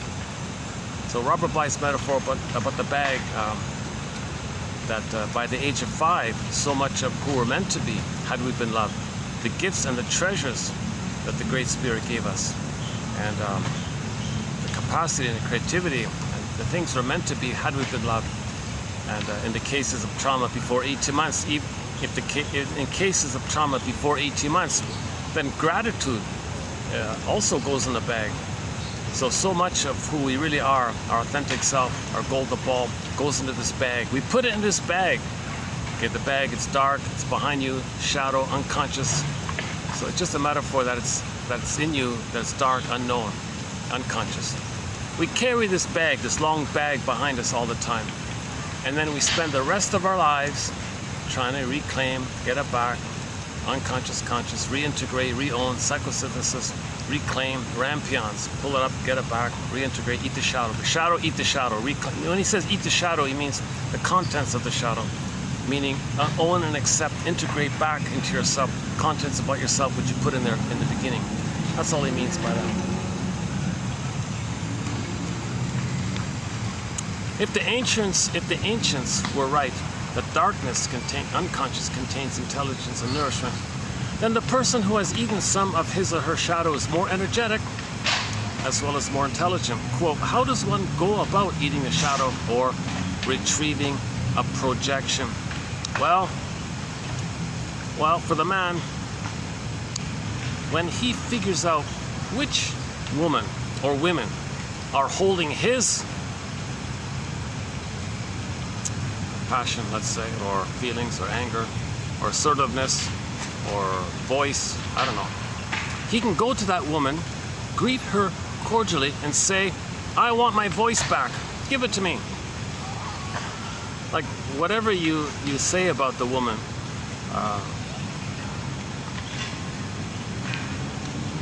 she's got all this power. My goodness, she's so clever. Hey, woman, I want my power and cleverness back. Give it to me. A curious smile will come over her face. So let's say it's let's say it's the ex. Let's say it's the ex, right? Let's say the fellow was married, and his ex-wife was very, skillful, maybe very skillful and intelligent. Let's say. So you visit your ex and knock on the door. Hi there. What are you doing here? Well, a long time no see. I want my confidence. I want my confidence. What do you say? I want my confidence back. She's puzzled. What are you talking about? Well, I always thought you had the confidence. I always thought you were so skillful. I want it back. I want my skillfulness and I want my confidence back. Give it back to me. I want it. It's mine. Give it back to me. So the idea is that if he thought she was so confident and skillful, well, she used her as a psychic safety deposit box to keep it in, to keep it safe, because he couldn't own it within, because he couldn't accept it within. So he put it there called projection. So when you want to own the projection, retrieve the projection, you can do something like that. You say to that person, I want my skillfulness and confidence back. A curious smile will come over her face, and she may hand it back, or she may not. Doesn't matter, right? She's probably confused. What are you talking about here? And same thing for the women, right? The woman can go to the ex-husband and say, oh, you're so bossy. I want my bossiness back. Oh, I see. Yeah, you made all the decisions. I want my decision-making capacity back. Oh, I see. Oh, sure, yeah, of course. You can make decisions. I'm sorry you always push me to make the decisions, and you gave me decision-making function to me, and I made all the decisions. And that caused a problem between us because you never made decisions. And now you want your decision-making capacity back. Yes, I will give it back to you. So here, I'll open the safety deposit box. Click, click. Here it is. Here it is. It's yours. It's mine. Yes, it's mine. It's always mine. I'm getting it back. Good. Thank you. I'm getting it back. So you want to get just an exercise Yeah, it's just not take it too directly, but just some kind of imagination a little bit about owning your shadow, retrieving what belonged to you.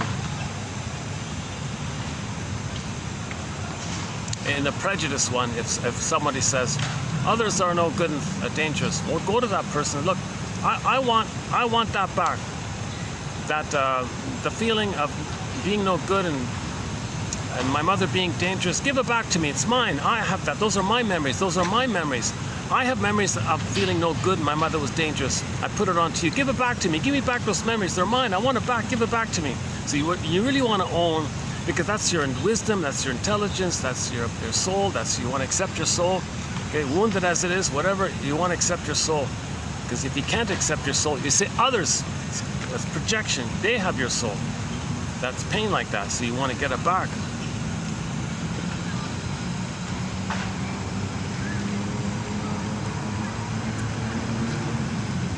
Usually, Bly says, if there's a strong emotion about opinion towards somebody, that's usually a clue to projection. Now, sometimes there's a legitimate reason for your anger at somebody. They really did something cruel, and your anger at them is justified. Doesn't mean you're cruel if they really did something like that.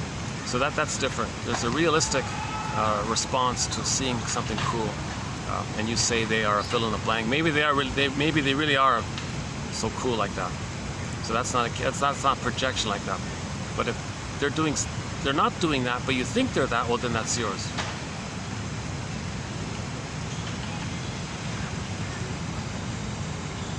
So the shadow is not only, it's golden and so-called positive and negative. A golden, a positive one.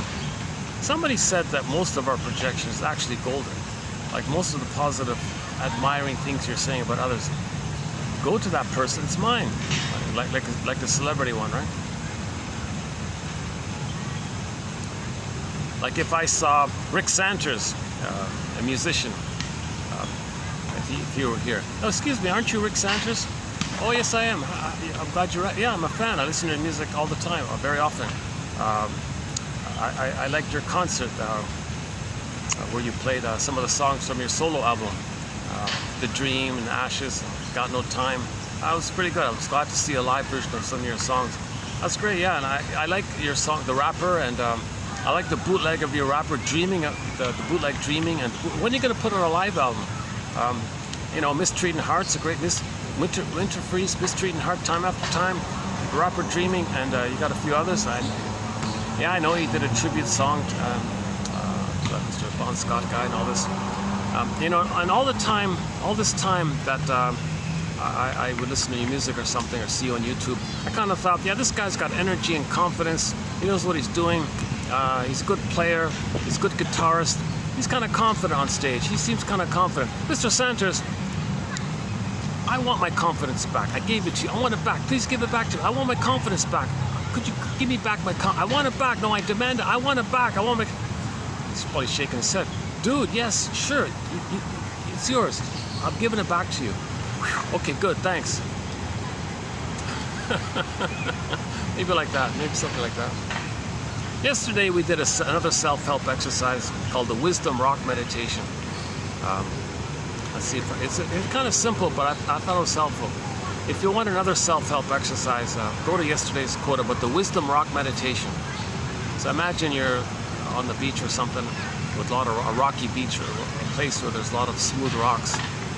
But these rocks contain the ancient wisdom of all time.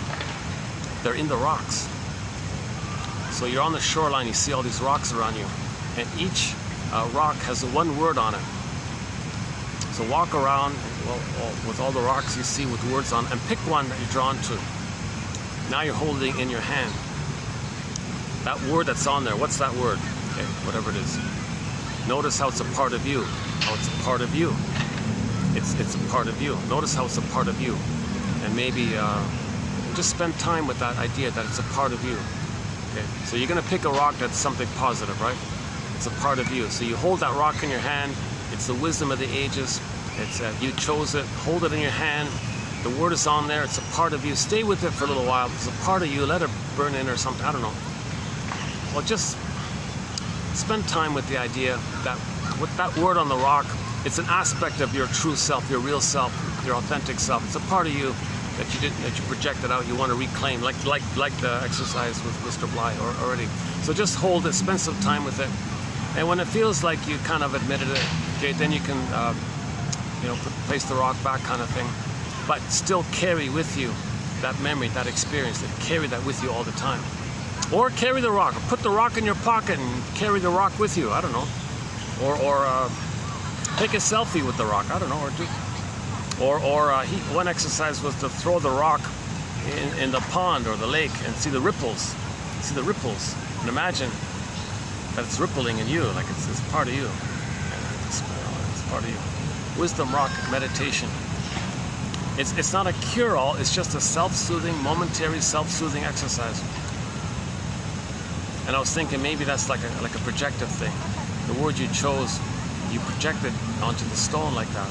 Oh, the stone is wise, okay. Well, the stone is beautiful. Oh, confidence, the stone has confidence. Pick up that stone, it says confidence, yeah. Not arrogance, not rebellion. There's a difference between in revenge against your mother and a rebellion kind of protest. That's not confidence. Being this petty rebel with your mother all your life, that's not confidence. Confidence is from the feeling self. So let's pick another one. Yesterday when I did the exercise, I was nervous, so when I picked up the rock, the table, it was peace. Oh, peace. Peace, yeah, that's a part of my real self. Peace, inner peace, yeah. Yeah, okay, that makes sense. And I calmed down instantly. I was able to shut the video because I was a little nervous at the end there. Some strange guy took my photo. Jesus Christ. Some weird guy, not a local person, like some kind of, I don't know, tourist or expat or I don't know, some very bizarre scene. I'm indoors and some guy, I just turned and he took it. Come on, what the hell's that? I don't know him. I don't know him. But I got a glimpse of him. He was a disturbed looking kind of. Talk about transmission of emotion. He looked like he was in pain. He looked like he looked like he was in pain.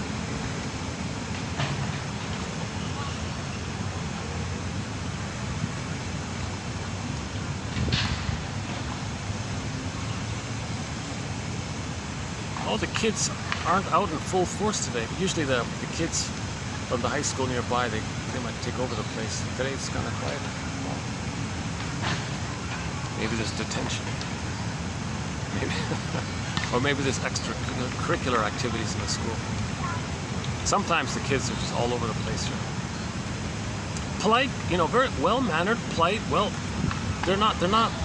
You don't see bullying. You don't see kids hitting other kids. They're kind of they play sports. They play volleyball, things like that. Seniors do their exercises. All the joggers run around. A lot of little kids and families and single moms. The occasional character that you want to keep your distance from. It's a nice little park here. Oh.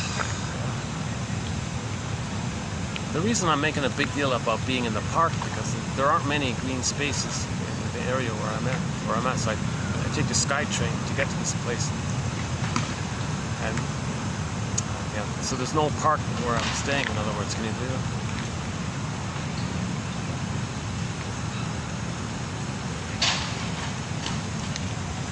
it? So should we do a glimpse at the next one? 6? Oh, a sec, yeah. Robert Bly, yeah, way to go. So is that the one? Is that 6? Yeah, 6. So the next video will be 86. 1, 2, 3, 4. Only 4 quotes. Only 4 quotes. But the third one is a longer one, a good one. It's Sandler, another Sandler. That phrase called role responsiveness, just briefly mentioned earlier, that's by a guy named Joseph Sandler. We got a quote coming up in the next video by Steven Sandler. They're totally different guys. But this one here is good. So we'll get into it tomorrow. It's about attachment theory.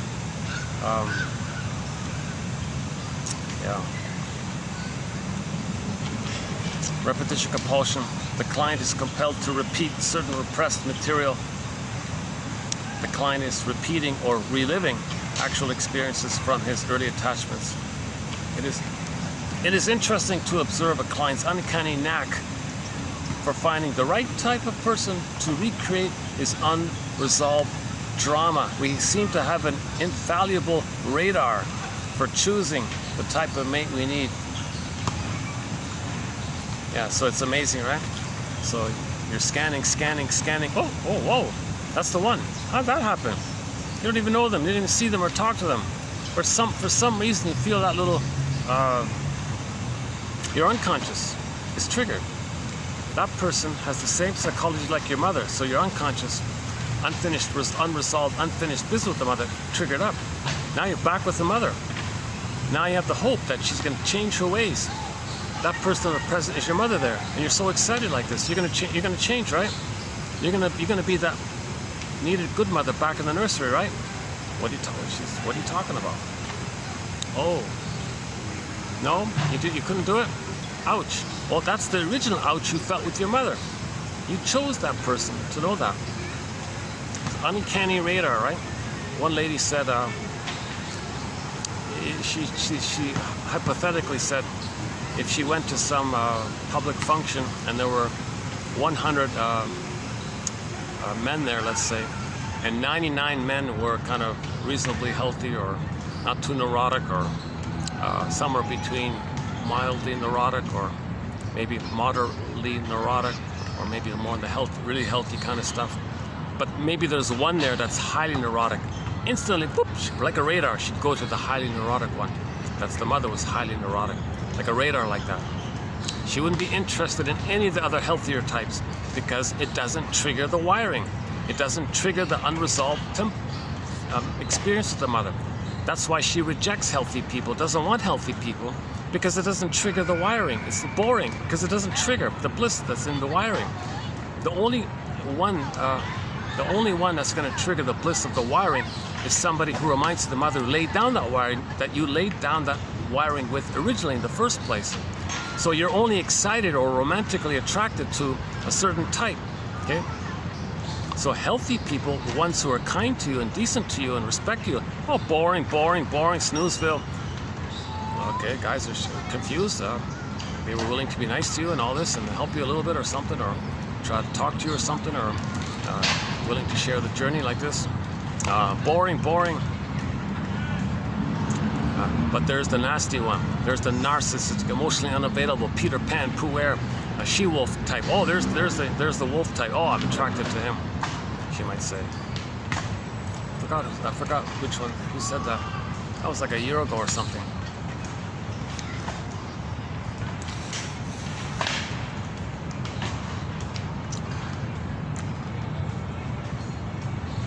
Yeah.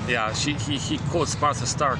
When people have had the experience of abuse early on, it's usually not enough that they now find a good, loving person who will treat them well. Oh no. The investment is in finding an abusive person who can be made into the good object. So what they want is to find an exactly neurotic, dysfunctional person that's just like the mother, and you continue your original effort to heal the mother, cure the mother, fix the mother, save the mother. So you want to find an abusive man who's like the abusive mother, and the baby wanted to heal the abusive mother, make her be a loving mother. So you're continuing this effort. Oh, you're an emotionally abusive fellow. Oh, perfect, I'm so attracted. Now I'm going to continue to save you, I'm going to fix you, I'm going to cure you, I'm going to make you be the loving mother so I'll be loved. Unfinished business, unresolved.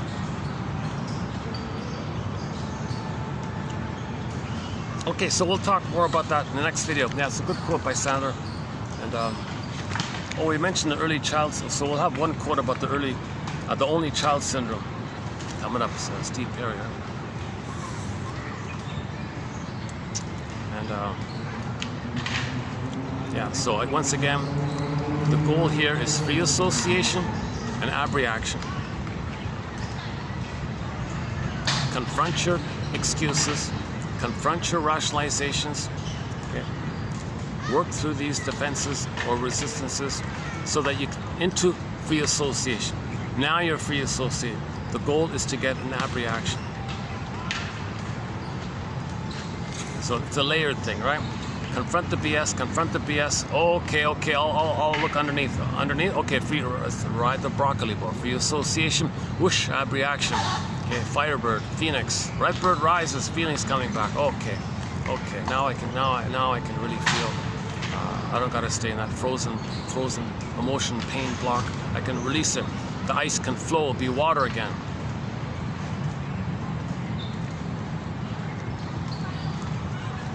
Yeah, that's coming up, okay.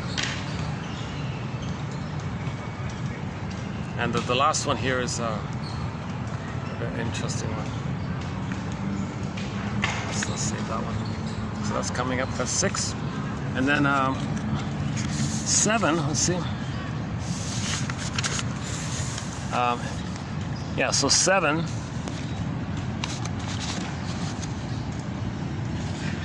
Okay, yeah, this is the one about, also by Sandler, about why it's so difficult to forgive the parents, because it means letting the criminals off the hook. So your dysfunction is a billboard advertising, telling the world your parents were criminals. Dysfunction means loyalty to parents. You want some kind of justice here.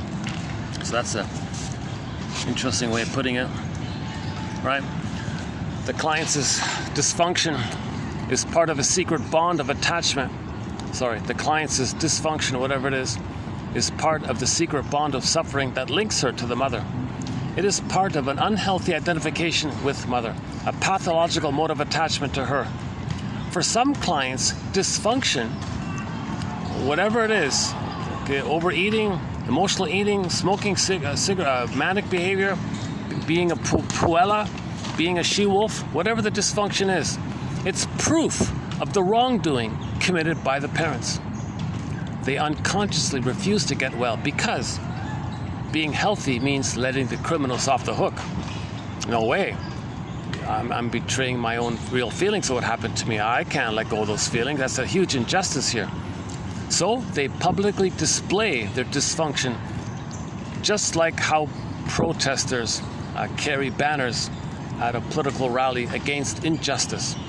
If they give up this dysfunction, well, the world will no longer have reason to acknowledge the wounds that were inflicted. Clients stubbornly cling to their symptoms and don't want to get well.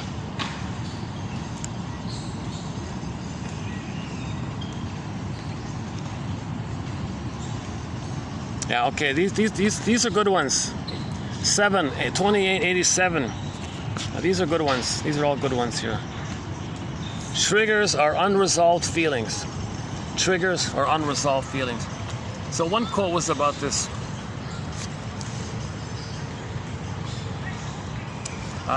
Here's a good one. Yeah, from the Nashville music show, like a country show, right? We have a quote from that TV show where the young lady was successful and all that, but the mother was very depressed and neurotic. But nevertheless, that young lady became successful. So the mother did one decent thing. She said, "Daughter, I'm not gonna in any way, shape, or form take any kind of credit for your success. All that you achieved, all that you accomplished, all that you are, all that success, all that wonderfulness, all that you did, that's all you. That's all you. You did it. You did it. That's all you, baby. That's all you," she said. That's all yours. And not because, in spite of me, you still did. That's all you. So she was like, that was good, because some people don't want to be successful because they're afraid the parent will take credit. She said, "No, I'm not going to take any credit for your success." Some people actually don't want to be happy because they're afraid it's letting your parents off the hook. Because if you're happy, the parents might take credit. "See, I'm good." "No, you are not good. You hurt me. I don't want you to say that. That validates the pain that you inflicted on me. So I want to preempt that. I'll stay dysfunctional because I can't betray how I really feel by you. And you saying how wonderful you are and taking credit for my success, no, I can't do that." So once again, Nashville TV show. It's in our collection. Look up the Nashville. Should be there. We got another good quote from that show actually about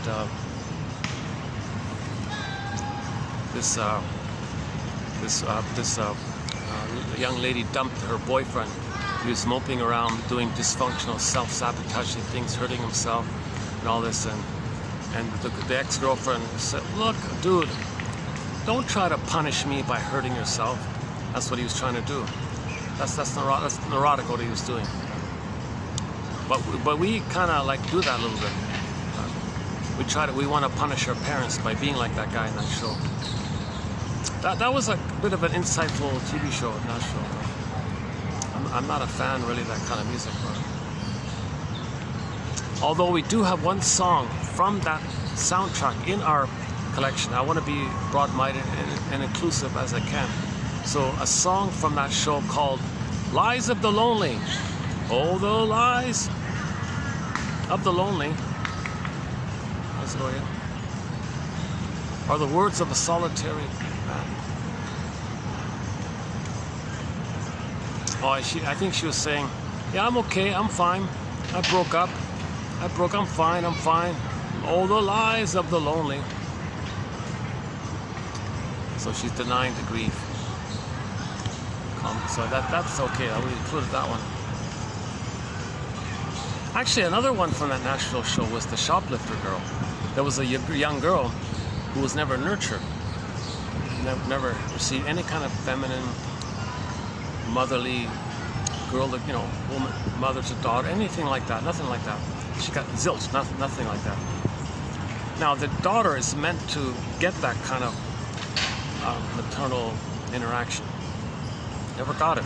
She was entitled to get it, free, no condition. So she went to the store and with Nick Cosmetics, associating cosmetics and creams and lipsticks and all that with mother-daughter type of things.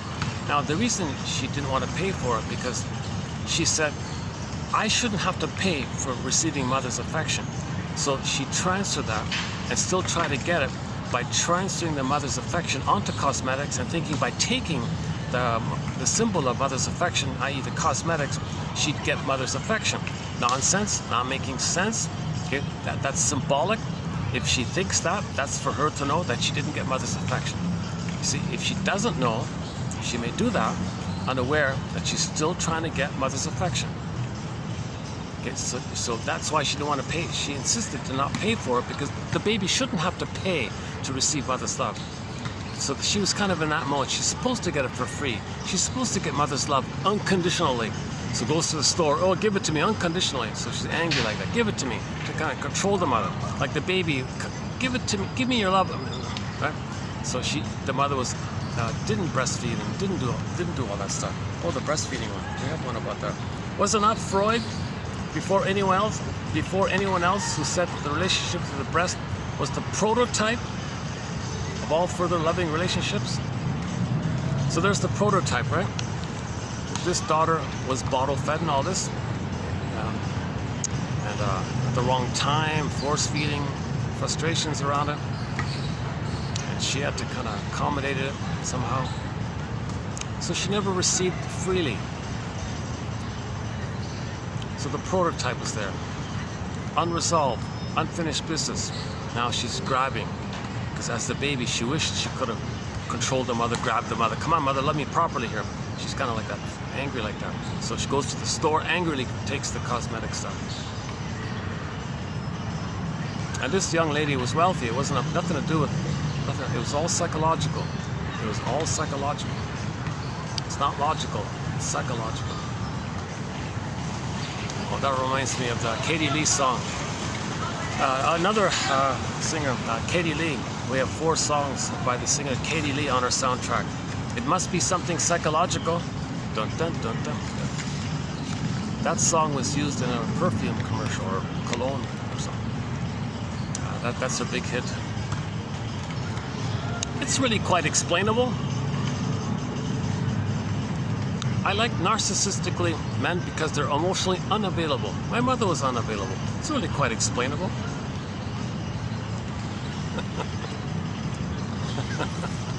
The other one is properly loved. I've never been properly loved. Oh, I wish I were properly loved. That was that one. And I've got those repressed hostility blues. That's the tension one. Jesus. And the fourth one is dun dun dun dun dun dun dun dun dun dun dun dun dun. Shrinker man, wise me up if you can. So that was a parody. It was just a fun joke. All of these songs are just like whimsical, fun kind of songs about the therapy process. But she was saying, you know, dear shrinker man, I don't want to think too much. Just give me one of your, just say abracadabra. Please just say abracadabra and let me be healed. Could you do it that way, shrinker man, shrinker man?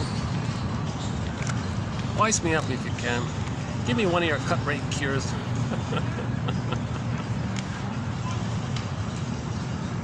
So I think she wanted to be famous. She went to wherever, Hollywood or something.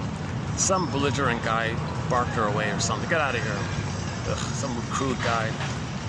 So she went back home and all this saw shrink and wrote 2 albums called The Songs of Couch and Consultation. And the other one is Life is a Bed of Neurosis. Not roses, neurosis. But all of her hits are on the first album. The sequel kind of bombed. The first one was good. Songs of Couch and Consultation. It's a very good album. I think there's one that's okay on the sequel. Life is a Bed of Neurosis. Instead of Life is a Bed of Roses, Life is a Bed of Neurosis. Like neurotic neurosis. He's neurotic. Everybody's neurotic. That was a sad story, eh? She goes to Hollywood. She's trying to be a singer, and one of these bully type of characters. He said he was very rude to her and hurt her feelings deeply or something. Broke her dreams and all this. She said, "What a cruel place this is. Hollywood, eat them up and spit them out." He sings Kenny Shields in the song Hollywood. So she might be an example of that. So she went back to her hometown, and then nobody gave her any attention because she wrote some environmental songs, don't pollute the water songs, things like that. She's an unknown folk singer, no hits really that I know of, except for It Must Be Something Psychological. It Must Be Something Psychological. It's really quite explainable, you see. I only like narcissistic men because they're emotionally unavailable. It's really quite explainable. The mother was unavailable, transference, unresolved. I'm only attracted to emotionally unavailable men because my mother was emotionally unavailable. It's really quite explainable.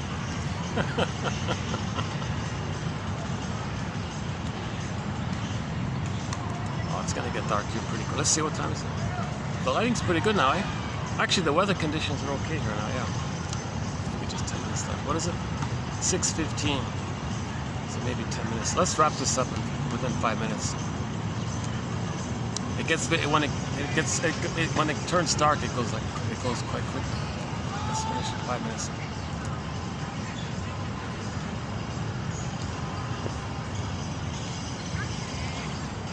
Yeah, hopefully I can do this routine again. That's not a bad little routine. I take the Sky train. I get a nice little coffee on the ground floor. It's good. It's good little coffee. Then I go to that space there in the new mall. And I come out here to close it up. It's a fun little routine. Yeah, it's not a bad little routine. Then I go back on the Sky train. Standing.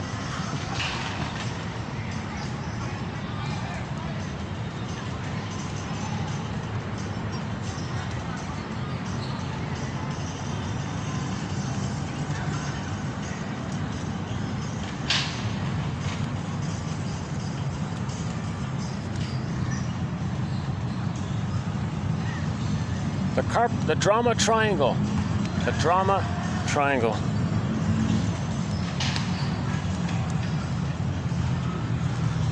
So in other words, the mother was both persecutor and rescuer. Can you believe it? Simple Pavlovian classical conditioning. She had a compulsion to get her needs met. Baby, I'm going to use you because I need to get my needs met. I didn't get it. I'm entitled. Like the shoplifter in Nashville, I'm entitled. So she robs. Oh. Doesn't need to. It's psychological.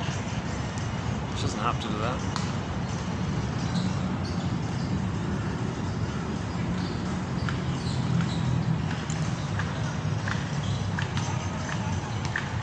That's the story in Alice's Adventures in Wonderland. She had to fight to have the right for her own thoughts.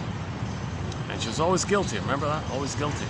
Well, that's code for it. The baby always feels guilty.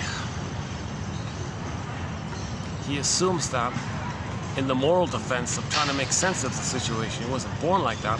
He's just trying to make sense of it. If he's in pain, he thinks he's being punished. Plus, he couldn't save the mother. He's guilty. It's a timeless thing like that. That's what that means. That there's no justice in the unconscious. There's no like normal justice like that. Like in the regular world, there can be justice, right? A system, a court, the conscious world. In the unconscious world, there's nothing like that. The person's always guilty. The memory comes up and says, "Did you save the mother? No, you're guilty. Did you save the mother? No, you're guilty. You're always guilty. Come on, enough of this." That's also the story of the famous Franz Kafka, the trial, right? The guy's told that he's guilty. The guy says, "Of what?" They didn't tell him. And he's all in a panic of trying to figure out what he did. That's the idea. We don't remember. What did we do wrong? That's the issue. We didn't do anything wrong. We made this false belief to make sense of the situation. And that guy in the story never faced that, so he was things got worse and worse for him. Right? It's the moral of the story. The moral of the story is you're not guilty. You're not guilty. You are not. No baby's guilty. Get out of this. Oh, the moral. Yeah, we did a quote from Harry's Law, TV, the legal dark comedy. I don't like black comedies. Not all of the episodes were like that. A few were, but okay. Just say the legal comedy. The legal is considered to be a legal comedy. It wasn't like Drop Dead Diva or Ally McBeal. Nothing like that. It was a little more grimmer. But anyways, the season 1, episode 1, the pilot. I remember. The opening line.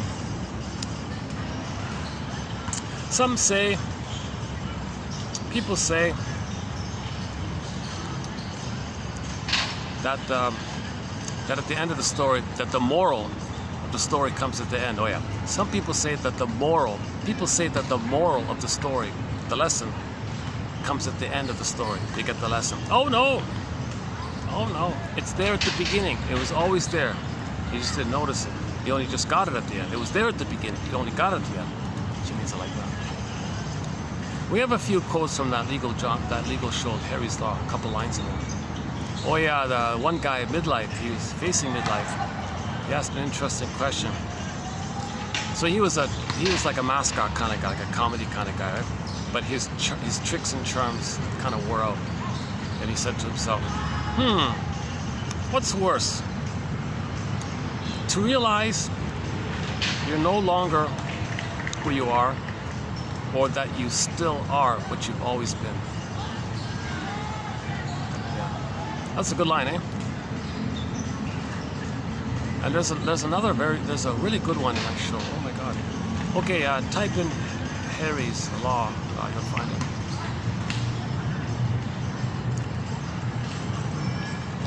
Judge for the Defense, very good legal drama. Very good show, Judge for the Defense, starring Carl Betts.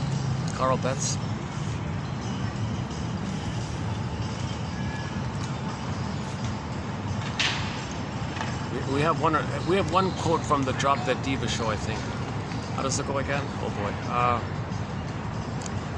They say that the law is the wisdom of the ages, wrapped up in the opinion of the moment.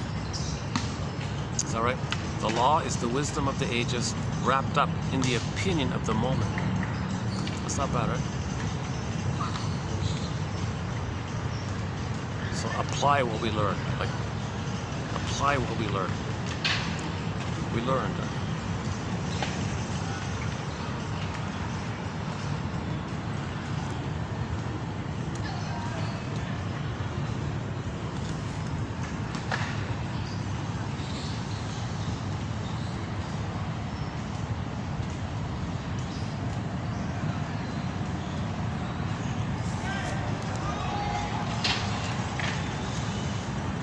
Okay, let's wrap it up with Deli Rizdick's cover of Carry On Wayward Son. Carry on, my wayward son. And now you no longer feel empty, and your life is waiting for you. Carry on. For the love of narrative medicine, thanks very much. I'll see you in the next video. So I'll see you in the next video. For the love of narrative medicine, carry on, my wayward son. Carry on, wayward son. Carry on, wayward son. A cover by Deli Rizdik, spelled with 2 I's. And I'll see you in the next video.